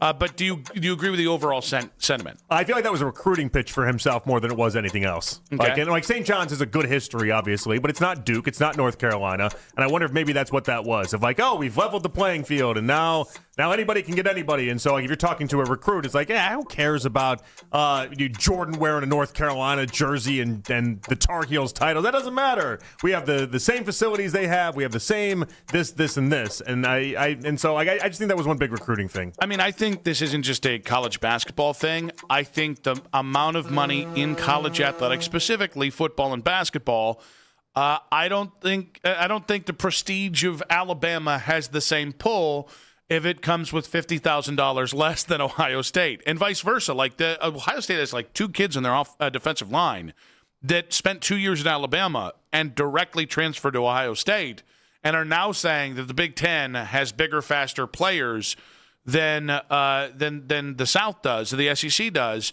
And basically, they're like, then I can't remember the kid's name, but he is a kid that played at Alabama. He was like, played at Alabama, played at Ohio State. I'll play anywhere they give me money. Oh, I saw that video. Yeah, what I think is interesting about this year in particular to this convo. 4 out of the top 5 in spenders in NIL in college basketball have already been bounced from the tournament. BYU spent more money than anybody, and they didn't even have a single tournament win this year. And so, it's interesting how you spend the money still matters, and what you spend it on still matters. And the architects of this, I think, is an important part of this discussion, just as much as just throw them a bag of cash. All right, I was going around. I have not been to Deadspin in a very long time. I need you to know that going into this. It's still alive. It still is alive. I did not. I was like, let's see what they're doing. It'd been years. Yes, it'd been a long time. And the headline of this article is: Could the Rams trade Puka Nacua? Off-field drama and contract issues mount. Now, we've talked before about Puka Nacua being a year away from really hitting the big payday. Mm-hmm. And then I say a little bit further, and I'm like, well, wait, who wrote this article? It's our buddy Nick Padone. Didn't know he was even writing for Deadspin. So Padone out there is advocating the idea that because of the TMZ reporting from earlier this week, which Nacua has denied, and the new videos that have released, basically Nakua's been everywhere this offseason and has been involved in a lot of different things. Would the Rams get to a spot where they feel comfortable trading Puka Nacua because he's become too much of an off-field concern? Not this year. Mostly, I could see, let's say you play this out, Stafford has one more year, whatever happens, and next year going into rebuild or a pseudo-rebuild, then I think it could happen. But they're all in. They're one of the teams that if Myles Garrett actually truly is available, I would not be shocked if they tried to make that move on top of just trading for Trent McDuffie because they're trying to win one last Super Bowl. You don't You don't do that while trying to trade, unless it's like Puka for A.J. Brown, which gets really complicated really quickly. Okay, that's a very interesting trade idea. But yeah, that one gets very complicated very quickly. Because Philly's a very problematic town. Puka would probably be mayor. That's what I was thinking. Yeah. He just runs the place now. He just I think it's crazy. Matthew Stafford, as long as he's playing football, Puka Nacua will be there. That's their reality. And for them to move off of that, I think is wild. But Puka Nacua is like I'll give Nick credit in the idea that as far as diva wide receivers, he is putting himself up there at the top of the list. Yeah, but he's crazy in a different way. He's just crazy. He just says nonsensical things. Like A.J. Brown is crazy and like that guy's got a giant ego and he seems really angry. I understand that crazy. Puka is like a doe-eyed human being who says the most problematic things in the sweetest voice. I don't understand it. It's like if no, not going to say that on air. Okay, then. I was going to go Michael Jackson if he was like a member of the pause. Stall for time. You got it. Now take your time. I want you to get this one. Really want There's you to get this just no historical way I can go that isn't also really, currently pretty right there. Like you got this one. Yeah, we're not going to do that. It's a Friday. Let's not get fired on a Friday. But yeah, it's weird. Puka's a weird kind of crazy. He's a weird kind of crazy. He's just a weird in general person. And if there's I think the fame's also hit him a little hard too. Yes. Well, this is the LA part of it. Yeah. This might eventually be the point where this might be a case of Padone isn't wrong. He's just like 2 years early. Because I do think the fame thing is not for everyone, especially now that the Rams are getting more love. His problematic nature right now is not offset. It's not. It's bad. It's really bad. But it's not offsetting enough for being what I think is the second best wide receiver in the sport. All right, 216-474-0092. When we come back, the one way a Myles Garrett could change this that no one's thinking about. A Myles Garrett trade could change things in a way nobody's thinking about. I landed the plane finally. That's in 5 minutes on 92.3 The Fan.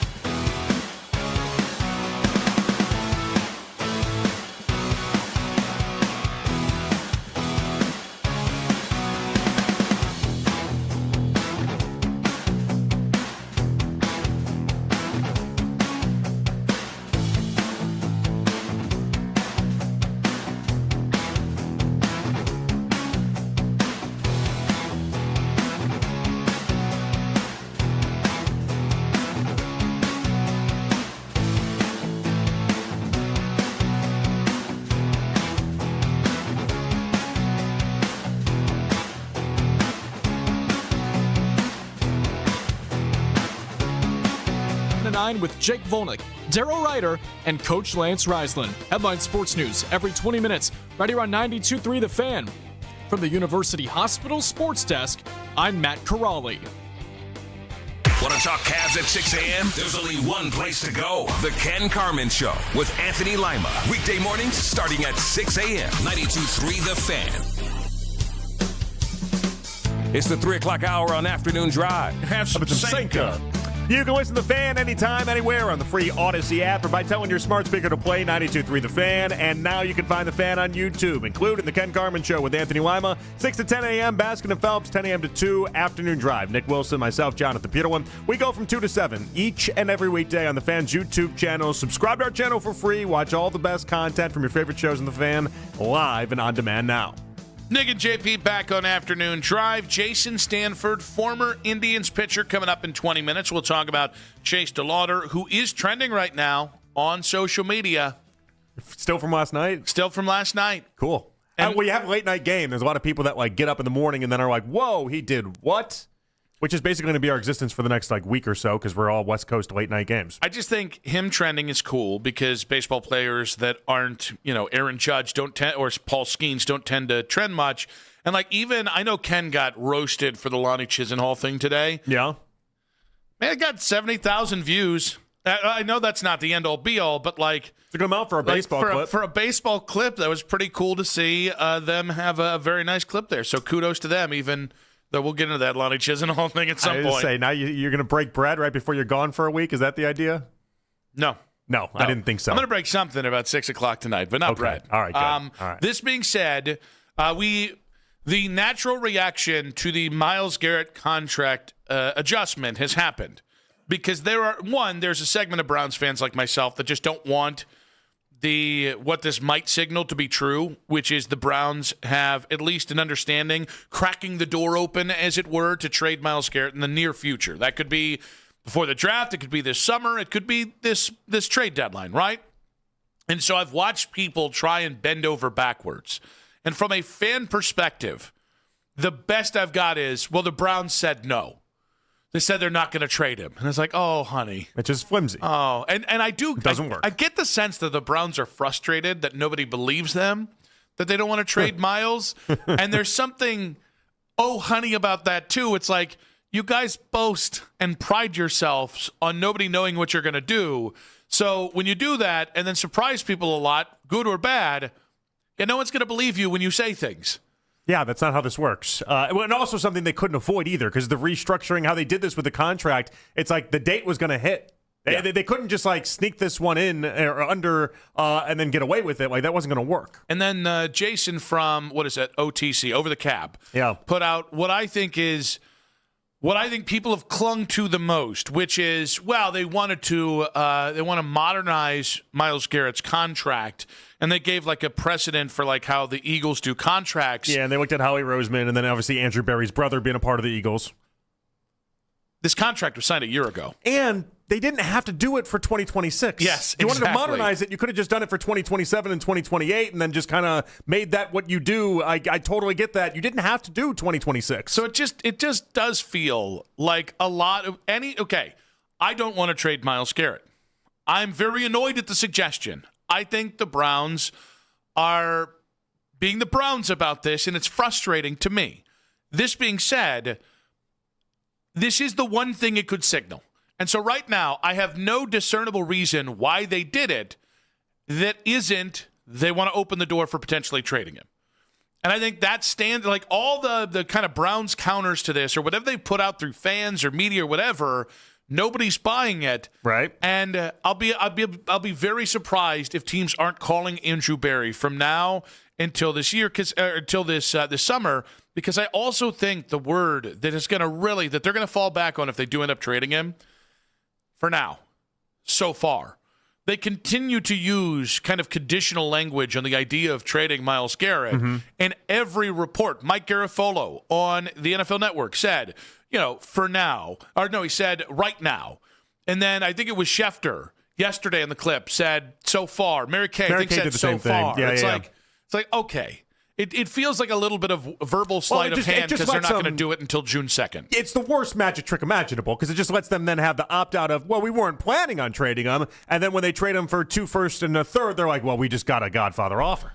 We got an offer we didn't even, and no one had ever presented us this offer. We didn't see it coming, and we had to take it. And it's like, guys, it's just, you could have been upfront from the front. But I get why they don't do it, but it's a little infuriating. Now, this being said, if the Browns are considering dealing Myles Garrett, whether it's before this draft, whether it's June 2nd, or whether it's this next trade deadline, hell, even if it's in the next offseason, I do think if you know if right now you're playing coy, absolutely not going to do it, but you know you're going to do it, I think it totally frees you about this draft. Yeah, and so what's funny about it is like Wednesday, when we first started talking about this, I was going through my head and I was thinking about it like, does this take me off of the all-offense draft? And I think if you're looking at it through, and again, I try to do everything as football logically as I can, at least how I view football, right? And if you're looking at it from that perspective, if you're not going to do anything or attempt to do anything for 2026, and this is all about the quarterback in 2027, and they're really just they're not waving the white flag on 2026, but they're really not doing much to help it out,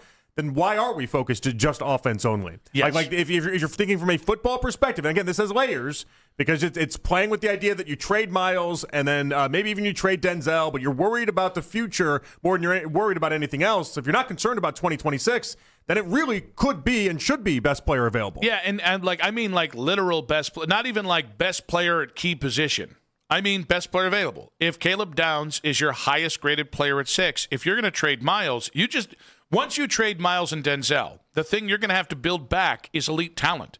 It's the one thing that, at least on the defensive side of the ball, Andrew really hasn't had to worry about because he's always had those 2 stalwarts. Yeah, but I think this is why no one killed him last year with Mason Graham, because it was like, all right, tell us what you're trying to do, and then we can respond accordingly. Yeah. And then, but if they're not taking 2026 seriously, then I'm not going to take it seriously for them. Take best player available and build this thing out for the future. And I honestly think there's something freeing about that. That again, I'm not going to take it if they took Caleb Downs at 6 and then an edge rusher at 24, or basically anybody that wasn't a wide receiver left tackle, as they're going to move Myles at a later date if it doesn't happen before that. But I will look at this, and it'll all make sense if there is a trade that happens before training camp or the regular season. It does. It would click, and like there was always that thought in the back of my brain that if they were to open up the convos to something like this, then it has to drastically change what you would do because you're just not. Listen, wide receivers, offensive linemen, they're great, but if you're not trying to win in 2026 or even try to give the offense a chance to win in 2026, there's no point sweating over that. Yeah, and here's honestly, I don't want to trade Myles. There's a video out there that you can see me screaming my head off about it. But if one of the positives of a Myles deal in the near future is you don't have to try and tiptoe through overdrafting a wide receiver or left tackle, and you can maybe wait on at least one of those. Because what I would do is I'm probably not taking any of these left tackles this year, and I'm probably just giving Dewan next year and maybe bringing in another veteran to kind of back him up. Well, it would be another one of those hey, it's not too dissimilar to what you have with Shedeur, where you're like, all right, if he can do it, then great. Yep. And if he can't, then okay, now we know we need to get a left tackle, but it's worth a shot. It's worth a try to see what he has. And I'm not forcing it. Well, I think this is a really nice wide receiver draft. I think Jordan Tyson, and depending on how you feel about slot players, I think Mekhi Lemon, those might be the 2 guys who I think can be number ones. Or give you number 1 production. You got to keep saying it that way because that's different than just being a true number 1 like a Jamar Chase. But I also think maybe you do a numbers thing, right?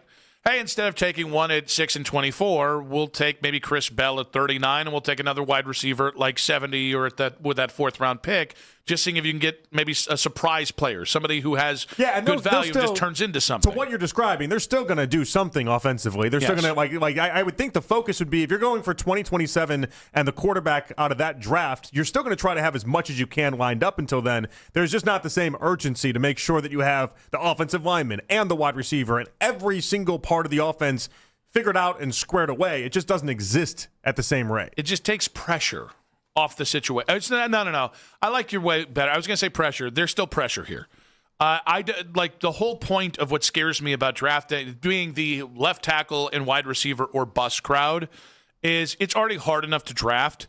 And then when you're drafting for need, which usually gets teams in trouble in a draft that is compromised of truly blue blood talent at either spot, not having that true need, meaning you can draft for the next 3 to 5 years instead, I think it allows you a greater chance of success. Because right now, I think you're trying to thread a lot of needles here. I think in this draft, trying to find a pure left tackle and the best wide receiver you can, while also looking at maybe future edge, future interior defensive line, more offensive linemen, certainly another cornerback, another safety, like looking at all these other spots, that's a lot to try and do, especially if you're kind of front-loading, hey, I think we have to take a wide receiver, a left tackle in the first round. Yeah, but I do think it opens them up to a different part of this that other teams don't have, that is a draft luxury, and that like Monroe Freeling is one of these names that pops up with the idea that I don't know how much he's going to play year one. You know what I mean? Mm-hmm. You mentioned Chris Bell, another one of those guys. It's like, is he going to be back from his injury in time to even play the first 5-6 weeks of the season? We don't know. Well, you can get value with those guys, and those guys, they slip because of some of the concerns that we're talking about. And if you're not serious about 2026, then there's no rush to put those guys out on the field. Keith made a really good point here in texting you and me, saying, Miles his name is gonna come up at owners' meetings next week. Convenient timing too. Yes, the only thing I don't really know is if the Browns are really considering this and they're lying to everyone, which I think we should expect. I just don't know when they truly want to do it. Like, is it an A.J. Brown situation where everybody thinks June 2nd A.J. Brown's gone? Yeah. Like, is it that, or do they really want to wait till the regular season? But if you're gonna try to not do much in 2026, if like this race for the number one pick or whatever this is, and you're battling with the Jets and the Cardinals and these other, if that's truly how they're going about this, then having Myles Garrett on the field for another year doesn't really do much for you. I mean, it might hinder you, if anything, if that's really the goal. I think fans would still like to pay to watch Myles Garrett play as opposed to not watching. But you're going to trade him at the end of the year anyway, and so like maybe that's enough for you to be like, well, Myles still puts butts in the seat, so for 1 year we'll give you another maybe DPOY season of Myles if that's enough. But like, I just don't think this regime thinks about it that way. They've given us no reason to think they think about the fans in any decision that they make. I view this as a yes or no. I'm a no on trading Myles Garrett. I don't give a rat's ass about value. I'm so sick of draft nerds deluding people into thinking the value of the 3 picks in the late 20s, maybe in the 30s, really has that much value as opposed to a legitimate bona fide Hall of Fame. Some players you just let lose their value by continuously being great on your roster. But from the Browns' perspective, I want that same mentality. Not don't trade him no matter what, because you're going to do what you're going to do. I don't want conditional with Myles. I don't want, we'll see how the first 6 games go. No, I want you to be definitive. Either you trade him before the regular season, or understand you've already probably eaten into the value you had by letting him play 2 seasons after the initial trade value. And his value is not going to, I would imagine, it's not going to raise with each passing year. Even as incredible as he is, it's not, he's getting older. Like, I don't love when this team's in let's just see how it plays out. Because more often than not, their attempts to, I think we know how this is going to go, they're painstakingly wrong about, and then usually end up on a bad side of the value proposition anyways. Yeah, no, it's just they've put themselves in a really bad spot, and now trying to watch them as they try to finagle out of it is going to be interesting to see. If the Browns are considering dealing Myles Garrett, does it still have to be just left tackle, wide receiver, or bust for the Browns in the draft? 216-474-0092. Jason Stanford, former Indians pitcher, reacts to opening day, Chase DeLauder's big night, and the shoulder tightness for Tanner Bybee in 5 minutes on 92.3 The Fan.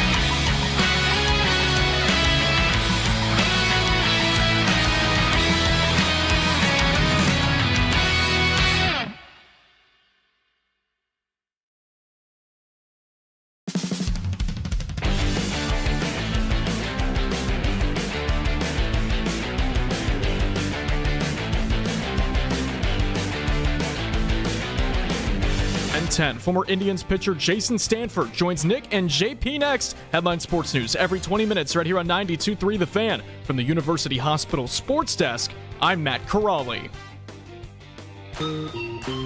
Opening day is just around the corner. Get the latest Guardians coverage here. Play ball! We are Sports Radio 92.3 The Fan.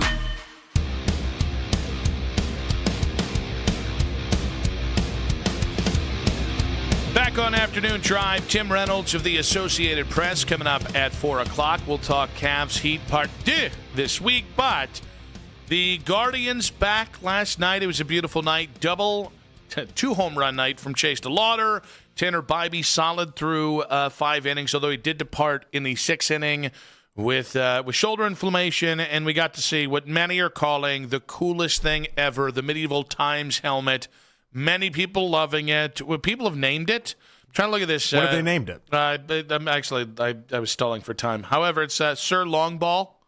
Yeah, look at that. Sir Longball? Look at that. Come on now. Tell me you don't like that. That's what the Guardians themselves haven't named that. It's a baseball in a Medieval Times helmet. That's not what theirs is. Theirs is just a Medieval Times helmet. Yeah, but it's Sir Longball because he's a knight. See, you just want to call him the knight. It makes so much Cleveland sense. I think calling him Sir something. Yeah, Pittsburgh's got their Steel City helmet, all sorts of things that matter to the city. When I think Cleveland, I think Knights. All those flavors. You chose salty. I chose salty. Yeah, I did. Yeah. Now, I'll tell you somebody who isn't salty right now. Somebody who's going to lean into Sir Longball on the Make It Right. Call Kyle Wright hotline. You know him, you love him. Former Indians pitcher Jason Stanford joining us right now. Jason, welcome to the show. Gentlemen, good afternoon. Sir Longbow, really, Nick? Whoa. we got beef? You got a problem with a Medieval Times helmet celebrating home runs, sir? Oh, how about the Jasticon? The what? Did you say Jousticon? The Jousticon helmet. Where's the con coming from? I don't know. I don't know what you're doing here. Oh, we'll go deeper into that in a little bit. All right. I guess we'll start with Tanner Bybee. Tanner Bybee, solid through 5 innings, does leave the game with shoulder inflammation. I'm just curious in terms of how common is this and how concerned should Guardians fans be, because I'm panicking. So watching the game last night, I had concern early on with just control factor.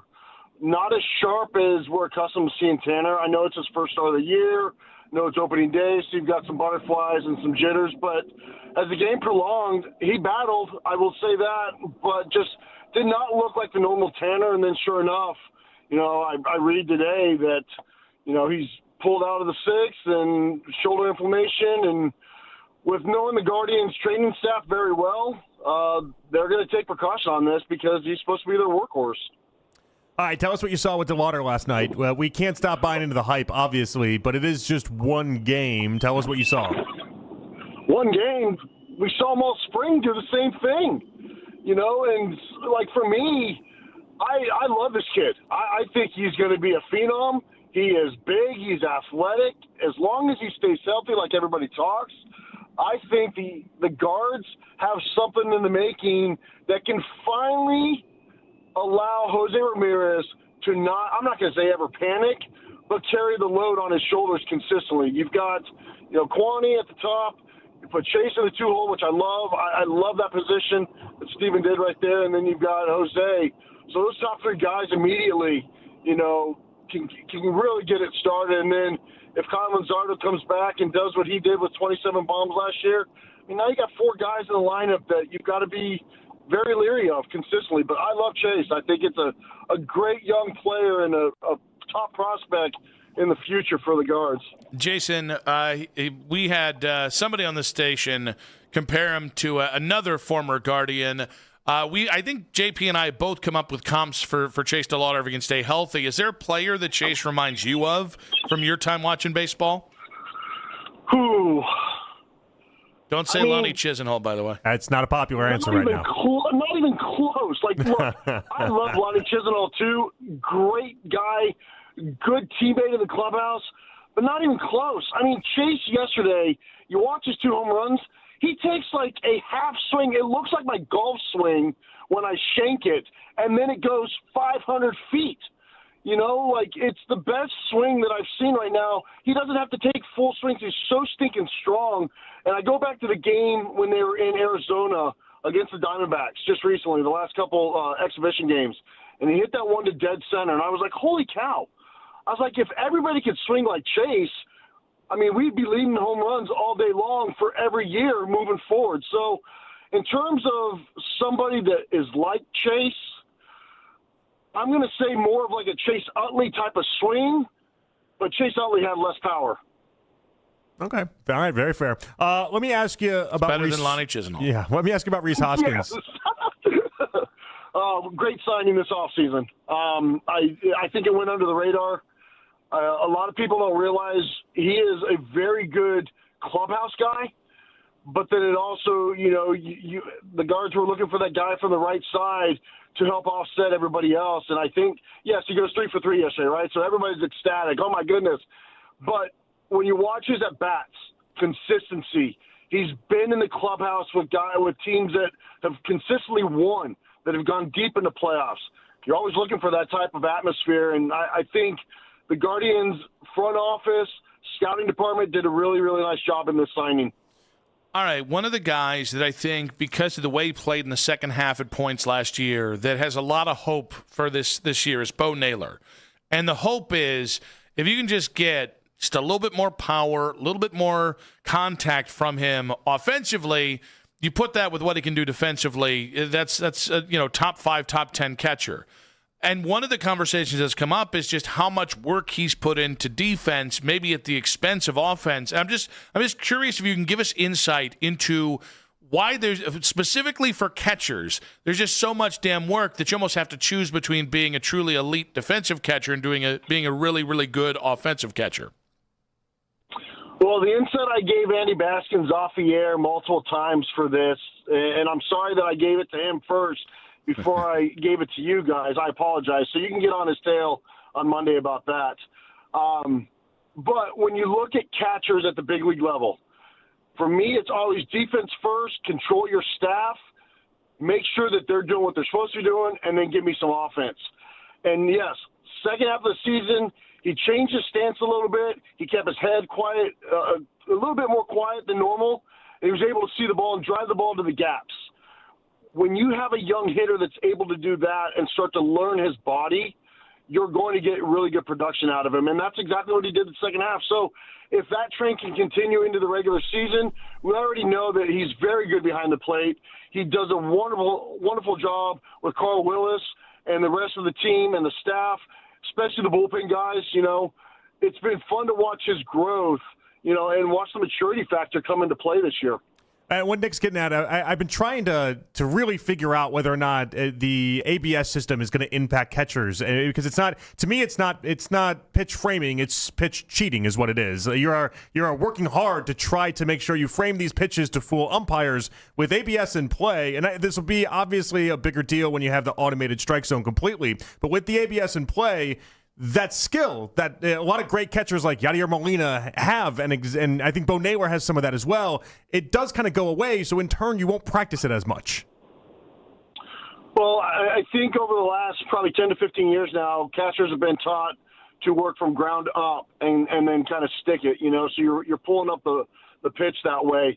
Now with the ABS system coming into play, and I mean, we've seen, I've watched it a couple times already in regular season, where, you know, the offensive player thinks it's a ball or a strike, you know, and so he taps his helmet, and ultimately it's a ball, you know, and then the very next pitch it happens, you know, the hitter calls for it, and it's just like, it's interesting for me because I think it's going to put more of an emphasis on the umpire than it is the catcher, because if the umpire is off consistently, we already know where the trend is going, right? We know that ultimately there's going to be a full robotic system that calls balls and strikes.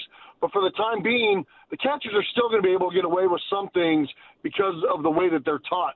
I've already seen it in a couple other games as well, where, you know, the catchers are staying below the strike zone, they're framing it, and nobody's challenged at all, whether it's a ball or a strike. So it's still interesting. It's still the game. There's still a small natural element of it. And to be honest with you, I do like this ABS system. I think it's going to be better for the game.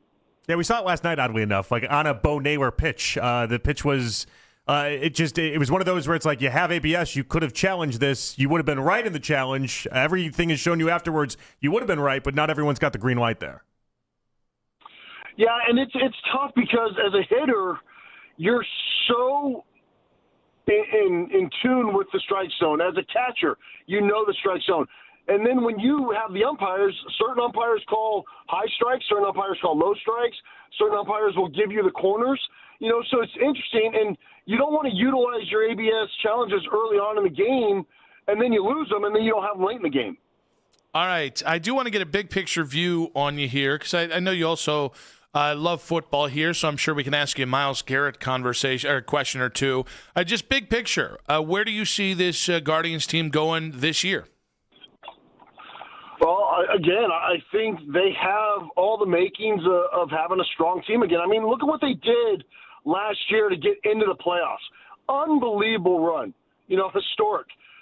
It carried over, and for me, I think these first 9 to 12 games are going to really tell who they are identity-wise because you're going up against a juggernaut. You have, Seattle. You've got the Dodgers. You've got the Cubs. I mean, they're all big-time teams that, you've got the World Series champs and the Dodgers coming up, right? So for the Guardians, once they get through that hump, I think the AL Central is theirs to take still. I know Detroit got better and stuff like that. I still think it's theirs to take. So give me 93 wins. They win the AL Central again. And this time they're going to beat up on some guys because they have that deep rotation and they've got some new guys in the lineup. As a former pitcher yourself, who's your favorite pitcher right now to watch? It's going to be the kid coming up, Wu. I think he's got great stuff. I'm excited to see that of what he was able to obtain last year with Seattle and kind of carry that over this year. So Wu's my dude right now. Wu's your dude. That almost rhymes. All right. Before we get to your foundation, the awesome work you guys are doing, I do want to ask you, but the big story this week has been the Browns reworking Myles Garrett's contract, and they've done this for whatever reason, but this does make it easier to trade him. What would your reaction be if the Browns traded Myles Garrett between now and the trade deadline this year? If I'm not looking at this from a business perspective, I'm going to go two ways with this. From a player perspective, I would say it's the worst move possible because you have a franchise player that dominates the defensive side. From a business perspective, it would probably be the smartest move for the Browns to do if they were able to obtain 3 or 4 top first-round draft picks for the next 3 or 4 years. Maybe it's 3 first-round draft picks and a second and a fourth. My biggest take on it, though, is you've got a couple first-round draft picks this year. Utilize that on the offense. If you want to trade up or trade down, whatever it is, you've got to build your offense. You've got a defense in place that is a playoff caliber group right now.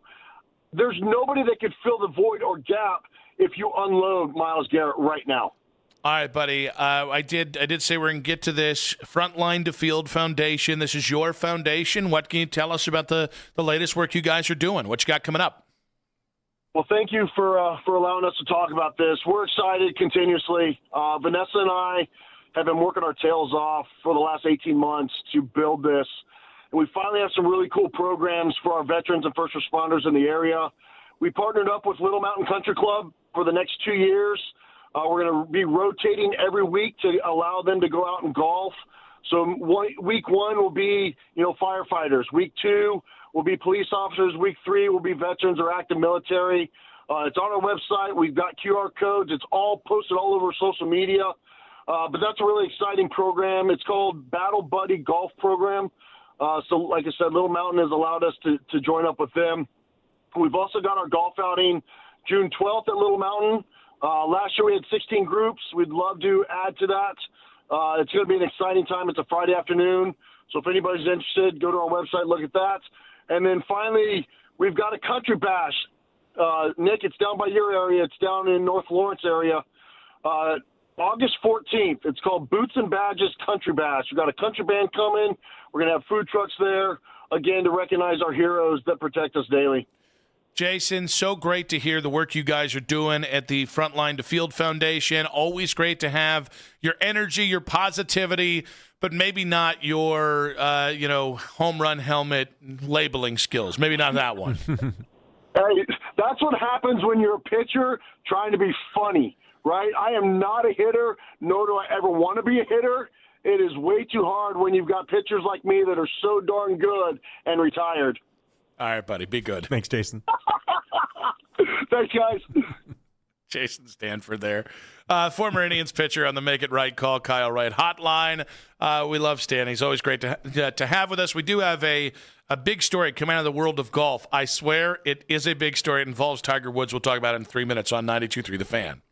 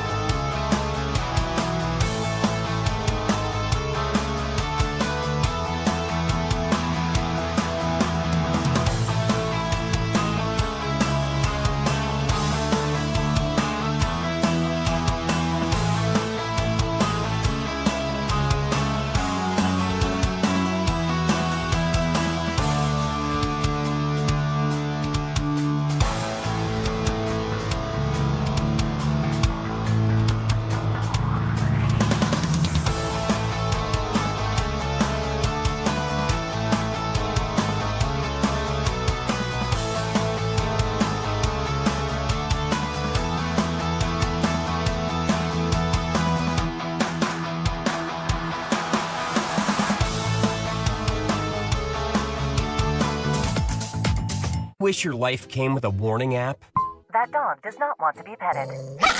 Well, life doesn't always give you time to change the outcome, but prediabetes does. Take the 1-minute test today at doihaveprediabetes.org. Brought to you by the Ad Council and its Prediabetes Awareness Partners. Spend your spring break with Cleveland's Sports Radio 92.3 The Fan.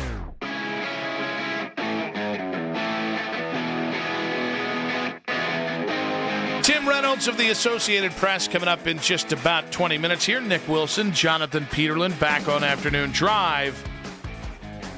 We have yet another incident involving a car in Tiger Woods. As it's actually happened about 2 p.m. today. Tiger Woods was involved in a rollover crash in Jupiter Island, Florida, according to the Martin County Sheriff's Office. No details about the cause of the crash or Woods' condition were immediately released. So hopefully Tiger is okay. Mm-hmm. I would just like to make this point because this is a huge story. It's all over the internet.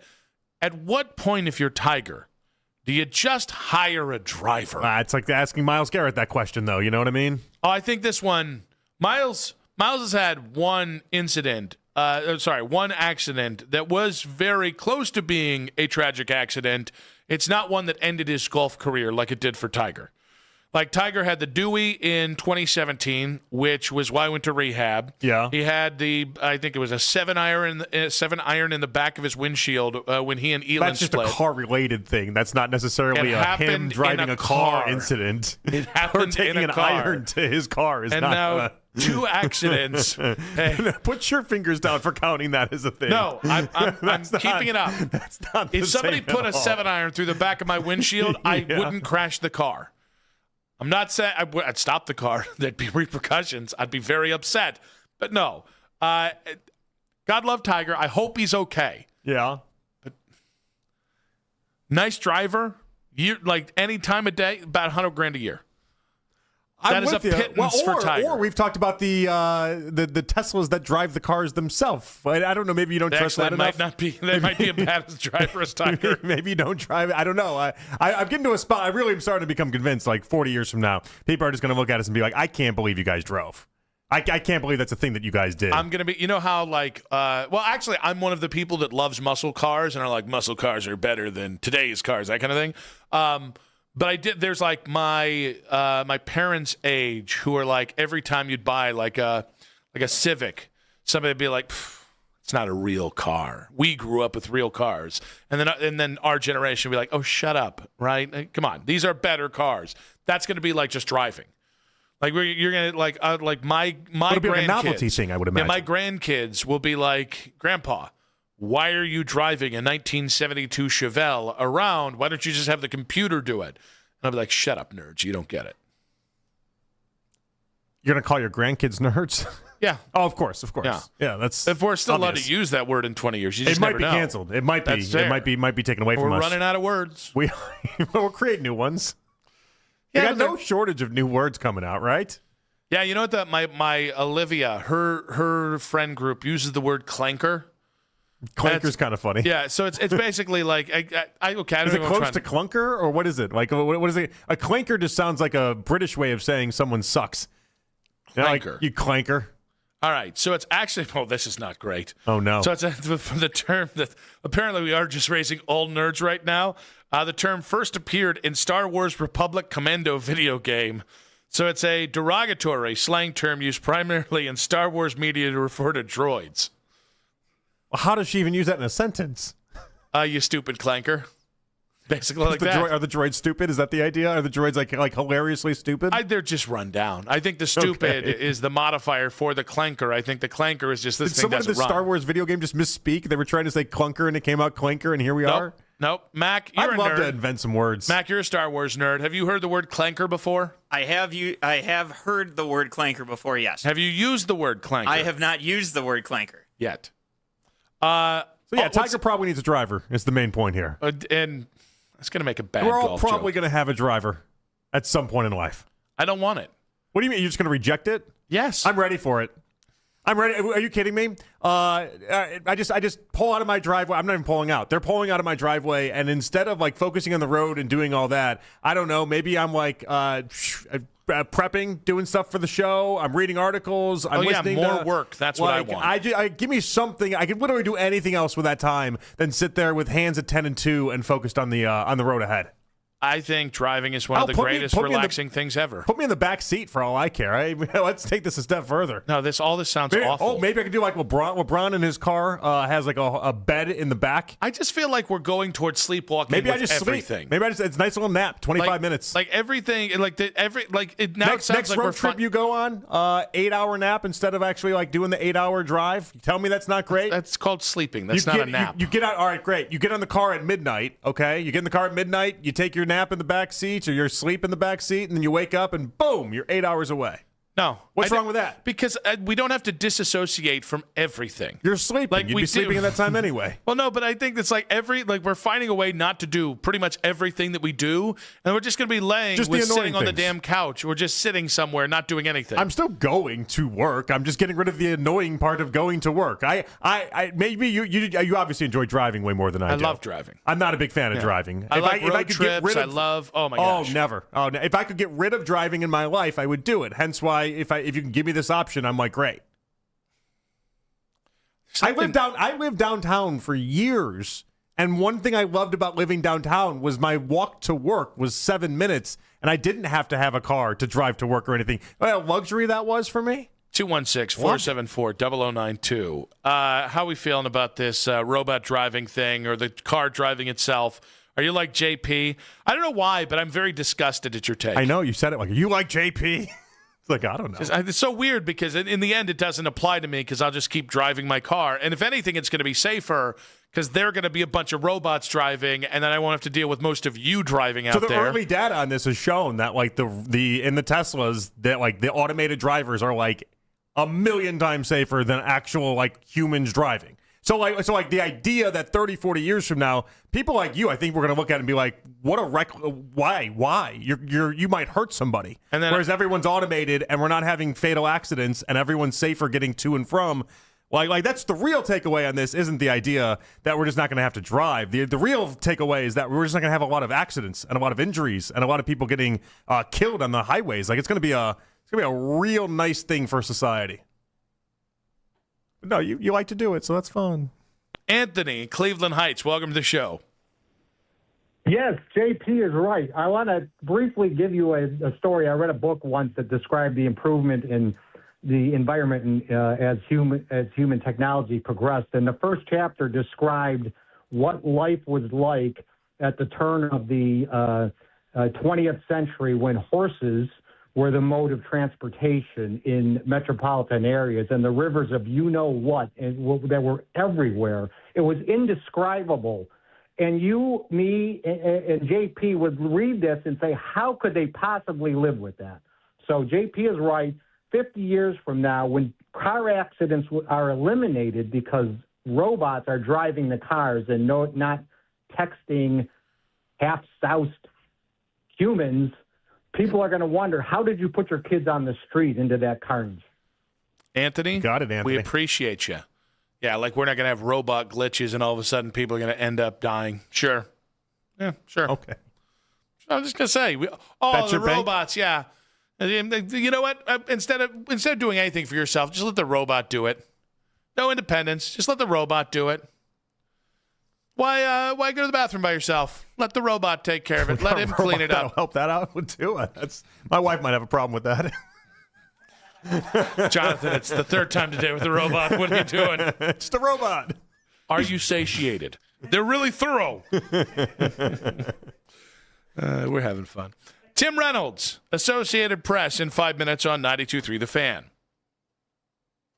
If you didn't make it to the home show, or you wish you did, and maybe you wish you bought, here's your second chance. Nick Wilson here for Northeast Factory Direct, and they've extended their home show specials, and the savings are big. Right now, take up to $5,000 off select hot tubs plus free delivery.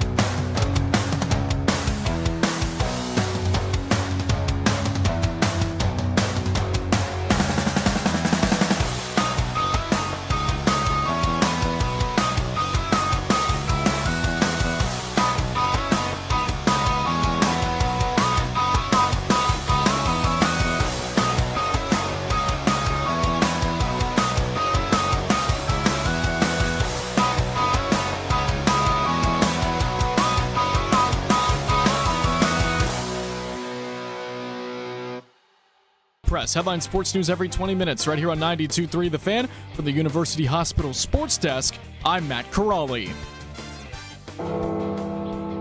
No, the podcast isn't dead. It's just moved to the Ken Carman Show with Anthony Lima feed on the free Odyssey app. Of course, the emerging podcast scene is also brought to you by Extend Technologies. It's the 4 o'clock hour on Afternoon Drive. My mouth gets me more in trouble than anybody else. Back on Afternoon Drive, Nick Wilson, Jonathan Peterlin. It is a feel-good Friday. It is an F-off Friday. Guardians opening day last night, very good. Feeling good about Chase DeLauder's big debut. We'll have more on that. The Browns are still the Browns. We'll have something on the Browns later this hour. But Cavs Heat Part 2.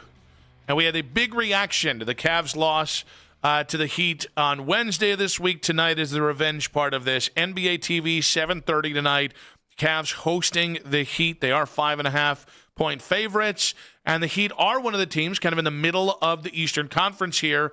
Could be a hypothetical first, second, third round matchup, depending on how far they go. To talk about the Miami Heat, we head out to the Make It Right Call Kyle Wright hotline.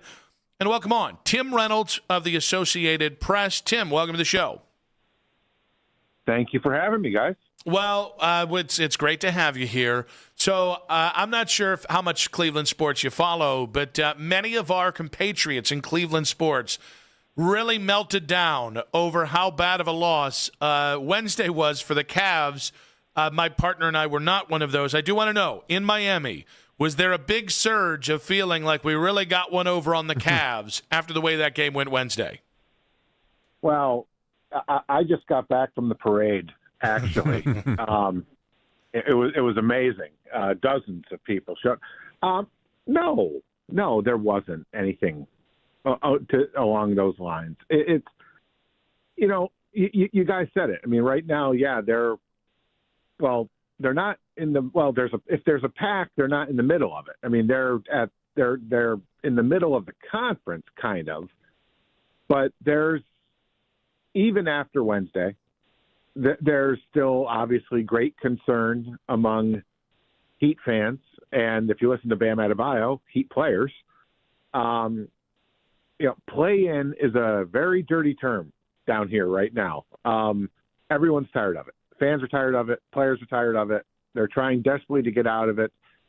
They knew they needed to get one of these two on the road. I mean, it's not reasonable to think you're going to go to Cleveland on a 5-game slide and go win 2 on the road against a team that beat you by, trying to remember how bad game 4 in the playoffs was last year, like 1 billion points.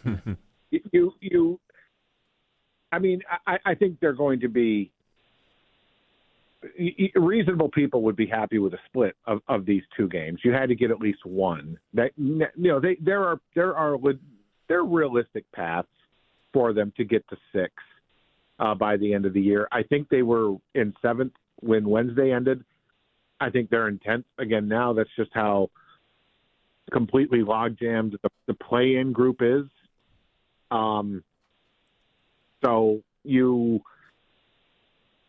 There's not a lot of time right now for Heat fans to be celebrating beating the Cavs once. It's go time for them. You saw some combinations Eric Spoelstra got to use Wednesday night that worked. You saw some stuff I think that some people have been sort of waiting to see for a while. They have almost all of their horses back. When that has been the case, they have not played particularly well. It's been a question of how can Tyler Hero and Norman Powell play. Can they be on the court together? That replaced the can Bam and Khalil Ware be on the court together thing that dragged on down here for what felt like months. They're still trying to figure out what works. They saw some stuff Wednesday that works. Obviously, Kenny's going to adjust to that, and the Cavs have more players tonight than they had on Wednesday. So tonight will be interesting to see how the Heat react to whatever Cleveland's reaction will be. Tim, I find it interesting you talk about like that logjam there. And yeah, in the play-in group right now, 76ers, Magic, Hornets, Heat.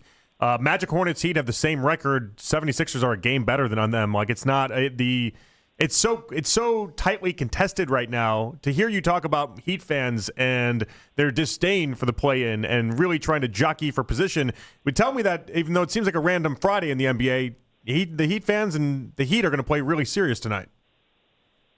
Oh, I think so. I mean, I've only covered the team for like 23 years, but Eric Spoelstra doesn't give games away. I mean, they could have me and the great Tom Withers out there in the lineup, and he's going to say, "We have enough. We have enough. We have enough." He will always have them playing serious. Bam has not. Bam hasn't had a throwaway game ever that I can recall. So, yeah, they will be. Everyone's going to be serious. If you're not tanking right now, everybody is serious. I mean, the Thunder Celtics game the other night was incredible theater.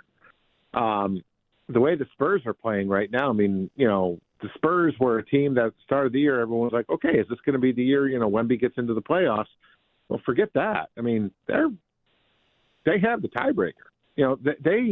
They could end up being the number one seed. The road to the title could go through San Antonio. I mean, so that has brought a level of seriousness to the Thunder that might not have been in place at this time last year because they won the conference by 16 games over Houston, I think, last year in the race for the quote-unquote number one seed.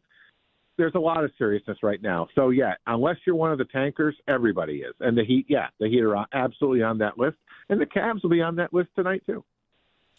We got Tim Reynolds here of the AP on the Make It Right Call Kyle Wright hotline. So I am curious here because for a minute there, it looked like Miami was looking for that player, that superstar player to kind of take this group to the next level, take them back to where they had been with LeBron and D-Wade and Bosh, and they had been with D-Wade and Shaq. What's gone wrong here to where this team has just kind of settled in as a perpetual play-in team or slightly better? Well, when you talk about the pursuit of that player, it is crazy to me that the summer of LeBron was 16 years ago down here. That is, it doesn't feel like that long, and that's because the dude's 200 years old and he's still playing at an incredible level. I guess maybe that's what suspends time a little bit when you talk about LeBron. But Damian Lillard wanted to be on the Heat. Everybody knew this. His agent was on record with everybody saying it. Dame wanted to be with the Heat. And then there was all these stories about how Miami's package that they were going to offer the Blazers wasn't good enough. The package was non-existent, guys. Portland never took the call. Portland never took the call from them. Portland was not willing to trade Damian Lillard to the Miami Heat. Giannis has not been traded yet. I think we all think he's going to be this summer, particularly. I mean, I think we all thought that months ago, and now, after Ramona Shelburne's story with ESPN last week, where she talked to the Bucks owners, basically saying he's going to sign the extension, he's going to get traded. It's one or the other, kind of, and possibly both when you really think about it. He's going to get moved. It takes. LeBron came, I mean, technically it was a trade. Technically it was a sign and trade, at least when he went back. No, I'm sorry, coming down here, it was a sign and trade. But he chose Miami. Chris Bosh chose Miami. Dwayne Wade chose to stay in Miami. Guys just don't get the free agency anymore. And that's what has changed the game for the Heat and for a lot of teams. And I don't think there's a team out there that's really clamoring to be the one that sends Pat Riley another elite first-team All-NBA talent to be the player to get the Heat back on top. I don't think there's a lot of appetite for that among a lot of teams.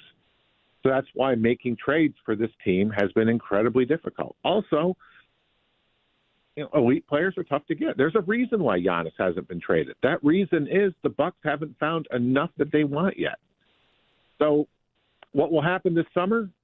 Giannis is going to be the talk from draft night on, and the Heat will try to be in it as best they can, but it's going to take the Bucks to answer the phone, just like it was the case with Portland a few summers ago, and whoever the next guy that's going to get on the market. So they're still looking. They're still hoping. They think they have good pieces here that teams would want. There is going to be major decisions to be made here. Tyler Hero could be free. Norman Powell could be free. Do you keep one? Do you keep both? Do you keep none? Do you sign and trade? Do you let them walk? The Heat have a lot of things in their own locker room to figure out before they can resume the perpetual pursuit of what Pat Riley calls the whales. All right, Tim, let me ask you about the Cavs. What did you make of the trade for Harden, and did you feel like that was the right move for the Wine and Gold to do? Yeah, I loved it. I think it was. I think it was great. I think it was when you know you're good, then why not take a shot at? I mean, every team, and I think this is part of the difference in thinking now, guys, around the league. Yeah, the Thunder are built for a while. The Spurs are built for a while. They're really young. Wemby and all those guys, obviously. It's reasonable to think they're going to be good for a very long time. But everyone has a one-year window. You saw that with the Indiana. Indiana was one Tyrese Halliburton pass away from having a real chance to win a Game 7 last year on the road. And this year, as we speak right now, they've got the worst record in the NBA. Every team has a one-year window. So if you have a chance, if you think that the East is attainable, if you think there's nobody who is head and shoulders better than us in the East, we can go out and get a Hall of Fame scorer who's still playing at a very high level. We don't care that he hasn't gotten it done in June. That's irrelevant. And I agree with Kobe that it shouldn't have been relevant. If Donovan Mitchell and James Harden can peacefully coexist and can feed off one another, and we think we can make this work, and we think that with the defense that we play and the combination of who do you really worry about when Donovan points are going to come. If we think we're going to get to the playoffs and outscore teams, if that's going to be the way to go, great. I think it was a brilliant move. And look, James Harden is one of those guys who, yes, there's baggage. We all know that. He hasn't always had wonderful postseasons, to put it mildly. Still an enormous talent. And you know that you can't keep your young core together forever. So you have to move really good players sometimes to get really good players. And for whatever reason, they thought James was the move. I agreed with it. I loved it. I thought it was bold. Sorry about that there, Tim. All right, one more thought, because I know I saw you have a write-up on Adam Silver's comments about fixing tanking. I'm not sure if you saw 3 of the potential concepts here. Inevitably, though, what do you think is the outcome this offseason of trying to cure the NBA of tanking? Well, I think the tankers always stay one step ahead, so it'll never be cured. It will become tougher. We all thought when they changed the lottery the last time around that this was going to be it, and then now Utah just sits players in the fourth quarter and wins a game in Miami while doing that, which was preposterous, but that's beside the point. The ideas that are out there, and it's important to note to everybody, these aren't proposals yet. These are concepts. This is what we're working with right now. And there's a lot of other ideas that the general managers have shared with the league, that other owners have brought forward. These 3 are the ones that the league seems to like the most today. What do I think is going to happen? It's going to be some combination of like 2 of these 3. I don't think you can risk a draft lottery with no protections where the 18th worst team gets the number 1 pick. I don't think you can do that. There's a lot of movement toward that 2-year model. A lot of GMs really like the idea of combining your record for 2 years and letting that dictate what your lottery odds are, similar to what the W has done now, I think, since like 2020 or 2021. Don't hold me to that. It's been a few years that the W has done that. There's a lot of movement for that. There's also a lot of movement for the idea of having pick protections in there, that the really bad teams, you might not have as good of odds as you do today to get the number 1 pick, but we're going to protect you from falling too far. I think that element will still be in there. I've said all along, the only way to really stop it is just shame the teams the most The Jazz got fined. I'm not picking on the Jazz, but because they took the biggest fine this year, the Jazz got fined $500,000. Ryan Smith didn't want to pay it, famously tweeted, agree to disagree back at the league office. Even rich guys don't want to pay $500,000 for anything, guys. They don't want to get fined $500,000 for it. You can hit them with that, but where you really hurt them is at some point the league has to think of a system where if you're going to run so afoul of the rules, you got to start taking picks away. They're not there yet. They're hoping this fix that's coming in May will at least change the problems starting next season. But if a team wants to tank, it's always going to tank. Tim, great stuff, buddy. Enjoy the game tonight. And again, if you guys do lose, I hope Miami fans are okay. We had the meltdown Wednesday. Sure wouldn't want that for you guys there tonight. We reserve our meltdowns for Dolphin season, pretty much.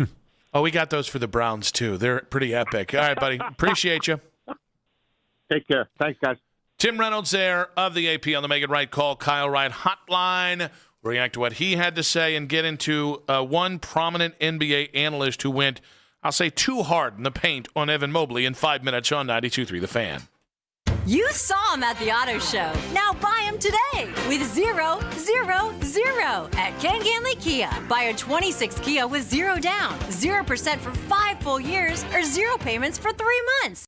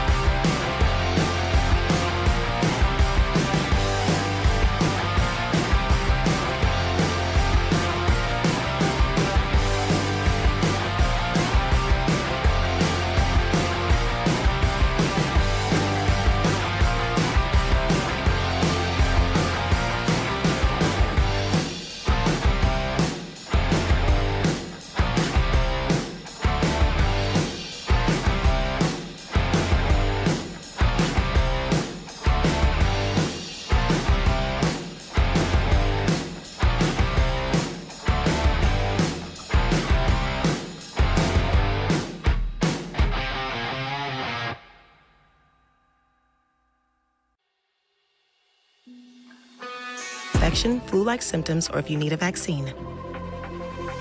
Imagine being a million miles away. Explore what's possible. Ask your doctor about Tremfya. Visit Tremfya.com or call 1-800-526-7736. There's only one place to hear breaking Browns news. This is the radio home of the Cleveland Browns, 92.3 The Fan. Well, I think the tankers always stay one step ahead, so we'll never be cured. It will become tougher. The ideas that are out there, and it's important to note to everybody, these aren't proposals yet. These are concepts. This is what we're working with right now. And there's a lot of other ideas that the general managers have shared with the league, that other owners have brought forward. These three are the ones that the league seems to like the most today. What do I think is going to happen? It's going to be some combination of like two of these three. I don't think you can risk a draft lottery with no protections where the 8 worst teams gets the number 1 pick. I don't think you can do that. There's a lot of movement toward that 2-year model. A lot of GMs really like the idea of combining your rec book for 2 years and letting that dictate what your lottery odds are. That was Tim Reynolds of the AP. My only problem with that anti-tanking idea is that taking your record for 2 years to determine. Teams are tanking in like 5-year clips right now. Yeah. So if you're the Wizards and you've been tanking for 3 years, well, theoretically, it just helps prolong your tank. I actually think the best one, if Adam Silver had any biscuits, I think you just go ahead and start docking team first rounders. And what I would do is, instead of just forfeiting that in general, I would just hold another lottery for that pick, and all other 29 teams have a chance to get it. You mean like if it's obvious that they're tanking? Is that the idea? Yes. I think fining, like significant fines, $500,000 is a significant fine. And then I think if you're found multiple times in one season, I think they have to bird dog it too. Like the Jazz are still tanking. Well, by I feel like I need like a committee or something like that. You know what I mean? I need like not one of those like hoity-toity McCarthyism committees. for tanking? Not like a hoity-toity committee. I need like a Bill Simmons committee or something that just looks at it and is like, yeah, you're obviously tanking. Like the obvious people are going to tell you're tanking. I know. There's nothing getting around this.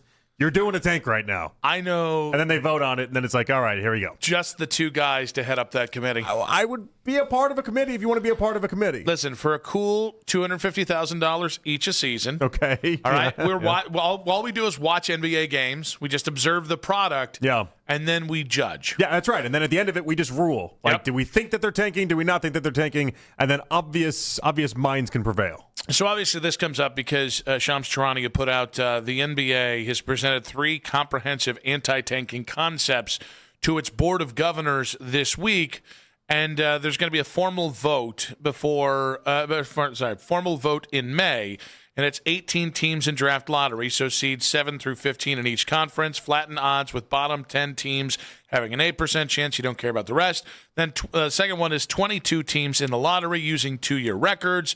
And then the third one is 18 teams in a 5x5 lottery. So bottom 5 teams have equal odds for the top pick with the lottery formed for picks 1 through 5. I don't know. I tend to think what Tim Reynolds thinks, unless you really hammer teams. If you take away a first-round pick from a tanking team and the rest of the NBA gets to have that pick, I'm going to imagine pretty quickly, especially if you do it to like 2 or 3 teams in the same offseason, I think they'll get the hint pretty quickly. So what was funny to me, though, is the NBA world's response to this was, so you didn't do anything to discuss shortening the season.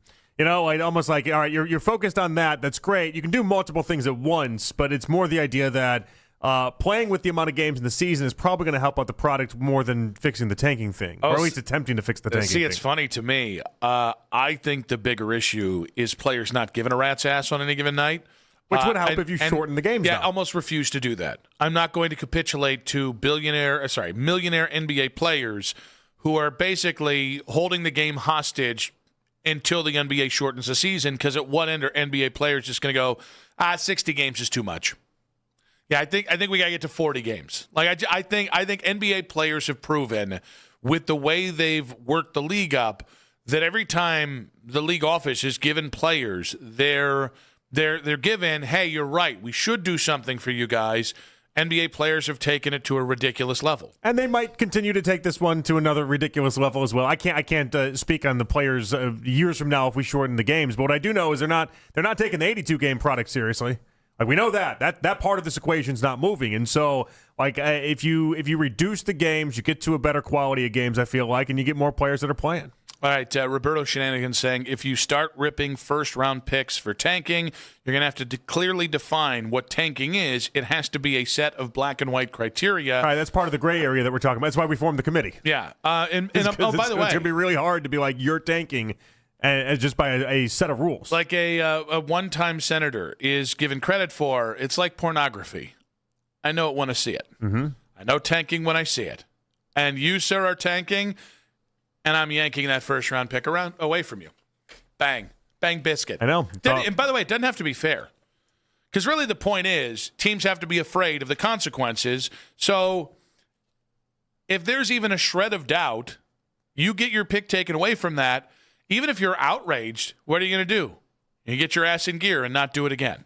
There's so many, the NBA, it's so funny because I know Lima has been on this diatribe all week about how the NBA ratings are actually up. And it's like, yeah, but the product is as bad as it's been, just across the board. And I want it to be good. I know the NBA can be good. You've never had more skilled, better athletes in the league. Everybody's a half foot taller than they were 2 decades ago.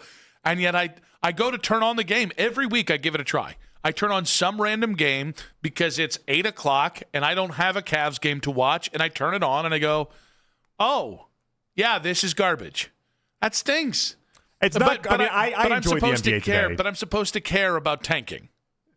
Again, that's why I kind of feel like a lot of the NBA's response to this, or the NBA world's response to this, was right. It's like tanking's not the biggest issue you have here. You got maybe 7 to 10 issues, but tanking's not the biggest one. And I agree with Tim's assessment of, if you try to make it where you litigate and make what tanking is, there's just going to be enough people that try to circumvent that. Like, that's ultimately that's what is going to happen. So that's why the gray area is your friend. Yeah, Step into the gray void with me. That's why they need to maybe make rules that try to help everyone to all get on the same page and try to make sure that you don't want to even feel like you're going to tank. Let's go with Tom in Parma. Tom, welcome to the show.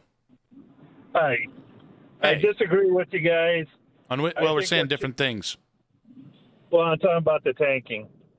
So instead of taking away their first-round pick if they tank, if they should make a rule they can't have a top 10 pick in the next year's draft. And I think that would even out players getting on decent teams, not either the worst teams or the best teams. I think it's kind of the same thing as taking away a pick, though, right?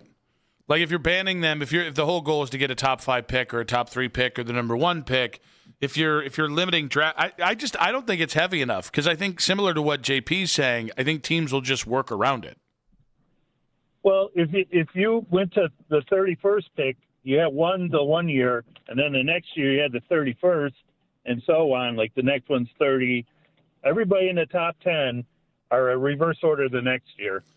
So I've seen this. I think it was the Boston Celtics GM, and I think if you recall, Tom, that it was basically a giant. So it's a 30-year plan for NBA draft picks. So 30 years out what your draft picks are going to be, and it does go like pick 1, and then pick 31 or how. And is the idea you alternate orders then with each year of like a good pick to a bad pick to a good pick to a good. Okay, I've never heard of this. I think it was Mike Zarin.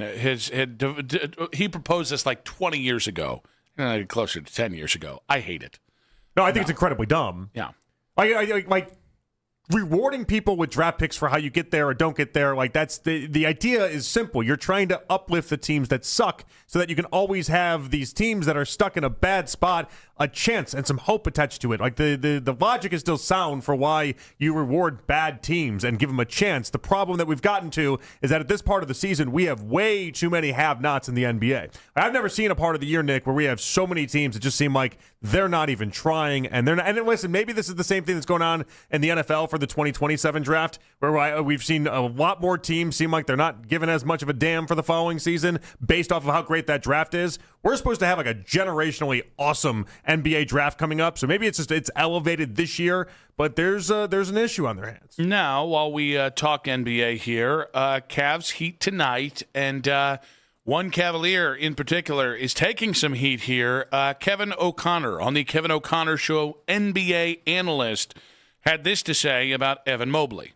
Evan Mobley is the most overrated and disappointing player in all of the NBA. Year 5 with Evan Mobley right now, and he hasn't improved a lick as a post scorer. He hasn't improved a lick as an isolation scorer. He is still just as shaky of a three-point shooter and a free throw shooter as he was when he was a rookie. So disappointing that this guy has plateaued since he entered the NBA. And you might be able to say, if Donovan Mitchell wasn't absorbing so many touches, Evan Mobley would get more opportunities to handle on the perimeter. Evan Mobley hasn't earned those touches. You look at what he is defensively with what he can be. He's super versatile. He can switch. He can defend across positions, but he doesn't set a tone because he's soft. Because he might be a great defensive player, but he's not a tone setter. He's not a true defensive player of the year. He won that award because other guys didn't reach 65 games a la Victor Wembanyama, and other guys were quote-unquote too young to earn it from the voters.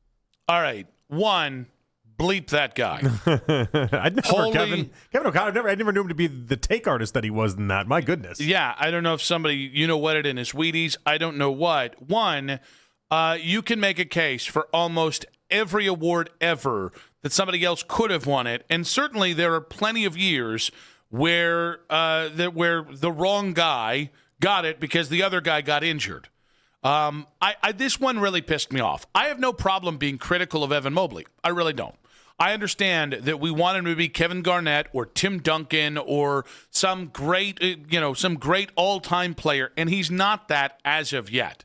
But I think calling him soft, I understand he's not a tone setter. I understand meaning he's not like a brute. He's not Andrew Bogut in 12 years ago. He's not setting hard screens constantly, right? I think that's fair. Calling him soft is crap. If you want to say he's inconsistent, that's fine. But, oh, by the way, cherry picking. He was really good three-point shooting last year. He's having a bad year. I don't know what the hell that's about. But saying he hasn't improved since his rookie year, that's a little bit of recency bias to it. I hate everything about this. And to me, I'm sorry, Kevin O'Connor, that your expectations that you put on Evan Mobley 5 years ago haven't been met. That dude is still a very high-level, very good NBA player. To say he is, what were those words again? Was it overrated? Overrated and disappointing. That's what it was, disappointing too. I'm sorry, when you are a great two-way player, and he is. He's not the best. He's not one of the 20 best offensive players in the NBA, but defense still matters. When you're one of the 25 best players in the NBA, you don't get to be called disappointing or overrated. That felt wildly personal. It really pissed me off. The NBA world, obviously, they lifted Mobley up year 2, and you mentioned the Duncan and the Garnett comps, and I just feel like this is a response to everyone thinking that he already would be Duncan or Garnett, which is an insane thing to put on somebody. It's just a little much. But here's the thing: I hated how he kind of parried away the touches thing, because that does matter. Well, he is getting touches, though. But, no, when it comes to him calling for touches or that Donovan might take some of his touches away. We have more than enough touches to go around. Like, when you look at it, how many other players who are top 3 picks immediately get thrust into situations with 2 players like Donovan and Darius for Evan Mobley, where the expectation is to win? I think this is not an excuse for Evan. Almost all the great young players that we have here are given time to suck before they have to find it. Zion has been given, I think, 6 years now to be on bad teams, but to figure it out. Mm-hmm. Victor Wembanyama was somebody who was given multiple years to kind of be on bad teams and be the focal point on bad teams. Almost everybody ever that has been taken with a top 5 pick gets 3 to 5 years to be the best player on a bad team and then figure out how to win. Yeah, Evan never got that. The one I've responded back to you with on this is Chet Holmgren. And Holmgren's never been as a player on a team that's won less than 57 games. Like he's in that other category, that category of guys like Evan that sit in the same boat where it's like, yeah, they had to do a lot early on, and you got to shape yourself a little bit differently. Yeah, he's averaging 17 points a game and 9 rebounds a game. No, I'm saying, like, this is like it's tough. It's not easy. Like, that's part of the story. 216-474-0092. Has the conversation changed on Evan Mobley? More from you guys in 5 minutes on 92.3 The Fan.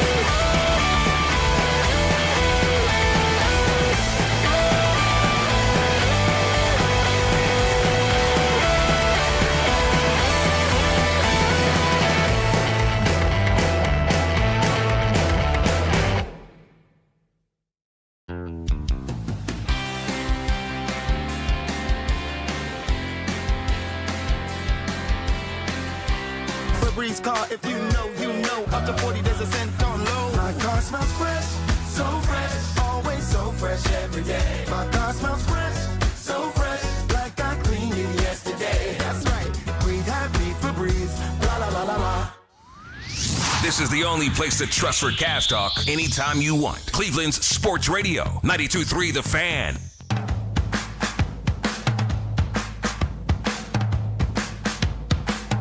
The lead in 5 minutes on 92.3 The Fan. Nick Wilson, Jonathan Peterlin with you. A little positive news before tonight's game there, JP. Yeah, what do we got? Jared Allen has been upgraded to probable with knee tendonitis, so it looks like Brian Windhorst was right the many times he said it. All Looks right. like we could be getting Jared Allen back tonight. I'll take probable. It's better than ruled out. They can still pull the rug from you, though. The Cavs are really bad at relaying information. I'm way too hesitant about it. I don't want to do like the celebrating thing of like, all right, hell yeah, let's get Allen back and let's start doing this when I know what the Cavs can do with injuries, and so I'm just going to remain cautious. So we played Kevin O'Connor and his takedown on Evan Mobley in the previous segment. Again, it was from the Kevin O'Connor show. If you'd like to hear somebody just completely crap on a player, maybe one of your favorite players, I would go listen to that entire episode. Well, when you put it that way. It's so funny. Like everybody, when he was going to his third year, it was expect a big jump. And then it was going to his fourth year. And now it's this. And like, I'm not here to tell you that there hasn't been a regression at 3-point or that Evan just might not be the best player on a championship team. All of these things are up for it. But I think going any farther than that, it's like I've really only seen him in this context. Like in the whole point of trading for James Harden, it was, well, can we say we really gave Donovan Mitchell a real chance to do something here when he's been stuck with two bigs that might overlap each other and another undersized guard? Well, but I think part of the James Harden trade and that thinking is the Cavs telling you that if the expectation going into the year, and we did battles on this, was can Evan Mobley be the better player by the time you get to the postseason than Donovan? Cavs are telling you they didn't buy that, and the Cavs within that trade they put a lot more into Donovan than they are the idea that Mobley, even 3-4 years from now, will be the guy that will elevate this team by himself somewhere. Yeah, listen, I think we're going a step too far there. I think this could be one of the things that you do to try and make Donovan better, while understanding at some point you are going to have to pivot to Evan, even if it means there's a step back there. And I know I'm early on that conversation. We're not ready to have that conversation. And if we have that conversation, people are going to take it to mean it's time to trade Donovan Mitchell.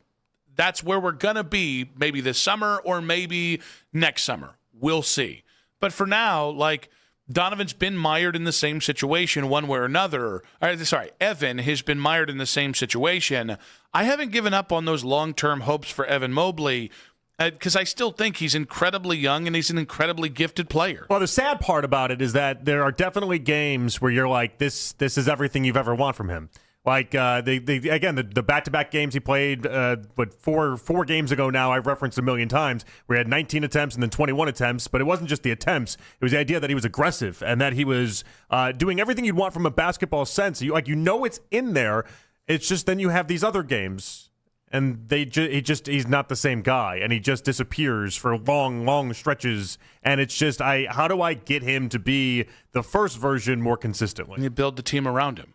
That's what they do around every player in the NBA. And maybe the Cavs don't feel like he's that kind of guy, but I think that's what the Lakers are going through with Luka. That's certainly what the Cavs are trying to do, at least right now, with Donovan Mitchell.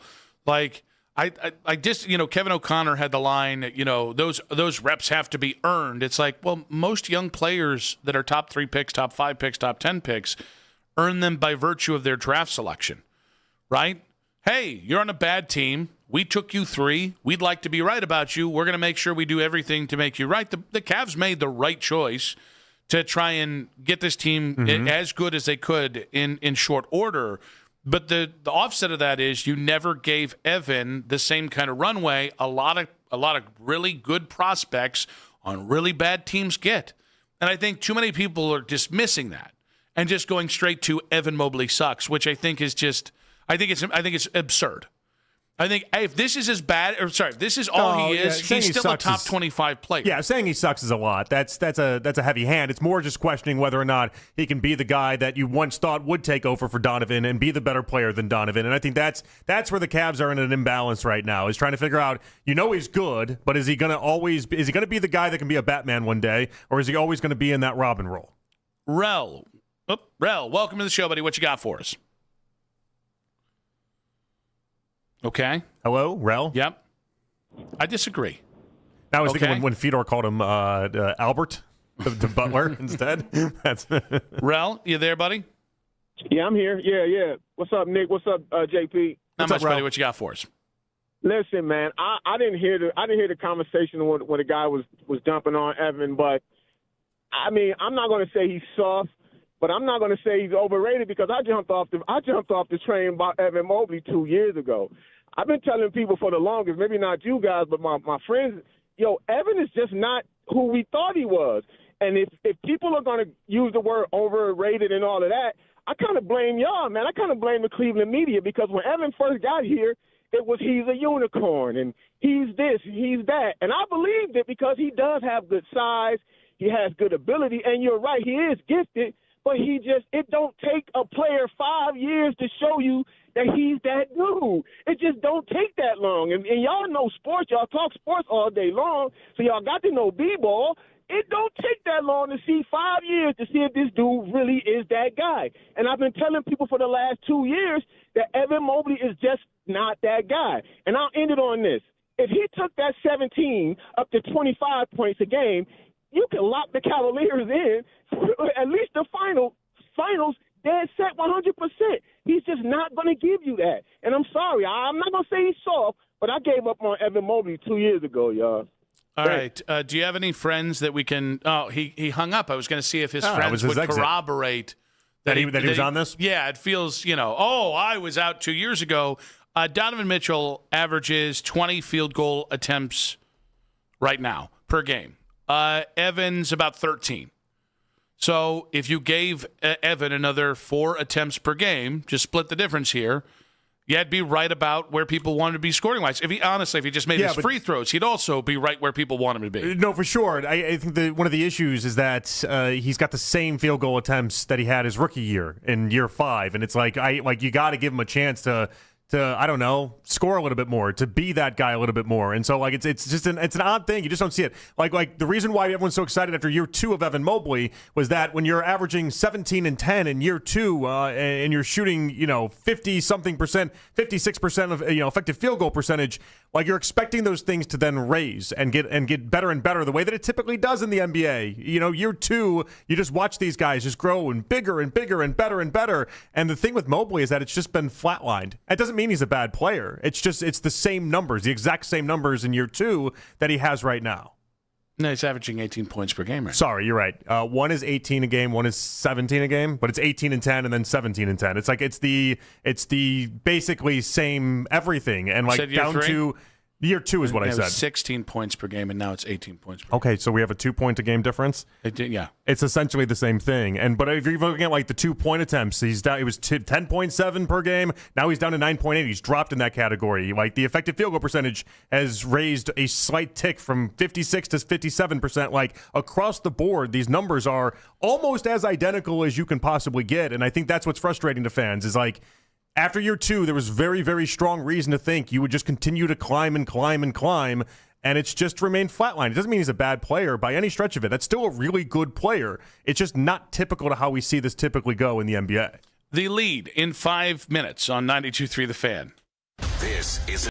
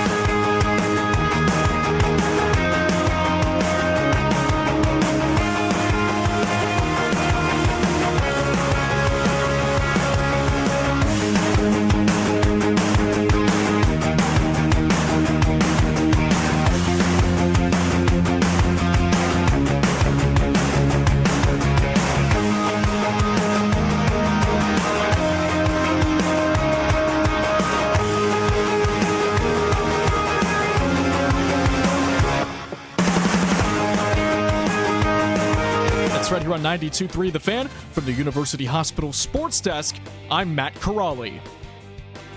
It's officially bracket season.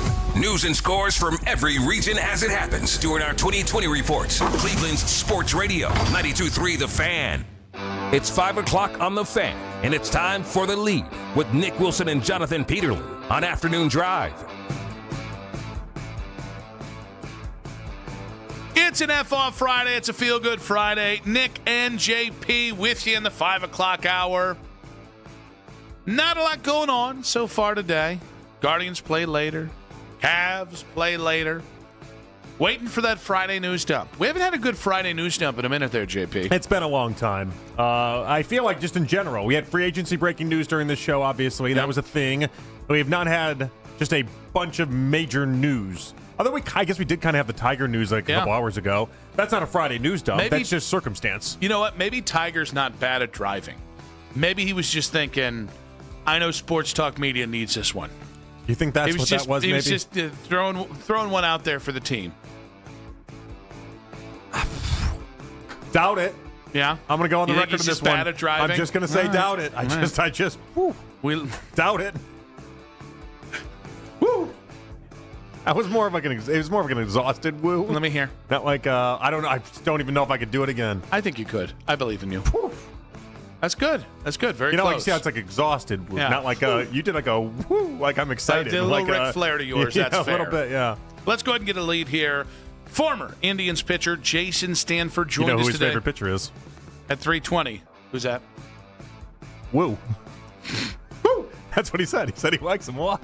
I was trying to think that you asked me about something that was 2 hours ago. Sorry. However, he spoke highly of Chase DeLauder after he hit 2 home runs in his regular season debut last night. I love this kid. I think he's going to be a phenom. He is big. He's athletic. As long as he stays healthy, like everybody talks, I think the guards have something in the making that can finally allow Jose Ramirez to not, I'm not going to say ever panic, but carry the load on his shoulders consistently. You've got, Kwani at the top, but Chase in the 2-hole, which I love. I love that position that Steven did right there, and then you've got Jose. So those top 3 guys immediately, can really get it started. And then if Conlon Zardo comes back and does what he did with 27 bombs last year, now you got 4 guys in the lineup that you've got to be very leery of consistently. But I love Chase. I think it's a great young player and a top prospect. Yeah, I mean, obviously, great start for Chase's career. Was enjoyable to watch last night, and maybe this will be the encouragement the Guardians need in the future to be like, just call these guys up and let them play, and let's see what happens. Probably not, but I think he was hypothetical until last night, right? There were so many reasons. He showed great contact skills, great power, honestly, good, nice runner. Good fielder. He is close to a 5-tool player, if not a 4-tool player, but it's all been hypothetical until you see it in a big league game. For that to be your regular season debut, I know he was in the playoffs, but for that to be your regular season debut, out of the 2-hole no less, it was just, it really gave you a reason to have high hopes because him, Hosey, Manzardo, Naylor, and Hoskins with Kwani atop, that's 6, that actually looks like a major league lineup. And then we saw Arias. Little DP there. Little double play there. But no, it was awesome to watch DeLauder play yesterday. And I think you could see that it had the guys in the clubhouse pretty excited as well. I thought Arias was your guy. Yeah, until he grounds into a double play. And then I'm like, bleep this dude. Oh, no, you're a Martinez guy. Yes. You're a big Martinez guy. How about playoff Rocchio last night? That was a really nice hit. Really nice. Yeah, he does specialize in the rip down the first baseline.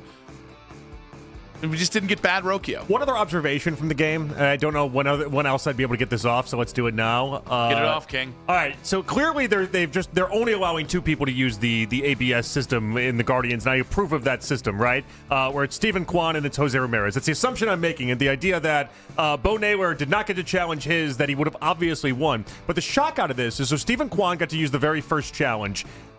And he was wrong. He was very wrong. And if you were to tell me, very wrong, if you were to tell me that Steven Kwan would ever get an ABS challenge wrong, I would have doubted you. I would have, the way that he approaches the game and his eye and watching him play for so many years, I just would have thought he'd always get it right, and it was nowhere close to being right. Dude, okay, so I was shocked by that. Watching that happen in real time, I immediately said, why did he just challenge that? That's I didn't even need them to go to the zone. No. Like, it was an immediate, what the hell are you doing? The whole ball was inside the strike zone. It wasn't one of these like random ones where you see it like just barely touch the strike zone and you're like, all right, I guess it touched it. That's a little cheap, but I guess it touched it. The whole ball with room to spare was in the strike zone. Now that you're saying it, I don't love saying, hey, Quan and Hosey, you're the guys who are going to do this. I'm just making that up for myself, by the way. I'm assuming that's what they're doing. Well, but this is going to be a real test of vote early in the season to see how much they use it, how often they use it.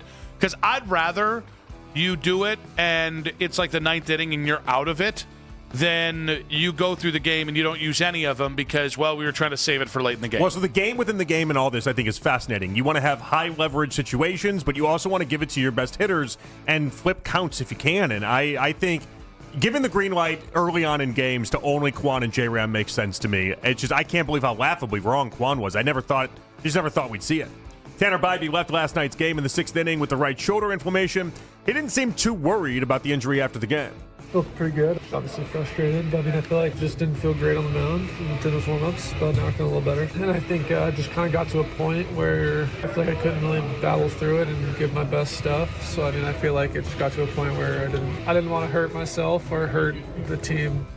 When he left, when I saw he had left, because I watched the first couple innings and then I went back to the rest of the game. So as I'm watching the game and looking on Twitter, seeing what happened, when I saw he left with shoulder inflammation, I know it's not the same injury. The first thing I thought was Shane Bieber. The first couple starts it was on your mind of a couple you brought years it up ago. Yesterday, so it was on your mind clearly. It's just Listen, I know he downplayed it. I'm sure the Guardians will downplay it. The Guardians tend to downplay injuries as it is. They're not quite the Cavs, but they're not too far off either. This is as great as DeLauder's big night is, and as much hope as that gives you. This is the opposite of that in terms of things that can concern you. Yeah, what I will say is I thought he settled into the game nicely. You give off the leadoff homer to Donovan. That sucks. And then Raleigh hits one that obviously was fouled by a decent change, but might have been 500 feet in and of itself. And you're like, oh, no, he's getting tattooed a little bit here early on. And then he settled in. 1 point retired, 10 straight. Like he was in a groove. And so you're going to need Tanner Bybee. If we're going to have a good year, you're going to need Tanner Bybee. Daryl Ryder was on with the Morning Boys earlier today, and he talked about the likelihood of the Browns trading Myles Garrett. Do I think they're going to trade him this year? No. Do I think they're setting it up to where they could trade him next year? Oh, yeah. Yeah, I think that's definitely a possibility. But if they pulled the trigger on a trade later this summer, I wouldn't be stunned because of how they've reworked this contract. It doesn't look like there's significant salary cap savings. I'm not buying what the Browns are selling in regards to we're not trading him. Well, we do have a little bit of news to pass along that probably has to be jumped in line of this totally awesome take by Daryl there as Joel Beal. Now, if you don't know Joel Beal, he's senior writer for Golf Digest. We talked about Tiger Woods' car accident earlier today.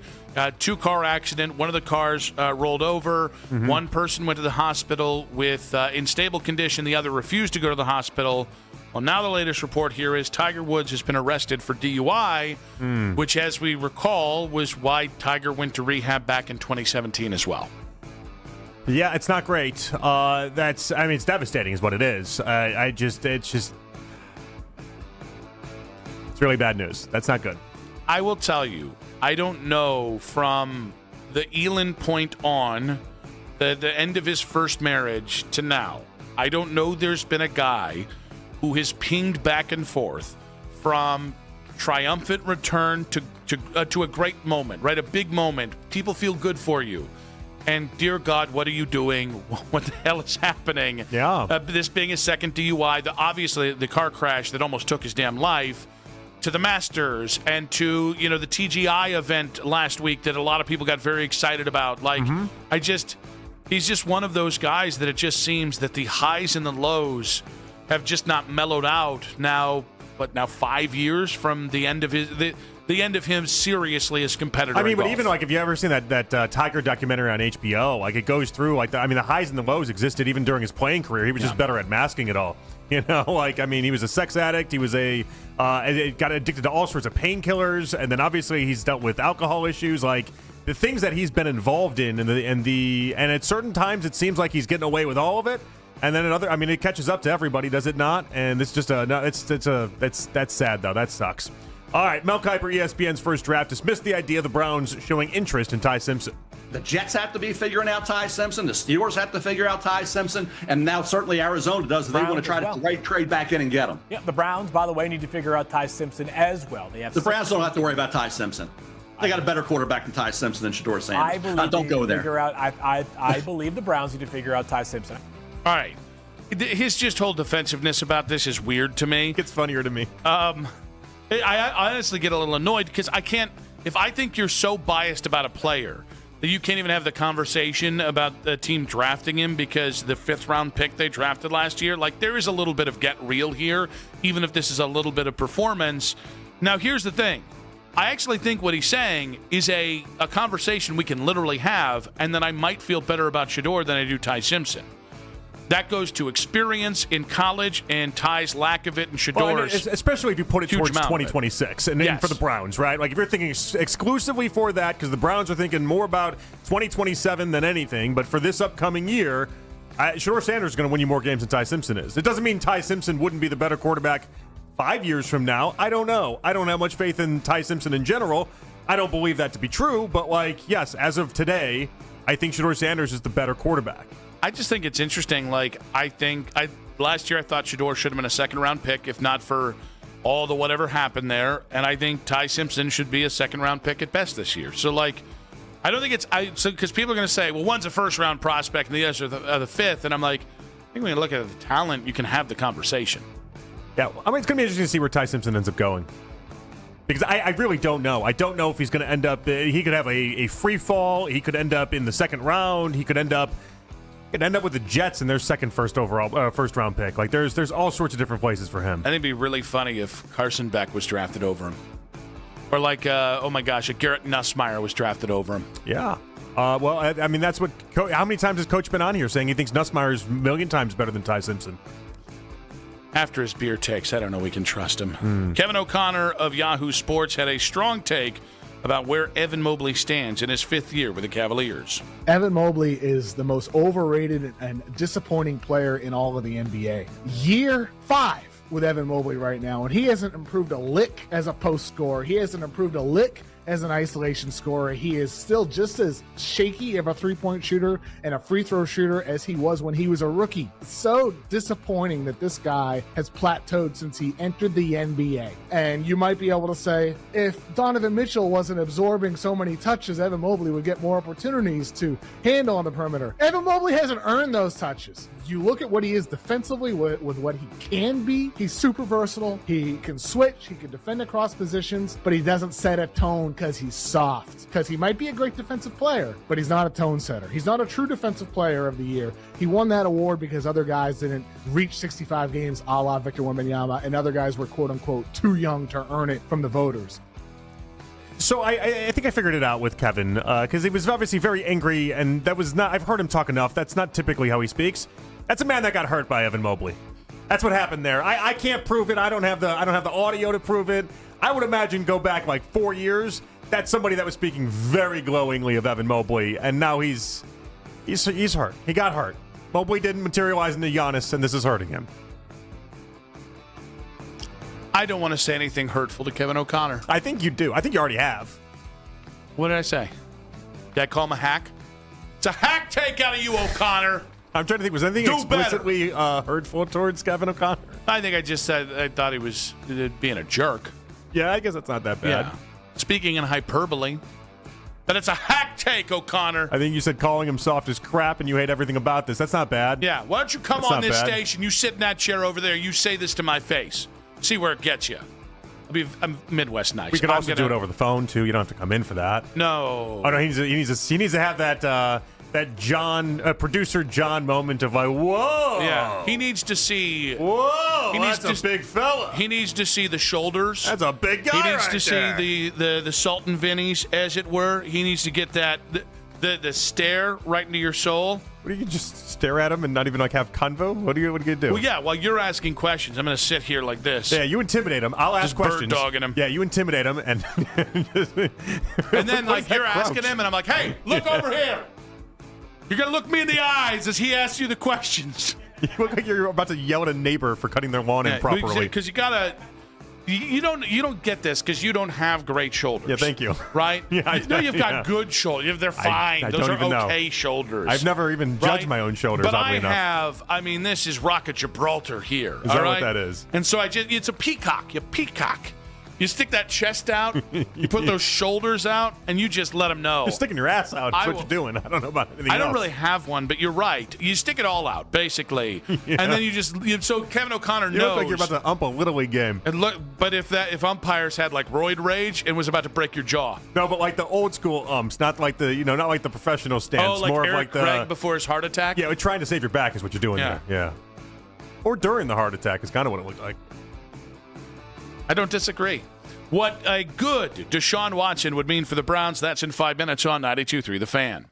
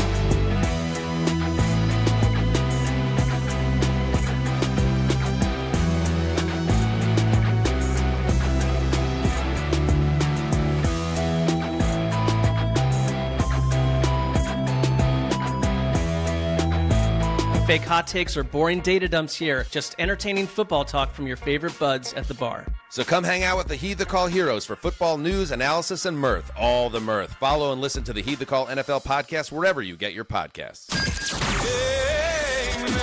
Ease into your Sunday with the scores you may have missed Saturday night. Darryl Ryder and Nick Padone. Sunday morning starting at 8 on 92.3 The Fan. As always, you can listen to this show and all of our local shows on The Fan on Apple Podcasts, Spotify, or wherever you get your podcasts. Nick and Jonathan back on Afternoon Drive. We got In Case You Missed It coming up at 6:40 today. But it's been a day of interesting takes on the station. We'll get to Ken's Chase to Lauder take at about 6 o'clock. And I would like to applaud these gentlemen for having these opinions because we like to go ahead and play them on our shows. Mm-hmm. I actually think we're in a great spot. The morning show, always playing our stuff. Baskin and Phelps, really doing none of this. But Jake at night does it. Yeah. Baskin and Phelps just kind of just live in their own little ecosystem. It's their own bubble. It is, and which is weird because you'd think that'd be possible for Jake because Jake's here solo. He's at night. Yes, he sees us for a little bit, the 5, 6 o'clock hour. I don't really see him. Baskin and Phelps is in between the two shows. They're the only people that get to see almost everybody that works here. That's why I exclusively throw haymakers at Jeff Phelps all the time. That's the battle of who's the real JP. He just does not care. There's no response back ever. I'm I'm poking the guy consistently. Nothing. Yeah. Nothing. You got to target Woodridge. The problem is, you go at Woodridge, you're coming at me. And that's going to be a real problem for you. It's going to be a real problem. Yeah. But once a Bulldog, always a Bulldog, I say. Now, all of this being said, Baskin today. So I haven't heard this. Okay. We were told about it from Keith. And by the way, doesn't matter. Go ahead. Well, now I kind of want to know what you're going to say. Well, I was going to say, I was driving in listening, and I had, made a note of this, and then I was like, I can't, I was like, did I just catch him in a moment, or what happened? Or is this, their whole 4 hours today? Has it been like this? I think we might have just caught him in a moment, but it, definitely stopped me in my tracks. So, Andy and Dan today, we're talking about Deshaun Watson and the if Deshaun Watson is good and win games conversation this year. If you can win when you return to the field, no one cares about your awfulness of 3.5 years. 3.5 years? If Seriously, he goes out there cares and about wins that? games in the beginning of the season, no one's going to care about what happened the last 3 years. Please. Yes, they will. Dan, let's say Deshaun Watson, again, hypothetical. I know you're going to he's insane. Watson starts the season off 4-0. Does anyone care about the last 3 years? No, they don't. People are going to think we're going to the Super Bowl. Okay. One, it'll be 4 years, but this is going to be year 5 of this. So him shorting a year in this and a year of suck that happened, I can't allow it. 3.5 years? No. He was traded for in March of 2022. It is now March of 2026. This is year 5. He might have forgotten it because he has missed all of last year with a double Achilles tear. So I want to start that by saying, let's give proper credence to how long this suck train has been on the tracks. Yeah, it's been on the tracks for a while. It's just so listen, I think Baskin's been building up to this for a while. Baskin's been at his age. For about a year or so, he has been kind of not spearheading, but anytime Deshaun has come up, he's definitely put it in people's minds of I don't know, there's a possibility, which tells me he's comfortable with having Deshaun at some point start week 1. He's already started to make peace with that. He's discussed it. It is what it is. If it ends up being Deshaun, I just don't think Andy's going to be nearly as peeved as a lot of other people are. And so that's why, if you're starting from that base, then 4-0 to you is going to be 4-0. 4-0 is going to be, you're going to be like, how do we get here? This is awesome. Let's keep this thing going. For me and you, it's different because we don't think there's anything baked into 4-0 with Deshaun Watson because I would wait for the injury to happen or I would wait for the wheels to fall off the bus, but something will definitely happen. Yeah, Deshaun Watson being healthy enough, taking the starting job and playing well, it's going to be very tough in those first couple of weeks, first month or so, because you're going to be asking yourself what's real and what isn't, right? It's just all going to feel like a mirage. Yes. And so I won't be able to take any of it seriously unless I get 10 weeks, and then even then I'll be like, when's he going to get hurt? But here's the thing. 4-0 would be fun. I think Browns fans would say, hey, this is fun. To say that it erases the 4 years that came before it, no, it doesn't. $230 million for 4-0 start is not money well spent, in my opinion. Yeah. Now, if you want to get to the Browns go 12-5, let's really get mystical and magical with what could happen. Probably won't. Likely won't. Definitely won't. But could, hypothetically, in the wheel of possibilities, if you want to do that, and they go 12-5, and Deshaun throws for 4,000 yards, and he throws for 30 tutties, and limits the INTs, and it looks like you got a chance to really compete for a championship because that defense is also really good.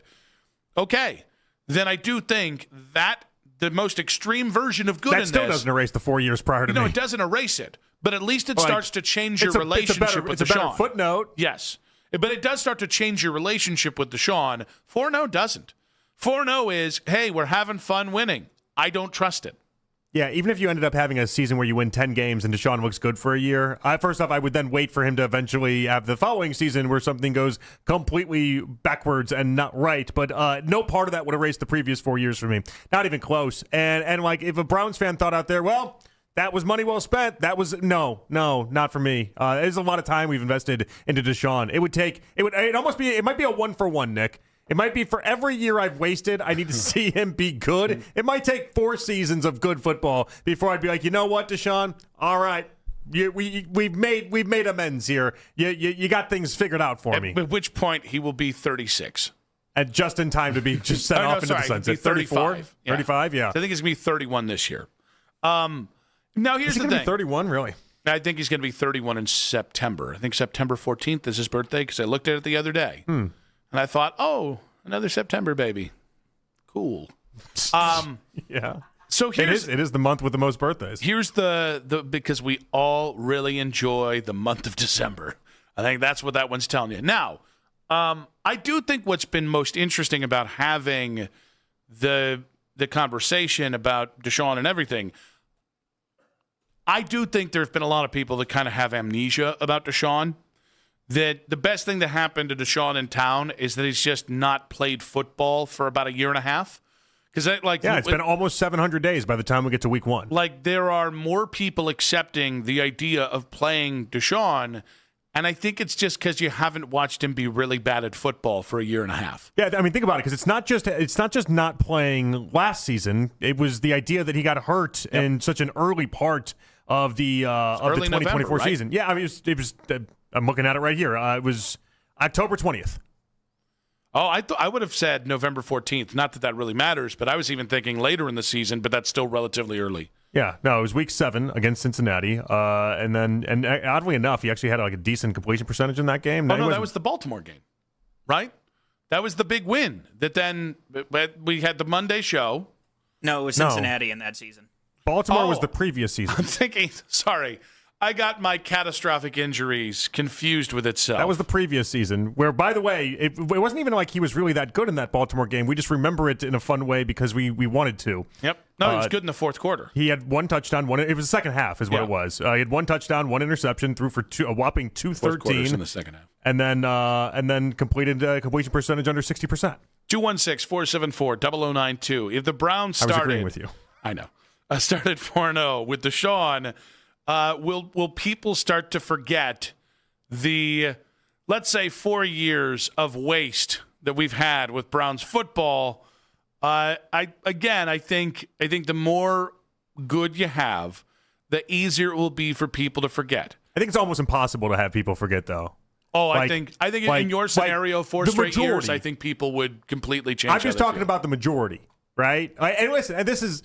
I never thought, I know Kareem Hunt's a local guy. I'm not trying to bring up any off-field stuff with him the way that again, it's part of the conversation, though. I never thought that we'd get to a spot where I'd see more Kareem Hunt jerseys than just about anybody. But we did. After a very short amount of time of him being in a Browns uniform, like, there was all sorts of people that were hooting and hollering, all ready to go for Kareem Hunt. Like, that was, like, sports fans erase a lot really quickly. The difference there, though, was that was a lot of off-field stuff. With Deshaun, there's on-field stuff that is baked into the Browns, and in a Browns uniform in a way that I, for myself, just can't erase. So I think for you, that's fair. I think for me, I'll be slower than the average fan to oh, Deshaun, it's so great, so whatever.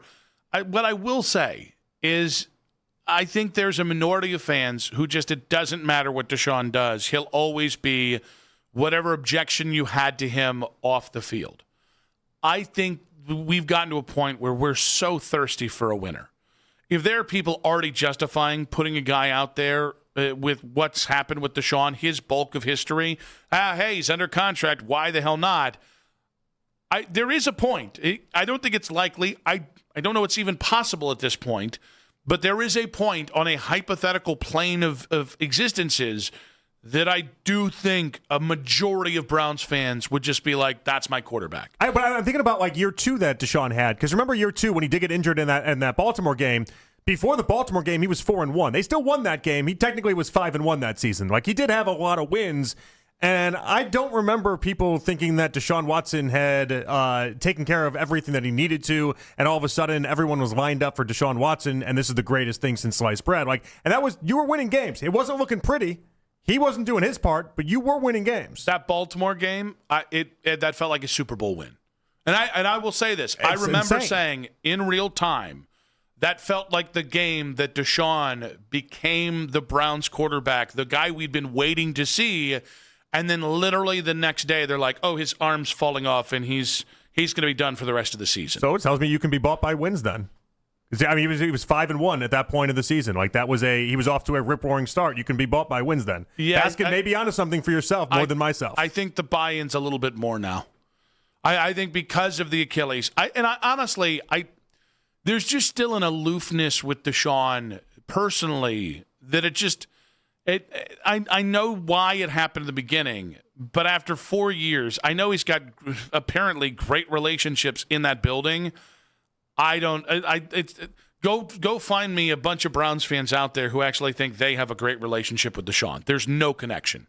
That is, if you're the face of a franchise for 4 years and you started parts of 3 seasons, it is almost impossible to not have ingratiated yourself on a personal level to fans. This goes way beyond the other stuff. So my point is, yes, there is a hypothetical point where I could be bought. 4 games isn't it, and I don't even think 17 games next year is either. 216-474-0092. If the Browns start 4-0 with Deshaun, will that wipe away all the bad of the last 4 years? Andy Baskin says yes, and we can throw out just a question. What would it take? What would it take for you to walk back any frustration, any negative sentiment towards Deshaun and start to think there is maybe a future with Deshaun, even as just a bridge quarterback here? And Mike Garafolo, that is a big name on the NFL front, had a bold statement on Deshaun. That's in 5 minutes on 92.3 The Fan.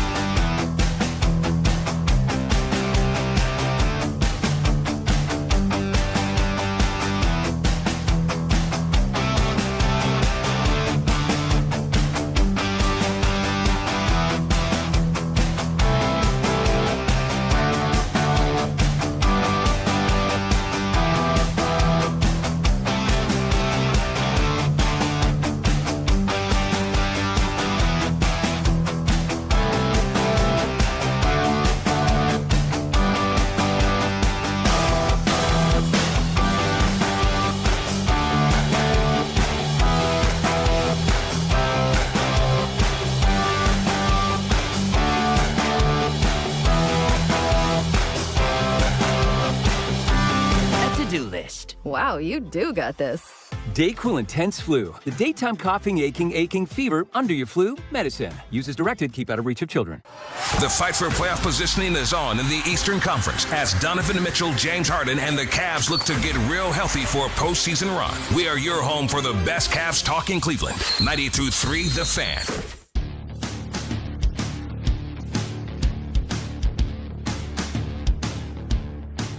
As we close in on the upcoming NFL Draft, check out the Fan Offseason Special every Tuesday night, 7 to 9. It's Jake Volnick, Coach Riz, and Daryl Ryder, recapping all the latest Browns news and the moves this offseason, free agency, and the draft ahead. You can listen right here on the Fan. Stream us on the Odyssey app. Watch every episode live on YouTube. That's the Fan Offseason Special. Each and every Tuesday night, 7 to 9, right here on the Fan.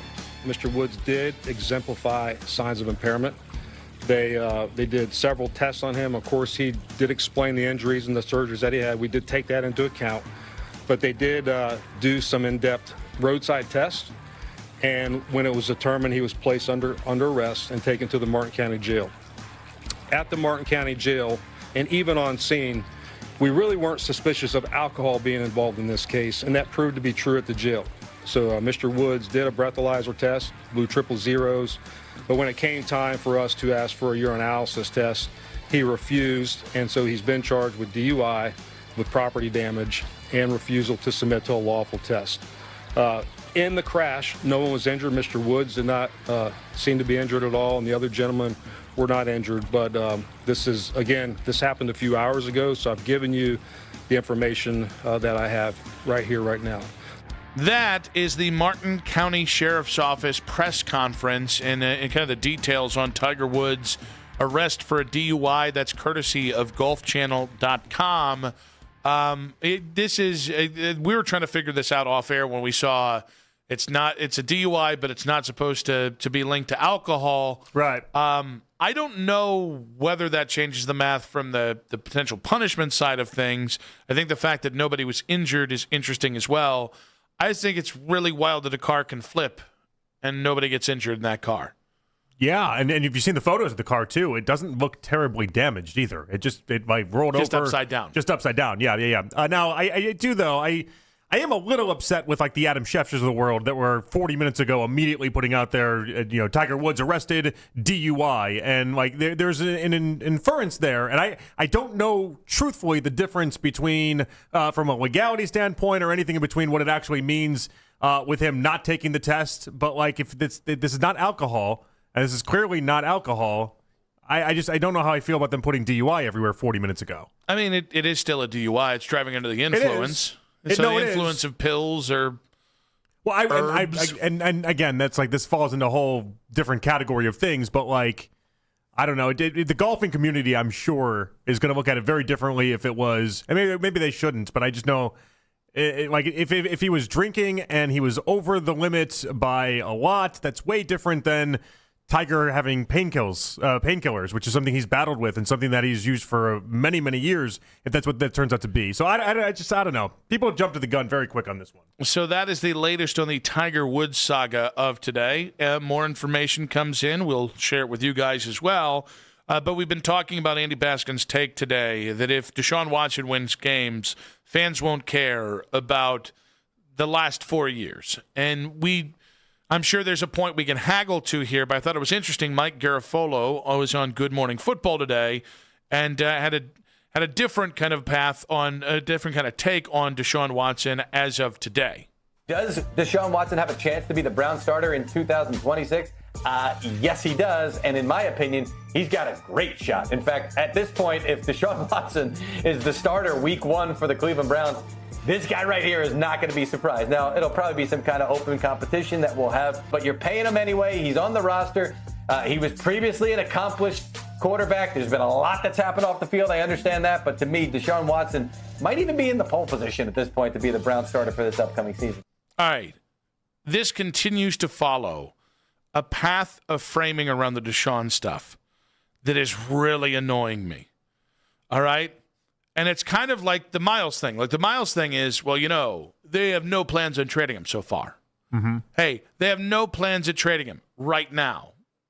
okay, there's a lot of wiggle room in there of the right now and the so fars. So he said, in my opinion, so it's not like, hey, the Browns have told me this. Yeah, he's not reporting He said, it. there's a chance. He said, won't be surprised. Might even. It's like, for the love of God, just say you're just like, I don't.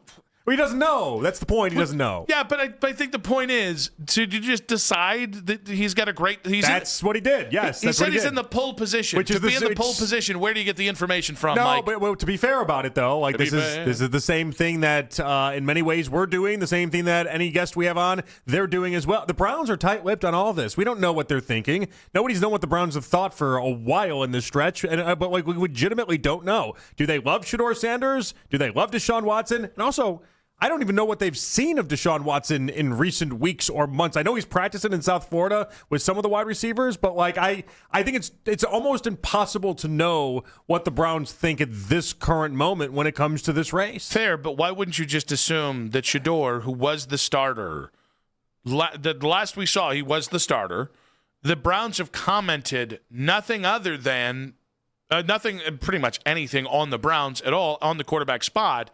So why would you assume the guy who hasn't played in almost 2 full seasons is in the pole position? I think that's what I think it's the same assumption that Albert's making within this whole convo, too. Like, they go back to things we don't rely on. Me and you, we're not relying about Deshaun Watson and what he did 5 years ago. They are. They think that outweighs anything that Shedeur Sanders did last year. They think the numbers he put up 6 seasons ago matter more than what Shedeur did just last season. I just think there's only so many conditionals or ways to couch it before. And again, everyone's doing it outside of Albert. Albert's been definitive. I think Deshaun's the most talented quarterback. Albert hasn't changed his mind at all. I respect that because that is a firm and dead-on opinion. I disagree with it, but at least he's not couching it. Mm-hmm. Everyone else that I have heard talk, it's just, well, it might be, could be. I could do anything on could be. And I probably will. But I can do anything on could be with a quarterback room. Hey, they might trade for a quarterback. Hey, they might draft a quarterback. I know. I think it's an understanding that they might wait till June and trade for a quarterback. I think there's a couple things at play here. The Browns have acted like wild cards this entire stretch, and so they're always ready to pull a rabbit out of their hat in some way. Maybe that is taking Ty Simpson or something and upsetting the apple cart. I don't know, but they've also been incredibly tight-lipped, and so I think if Mike Garafolo came out and said with certainty he's in the pole position, I'd be like, where are you getting that from? That would strike me as way different than him hedging it 27 different ways. He was always going to hedge it. Yeah, but he's a reporter. But I don't think the Browns know right now. Well, he's a reporter, but he's on Good Morning Football, and I did not see the lead up to the segment. Are they asking him specifically about the Browns quarterback spot? I have no idea. I heard the same sound you did. Yeah, so I don't know the context of it all. Like, was he asked to did he come on being like, I have my own breaking news about the Browns, or did he come on because they're like, hey, how do you see it working out with Shedeur? And then he went on this whole tangent about Deshaun. I think I have enough to act on here. And I just there's just certain parts of this that listen, it's been a relatively quiet offseason for the Browns. That's not a criticism, it's an observation. And then there is watching people who do not talk about this team every single day react to it. And it is just grasping at straws. It really is. And it's gotten to the point that it's annoying. Because it's not analysis. It's not. It's, well, hey, I apparently have to have some opinion on the Browns. And, because here's the other thing. Mm-hmm. We've started to get, again, the just random dudes on Twitter saying, why are you talking about the Shedeur? He's a starting quarterback of the Browns. Until somebody unseats him for week 1, he's actually in the pole position because he started the last 7 games of this last year. And he's the guy who's played the most relevant football on the roster in the last carry the 2. Yeah, we don't need permission to talk about it. I can talk about Shedeur, Deshaun. It doesn't really either one of them. I think is a more than acceptable thing to talk about.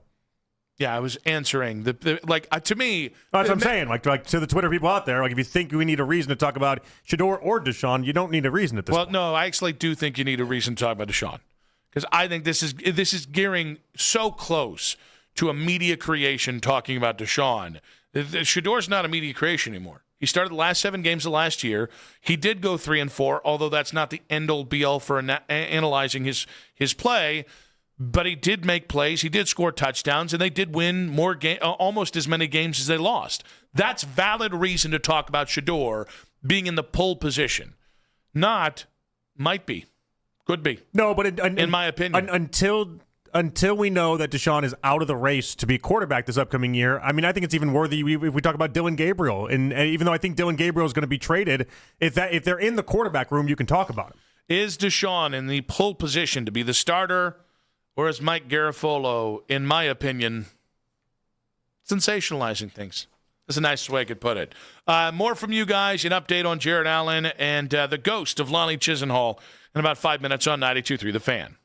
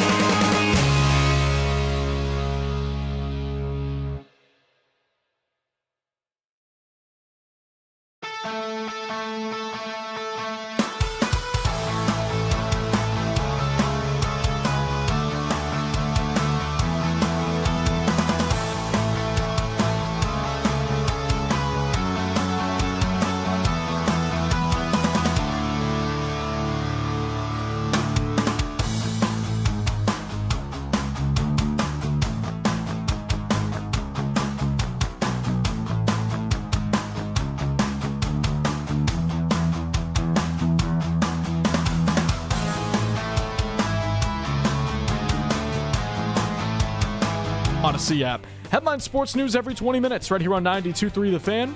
From the University Hospital Sports Desk, I'm Matt Corrali. Guardians opening day is just around the corner. Hear all the latest talk on the back-to-back AL Central champs right here on your home for Cleveland sports talk. We are Sports Radio 92.3 The Fan. It's the 6 o'clock hour. Someone step on a duck. On Afternoon Drive. 1 hour to go. Nick Wilson, Jonathan Peterlin. In case you missed it, coming up in about 40 minutes here. And then I am off to sweet vacay land for a full week. There you go. You know it's good when Hacksaw called me before the show today, because we're going to Charlotte for the first part of this, and said, I'm going to be taking Monday and Tuesday off so I can hang with the Wilson family. That's when you know. An apostrophe.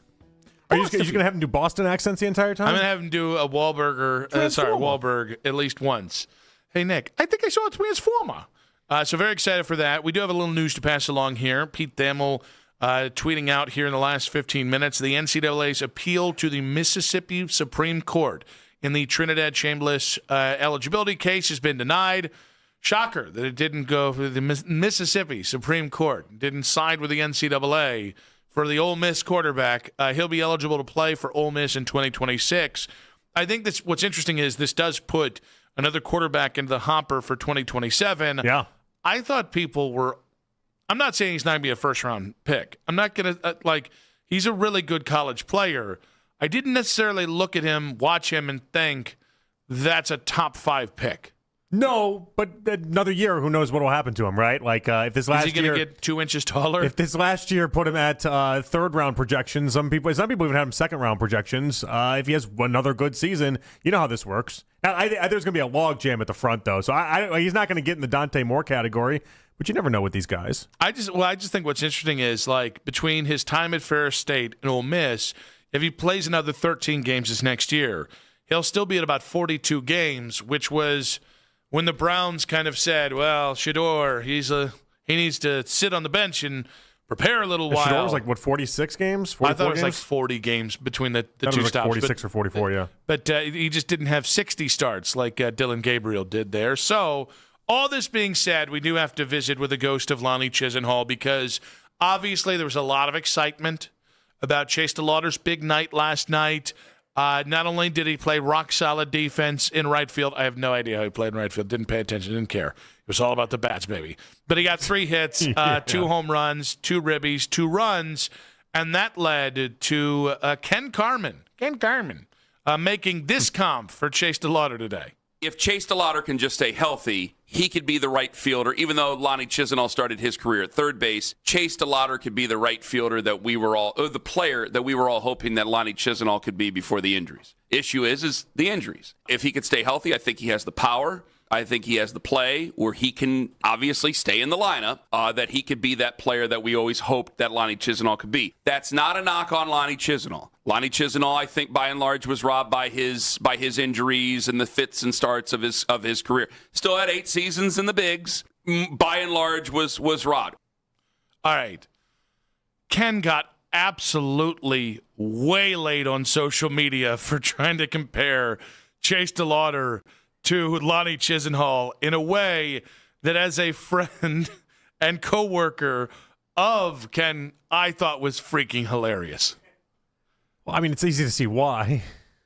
Like, he had to have known when he went Lonnie Chisenhall that was not going to get a great reaction out of people. I don't think he did know. But you have to know that. Like, there's not like a lot of great memories that people have with Lonnie Chisenhall to be like, or any great season that Lonnie Chisenhall had where you're like, no, that one year where it's like a 1.9 WAR player. I said great season. Like at 1.9 is not might great. Be our Fred Hoiberg. Might be.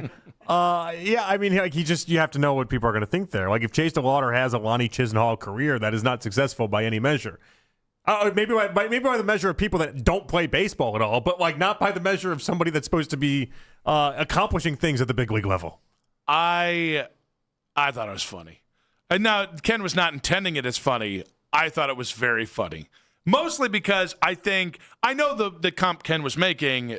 Lonnie was the number 1 prospect in a run where the Guardians didn't have a good farm system. Mm-hmm. Yeah. Like he was I think he was the number 1 pick. I think it was like 18th, 19th overall. but like he was kind of put forth as, hey, best case scenario, he's a good player, but he's the best prospect in a bad couple years where they just kind of had that weird downtime where they ended up having to fire their old assistant, I don't know, their scouting director and put a new guy in, and that's when he got Kipnis and he got all those other guys. I just think what's interesting is I'm thinking really big with Lonnie Chisenhall. Like, my expectations are I did say Lonnie Chisenhall. Did say Lonnie, yeah. I'm thinking very big with Chase DeLauder. And there were two guys that I thought, in terms of power, in terms of contact, in terms of what he can do, that I think he could absolutely be your version of. I know you did as well. So do you have a player? Okay, that's not great that I don't know. Maybe I want to go first in this, though, because I thought more about the second player I came up with, and people aren't going to like that one. Maybe not. Is it Lonnie Chisenhall? Because somebody already fired that bullet today. No, it's not. That's not it. I was trying to be practical. Not Trevor Crow, is it? No, I was trying to be realistic. I was trying to be practical. I was also thinking of left-handed outfielders that just kind of fit what I think Chase DeLauder could be. And I think the first name's a compliment. I think people like but not love. I'll say that one first. Can I say that one first? All right. Cody Bellinger.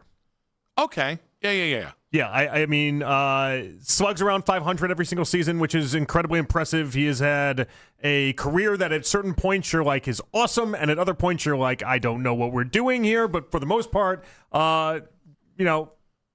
he's had breakout years. He's had really solid seasons. And so I think Cody Bellinger's the positive one. And then I thought this next one was positive, but I don't think you're going to like it when I say it now. Now that I thought about it more. And it's not bad. Again, career slugging around 500, hits the same marks. Left-handed, corner outfielder, Jay Bruce. I don't think it's a bad existence, but I can tell you're not pleased with that. Which Jay Bruce? Not the one I saw in Cleveland. No, that was the Cincinnati one. That was the end of the career Jay Bruce. That I was think not we had two Jay Bruces. Yeah, no, mainly the Cincinnati one. Yeah, like the one that was a 5-win player in year 3 of his career. Like that version of Jay Bruce. I don't think that's an awful way to go. So mine, I'll give you the stat line, and I'll tell you if you think it's a fair stat line. So this is an average stat line. I already know it's going to be absurd. Can I tell you out the front? I know it's going to be absurd. But I don't want to do that to you on Chase DeLauder Day because that's not going to be fair of me. Feels like you've already done it. Feels like you've done it up front. I'm not preemptively doing it, but I do need to let you know. It feels like you preemptively waged war. There's no part of my brain that is going to be like, yes, you've nailed it. Like it's not going to be able to happen. So we're going to start. Then we're not going to do the name first. I'm going to give you the average numbers in a few key categories. Okay, because I was being generous with my 500 slugging percentage that I'm giving DeLauder, but that's fine. Go ahead. 26 home runs a year. 28 doubles a year, 75 RBI a year. Okay, these are very reasonable. 280 hitter, 905 OPS, and 142 OPS plus. Okay, there's nothing that's crazy about that. Okay. That's very reasonable. Yeah. I like those numbers, all things considered. Do you know who those belong to? That's the career average of this person? Yes. Okay, you got like a wry smile on your face here. Okay, yeah. All right, go ahead. Lay it on me. That's Bryce Harper. Oh, that's kind of surprising. Yeah. Okay, I'll give you the next one. 27 homers, 28 doubles, 86 ribbies, 277 batting average, 878 OPS, and then 145 OPS plus. You take that, right? Again, lose a little bit of the average, a little bit of the OPS, but more home runs a year. Yeah, these are not crazy numbers by any stretch of the measure, no. Now, I think this one you might like more than the first name. This is Kyle. I mean, I love, if you're Bryce Harper, that's awesome. There's no problem with being, that's great. I'm shocked at how mediocre the numbers look on Bryce Harper when you actually say it. Yeah, because like his best was extremely good, and I think that's probably the problem. Yeah. Is that he's got very high highs, and then he also has these seasons that are littered with injuries and just not being very productive, and that's where maybe we wash out in the middle. Yeah. No, exactly. He went like his best season was like 9 WAR, and the next year it's like 1.9 WAR. Yeah, I mean, again, it doesn't surprise me because he was 1 week MVP. But go ahead. This fellow was Kyle Tucker, and I actually think Kyle Tucker kind of meets you in the middle with your guys and Kyle Tucker. I mean, your guys are both they're much better ball players than my guys. I mean, I like Cody Bellinger a decent amount, but like Kyle Tucker's had a much better career than Cody Bellinger and Jay Bruce. It's not really even close. And I mean, Kyle Tucker's been a basically borderline 4 or 5 win player for like 6-7 years in a row. And How so, many? like 6'7", somewhere around there. And so, like, if that happens, you're over the moon. Like if Chase DeLauder turns into Kyle Tucker, who was one of the prized free agents of this offseason, got paid $1 million trillion by the Dodgers. Real number, look it up. If that happens, it's just all deferred. That's a win. It's a massive win on every account. Like, you can't. He's a legitimate top 10 player in the game. Like, there's nothing that's an exceptionally high living area for Kyle for him to turn into Kyle Tucker, but that's fantastic if that happens. 216-474-0092. Who would you rather Chase DeLauder turns into? Kyle Tucker, Bryce Harper, Jay Bruce, Cody Bellinger, or Lonnie Chisenhall? 216-474-0092. Who'd you rather? What's funny about that is, like, my slugging percentage for my players are right around yours. It's not like a crazy thing. Your players had years of just bad seasons littered in to really good seasons and kind of washed out in between. It's kind of what I think of Cody Bellinger, by the way. He has that same boomer bust thing you're talking about with Bryce Harper. Definitely. I mean, Cody Bellinger has he's got a 47 home run season. Like Cody Bellinger has these years where he's just gone insane. And I think that maybe that's where we have to exist with DeLauder. So what I like about your prospects and the people you brought into it, even though Bryce Harper's won 2 MVPs and is legitimately awesome, and then Kyle Tucker has been a top 10 player in the sport for, 3 or 4 years now, is the idea that Chase DeLauder is probably going to have the type of career with extreme highs mixed with years like Harper, like Tucker, like Bellinger, where you're like, all right, this wasn't as good for reasons X, Y, and Z. That's injuries, that's whatever. But, like, they're going to be there. And that's an okay thing for Guardians fans to live with if that's what you turn into. If you look up 7 years from now and he's had either one of the 3 players we've mentioned careers, you won. Yeah. Well, and that's a big win. I think, like, a very key thing here is some of the reason why I picked the guys I didn't, and I think why you're so damn close on this is, like, 60 grade when we're talking about things like hitting. It's like a 278 batting average, right? It is, 27 to 33 home runs a year. These are all where Chase DeLauder is kind of, like, literally the only and I think this is important, the only real question, because I think he's even a high floor player. Like, I think the one, like, when I say high floor, what I mean is, like, I think even at his worst, if he's healthy, he's going to be a good player. Even if that's his floor might be Jay Bruce, and maybe his ceiling is Cody Bellinger, right? Sure, yeah. That's why, like, there is, to me, I think there should be pressure on the Guardians to really figure out how do you get this guy healthy and how do you keep him healthy, because at some point, when you've had the injuries that he has, you become so cautious it can become a mental thing too.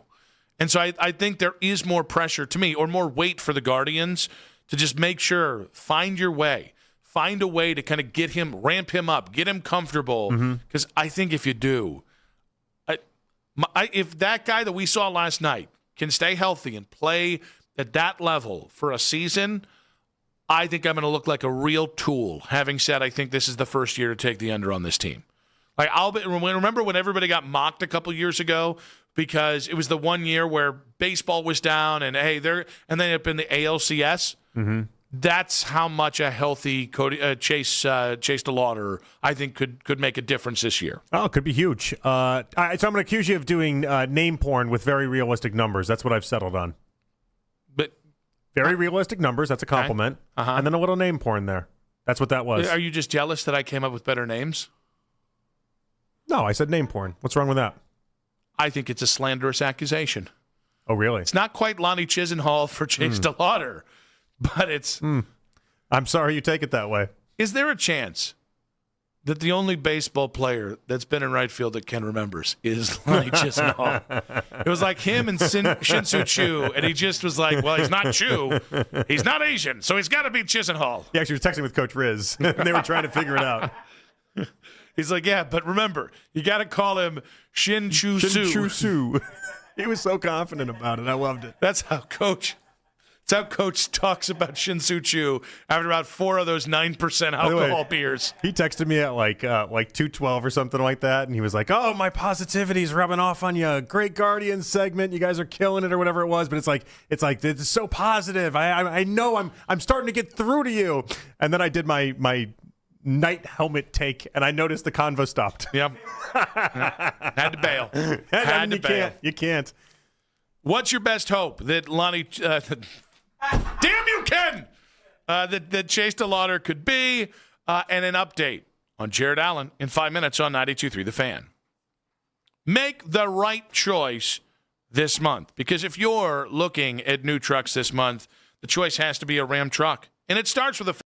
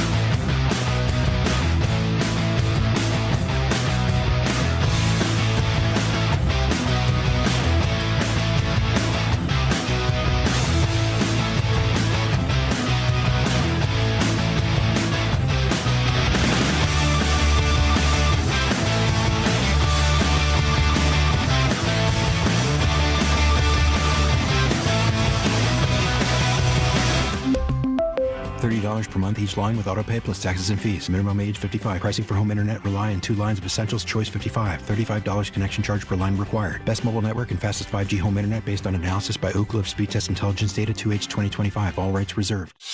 In your weeknight with the best segments of the day. The Fan Rewind. Weeknights at 11.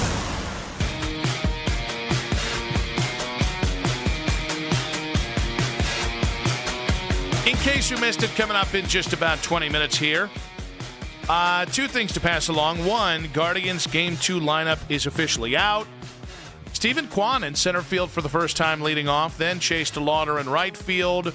Hosey in his 3 spot at third base. Manzardo DHing once again at hitting cleanup. Bo Naylor at catching and hitting 5th. Rhys Hoskins after him at first base. And then CJ Kayfus in left field. Then Arias at short. Then Rocchio rounding out the 1 through 9 at second base. And obviously Gavin is on the bump. So really no change other than Quan in center field and CJ Kayfus in left field. Yeah, it'll be fun to see Quan out there in center. You know, like we had Matt Underwood on yesterday, and the question was pretty simple. Like, all right, watching him out there in center, what do you think? Center field, left field, how's this going to go?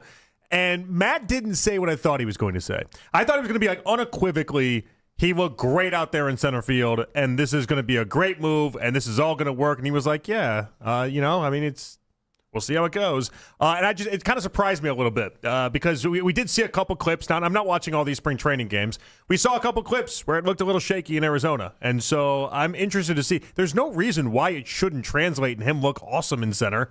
But I guess we don't know until we actually see it. Yeah, it's interesting. Like, I get the gamble on both the Guardians' point and Stephen Kwan's point. And I think he will do it. It's just you couldn't pick.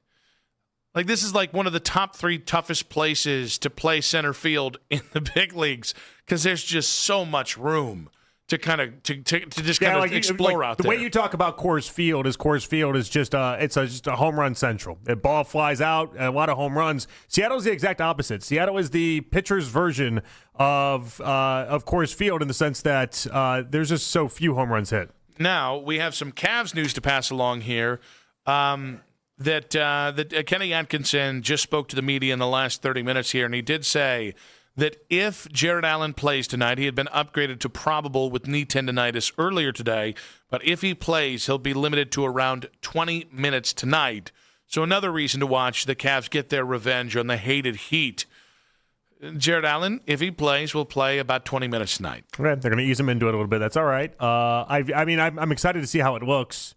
Miami does just play every game like it's Game 7 of a playoff series, though. Yeah. So, like, if they come out, Miami, and Miami needs this in many ways. Miami needs this, but because that 4 little groupage right there in the play-in tournament is like they're all separated by 1 game. Yeah, it's interesting. Not even that. You go all the way up to the 5th seed, and it's only an extra half game after that. Yeah, I have no idea who the Cavs are going to end up playing in the 4 or 5 matchup. It could be the Heat. Could be the Heat. Could be the Hawks. Could be the Raptors. Anybody. Is there a team you want the most? Because I would say the Heat, because I do think they're booty cheeks. Just because we could just redo what we did last year? I think so. Yeah. Although, I don't know. Bunch of gym class heroes, though. Yeah, I think that's a good point. I also, Bam Adebayo wasn't great last year. Bam still has the ability to take it over. It's funny. I think the most underreported thing in the NBA the last 3 years is just how bad Pat Riley's been at his job and just finding the right running partner. I don't think Bam is a 1 on a championship team. I think he's a hell of a 2. Yeah, what's funny about that is, so Tim was talking, and he tried making the case that free agents aren't becoming more available as they used to, which is fair. But then the other idea is that, like, the league, nobody in the league wants to deal with Miami and wants to help out Pat Riley become a champion again. I just thought that was kind of an interesting take. Yeah, because I tend to think Pat Riley thinks that he's going to have players just lining up to go there on, hometown discounts and force their way to Miami because he got used to that with Bosh and LeBron. Think about it. Like, and Jimmy, in fairness. Well, and like the Dame Lillard sweepstakes was the entire time. It was just rumored and talked about that he was going to end up in Miami. That was his spot. He was going to go to Miami, and then you fast forward and it's like, oh, he's in Milwaukee now. I do think that. Listen, I can't remember their assets. I think not getting Giannis to South Beach, I think, is foolish. Now it might be a little late for this now, given that Giannis is 31 and there's another whole run of injuries here. And if you're going to trade for Giannis, you got to give up Bam Adebayo because they're not going to play together. But Giannis wanted to be there. That's been reported. They were in New York, were the two spots he was linked to. Right. And he is, at least when you were going to trade for him a year ago, still very much the pinnacle. And somebody I think guys would try and force their way to play with. Definitely. I think listen, I really like Bam. I feel like I've made that clear in how I've talked about him. Players aren't forcing their way to Miami to play with Bam. Right? Right. They would for Giannis. I'm still surprised Durant didn't end up there. But then again... Well, he might, the way this Houston thing is going. This is a disaster in Houston. Yeah, it's a little early. I don't know. It's a disaster. He's bailing right on now. Teams quicker than ever. He did bail on the Suns after like a year and a half. When you watch these Rockets games, there's seriously something wrong with this team. And I can't tell if it's more Ime Udoka or if they all just don't like each other or what it is. But they're playing some wrecked basketball for the previous 3 weeks. I'm all here for it. They look awful. They look absolutely. They look like a joke of a team right now. Would you trade Evan Mobley for Alperen Şengün tomorrow? Yes. Wouldn't even question it. I love Şengün. You know they got to play defense, right? I love Şengün. Oh well, I mean, there's a world that exists where it's going to be like Lakers Rockets in round 1, and I think that might be the most favorable matchup LA can get at this point. Beyond the top 2 teams in the West, I have no feel for it. I don't. Now, again, as I've said, this is the least amount of NBA I've watched, I think, maybe ever, because I just am so frustrated with the regular season game. I at least I have some feel for the Eastern Conference. Beyond the 2 best teams, I just could the Lakers be in the Western Conference Finals? Maybe. I got LeBron and Luka, and I'm just going off name there. They look much better than they have recently, obviously. So there's 3 teams that scare everyone in the West, and then the wild card of it, and I think you'll have interest in this, is obviously what happens with Denver. Denver's got one of the worst defenses an NBA champion team would have in 25 years. They just play zero. Do you think we play no defense? Yeah. They play another level of no defense. And then so let me ask you this question, because this is what I was thinking about with Denver.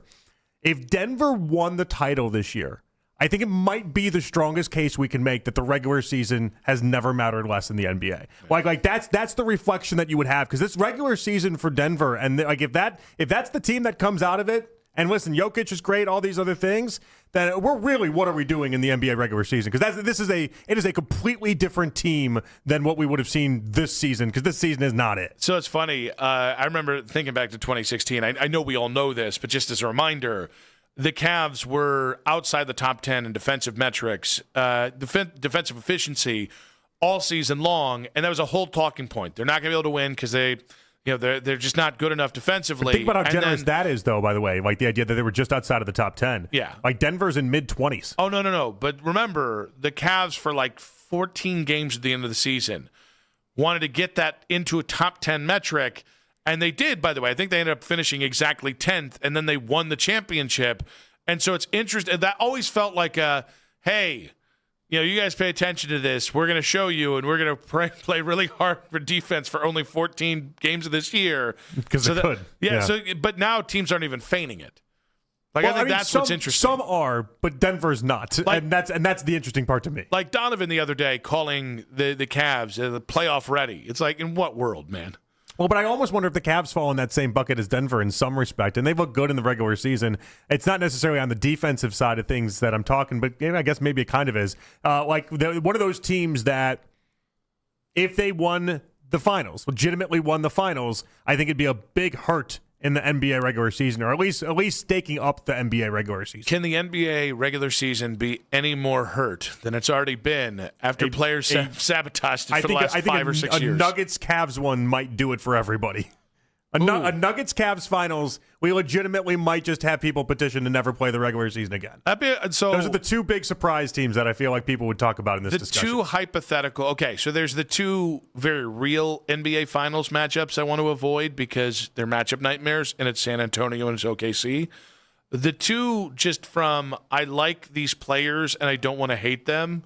I never want to play Nikola Jokic in the NBA Finals because I just love watching that rotund son of a gun play basketball. It's completely it's nonsensical what he can do. But It's a big, slow brontosaurus, and he just dominates. Just nobody can touch him. He really is what Arvydas Sabonis would have been if Arvydas came over in 1987, and they had the softened NBA rules then. And then the second one's obviously the Lakers. If you put the Cavs in the finals against LeBron, I can't. My heart can't take that. I don't know what it can take. The obesity thing. Getting up there, yeah. But no, I couldn't. Because listen, I'll root for the Cavs. But the first time LeBron, calls for a foul and throws, gets upset, I'm going to be like, this mother, you know what? And I'm too old to turn on LeBron. I don't know if I have it in me to hate LeBron that way. I think you would. I mean, I wouldn't root for him. There's no denying that. You're rooting for the Cavs. I just don't know if I can mother bleep LeBron at the TV. I don't know that that's happening. I think you could.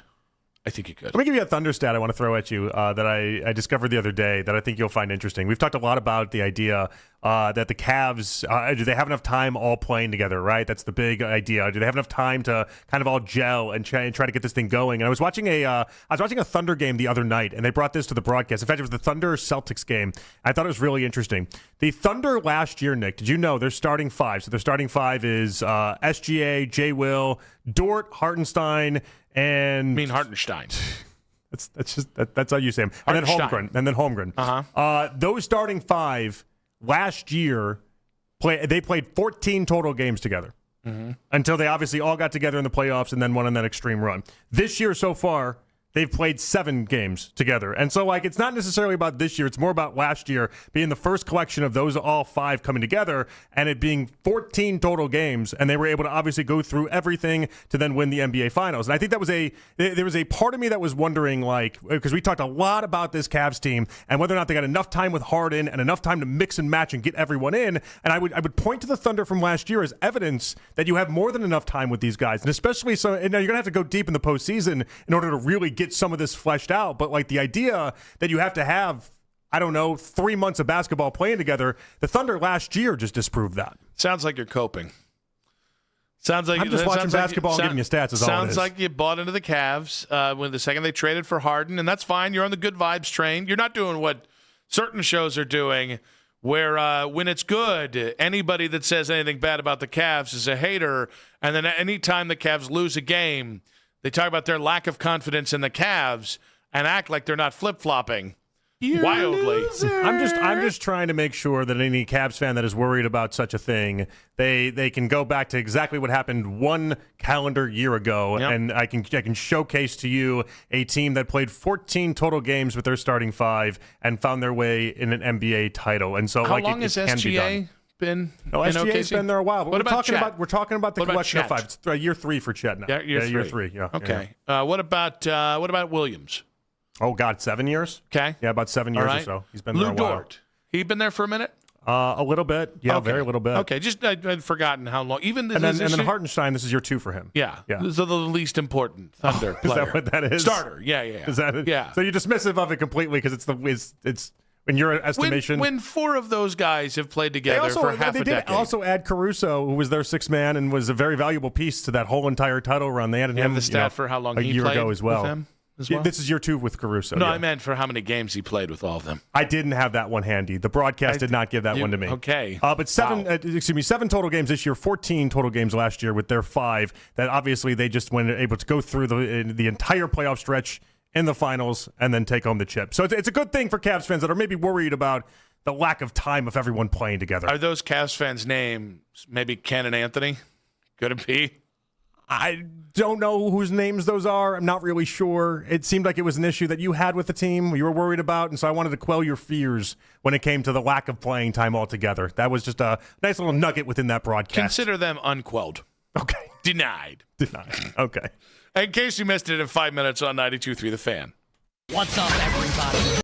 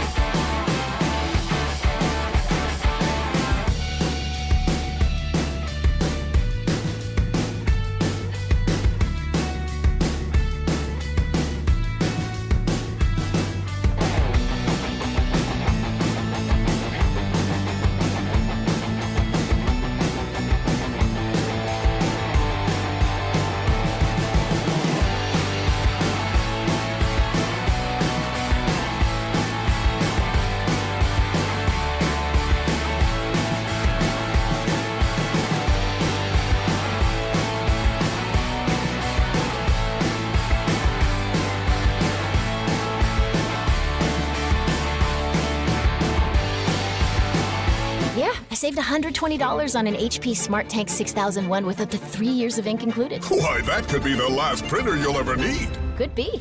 Shop your local Staples today for big savings on HP. That was easy. Available in-store, online, or on the app. It's 4-4 exclusions apply. All day long. All day. All the time. At work. 923thefan.com and the Odyssey app. Check it out. Final segment of today's show. I want to say a big thank you to all of our guests today. Jason Stanford, former Indians pitcher at 320. Kind of got some Coach Riz vibes from him. We just love the positivity of Stanny. He always is just in a good mood. We do love our guy there. And Tim Reynolds, AP, NBA, and Miami Heat writer. Very good stuff with both those gentlemen. If you missed a second of any of our show, you can watch it back on 92.3 The Fan's YouTube channel. You can go ahead and click subscribe there, by the way. It is free after all, and like our videos, we do like to be liked here, but with such little time here. I believe Nick Padone is coming up on Overtime tonight. That's what I heard. We spent 20 minutes about his Deadspin article with Puka Nacua. I want to hear it. Is this going to be like just a random thing? Like, you know, you always have like friends you see random spots, but they're like everywhere. Yeah. Is he the writing equivalent of that? Like, is he going to be in the New Yorker in a week from now? He's got so many jobs. Yeah, we just need to get him like better profiled ones. Is that it? Well, no, he does everything. He's like on Yahoo, and then he'll be on the New Yorker. He does like chef reviews, and then he's judging comedy. Then he's going to also be in like the Penny Mag in like Naples, Florida, right? I love the idea they'll just write for anything. What's sad about it is that, like, someone like Nick, when we were coming up, someone like Nick would have just did what I did. He just would have gone to different cities and bounced around, and then you know, like, build up his career that way, right? But now, because everything's so different, I feel like people that are Nick's age, they just everything's on the internet. They all exist on the internet, and so it's just like stockpiling as many avenues on the internet as you can, and he's doing a great job stockpiling those. Counter, I think he probably makes more money at all the 75 jobs he has than when we were doing individual jobs. I don't think it's a sad thing if he's making more money. Good point. Yeah, this is not sad, just different, maybe. More just money, different. good. Yeah, more money, good in our opinion. Good for him. I'm a little hot take artist like that. The more money you have, that's a good thing. That's a bold opinion by you. I'll say it. I'll say it again. Nobody else will. You know what? You know what's something that nobody will say? It's good to have more money. Yeah. Take that, Elon Musk. What? Although, it's always good to have more money. Gambling, Jonathan, disagrees. Would argue. I would say sometimes he just likes to feel the pain. Yeah. Sometimes you wonder, do you go to the casino just to get kicked in the stones and you're not happy until you lose all the money? Bit of a masochist. Yeah, I would say maybe in that setting, maybe for some reason. I don't know why it's like the goal's not achieved until I lose all my money. And then we feel happy. That's what I have kids for. Yeah. Every time I'm like, hey, I got enough money. My kid's like, hey, Dad, we broke the bathtub. Cool. That's great. That's gonna be a lot of money, great. isn't it? Yeah. I'm by the way, I'm raising 3 German Shepherds with the way they're shedding in bathtubs. I didn't even know. When you're beyond a plunger in the bathtub, guys, I don't know what the hell we're doing here. Mac, you gonna get cleaning this week, and you're staying at the Wilson household? I will leave that to the homeowner. It's actually part of the contract. Yeah, I don't know if you should knew this have or read the fine print. Sorry. I guess I need new glasses. I couldn't see that fine print. Nerd. If you leave that place dirty. Oh, God. No, we're going to leave it dirty.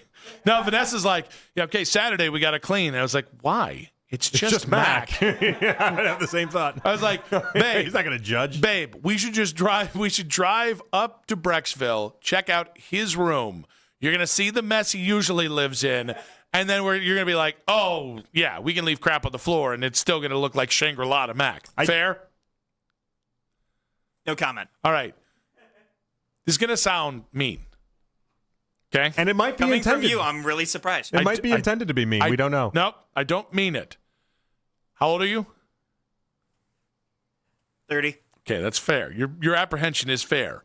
Does your mom still have to tell you to clean up your room? Oh, that is just... I do it myself. He thought about it. I do it myself.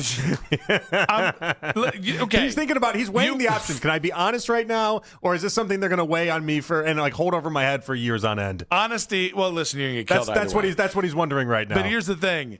you do have a tell when you want to figure out if you're going to lie or not. You just take too long. You pause. You just take way too long. And you have like the 1,000-yard Vietnam stare of like, oh boy, that I don't want to answer that question. And that's one of your biggest tells.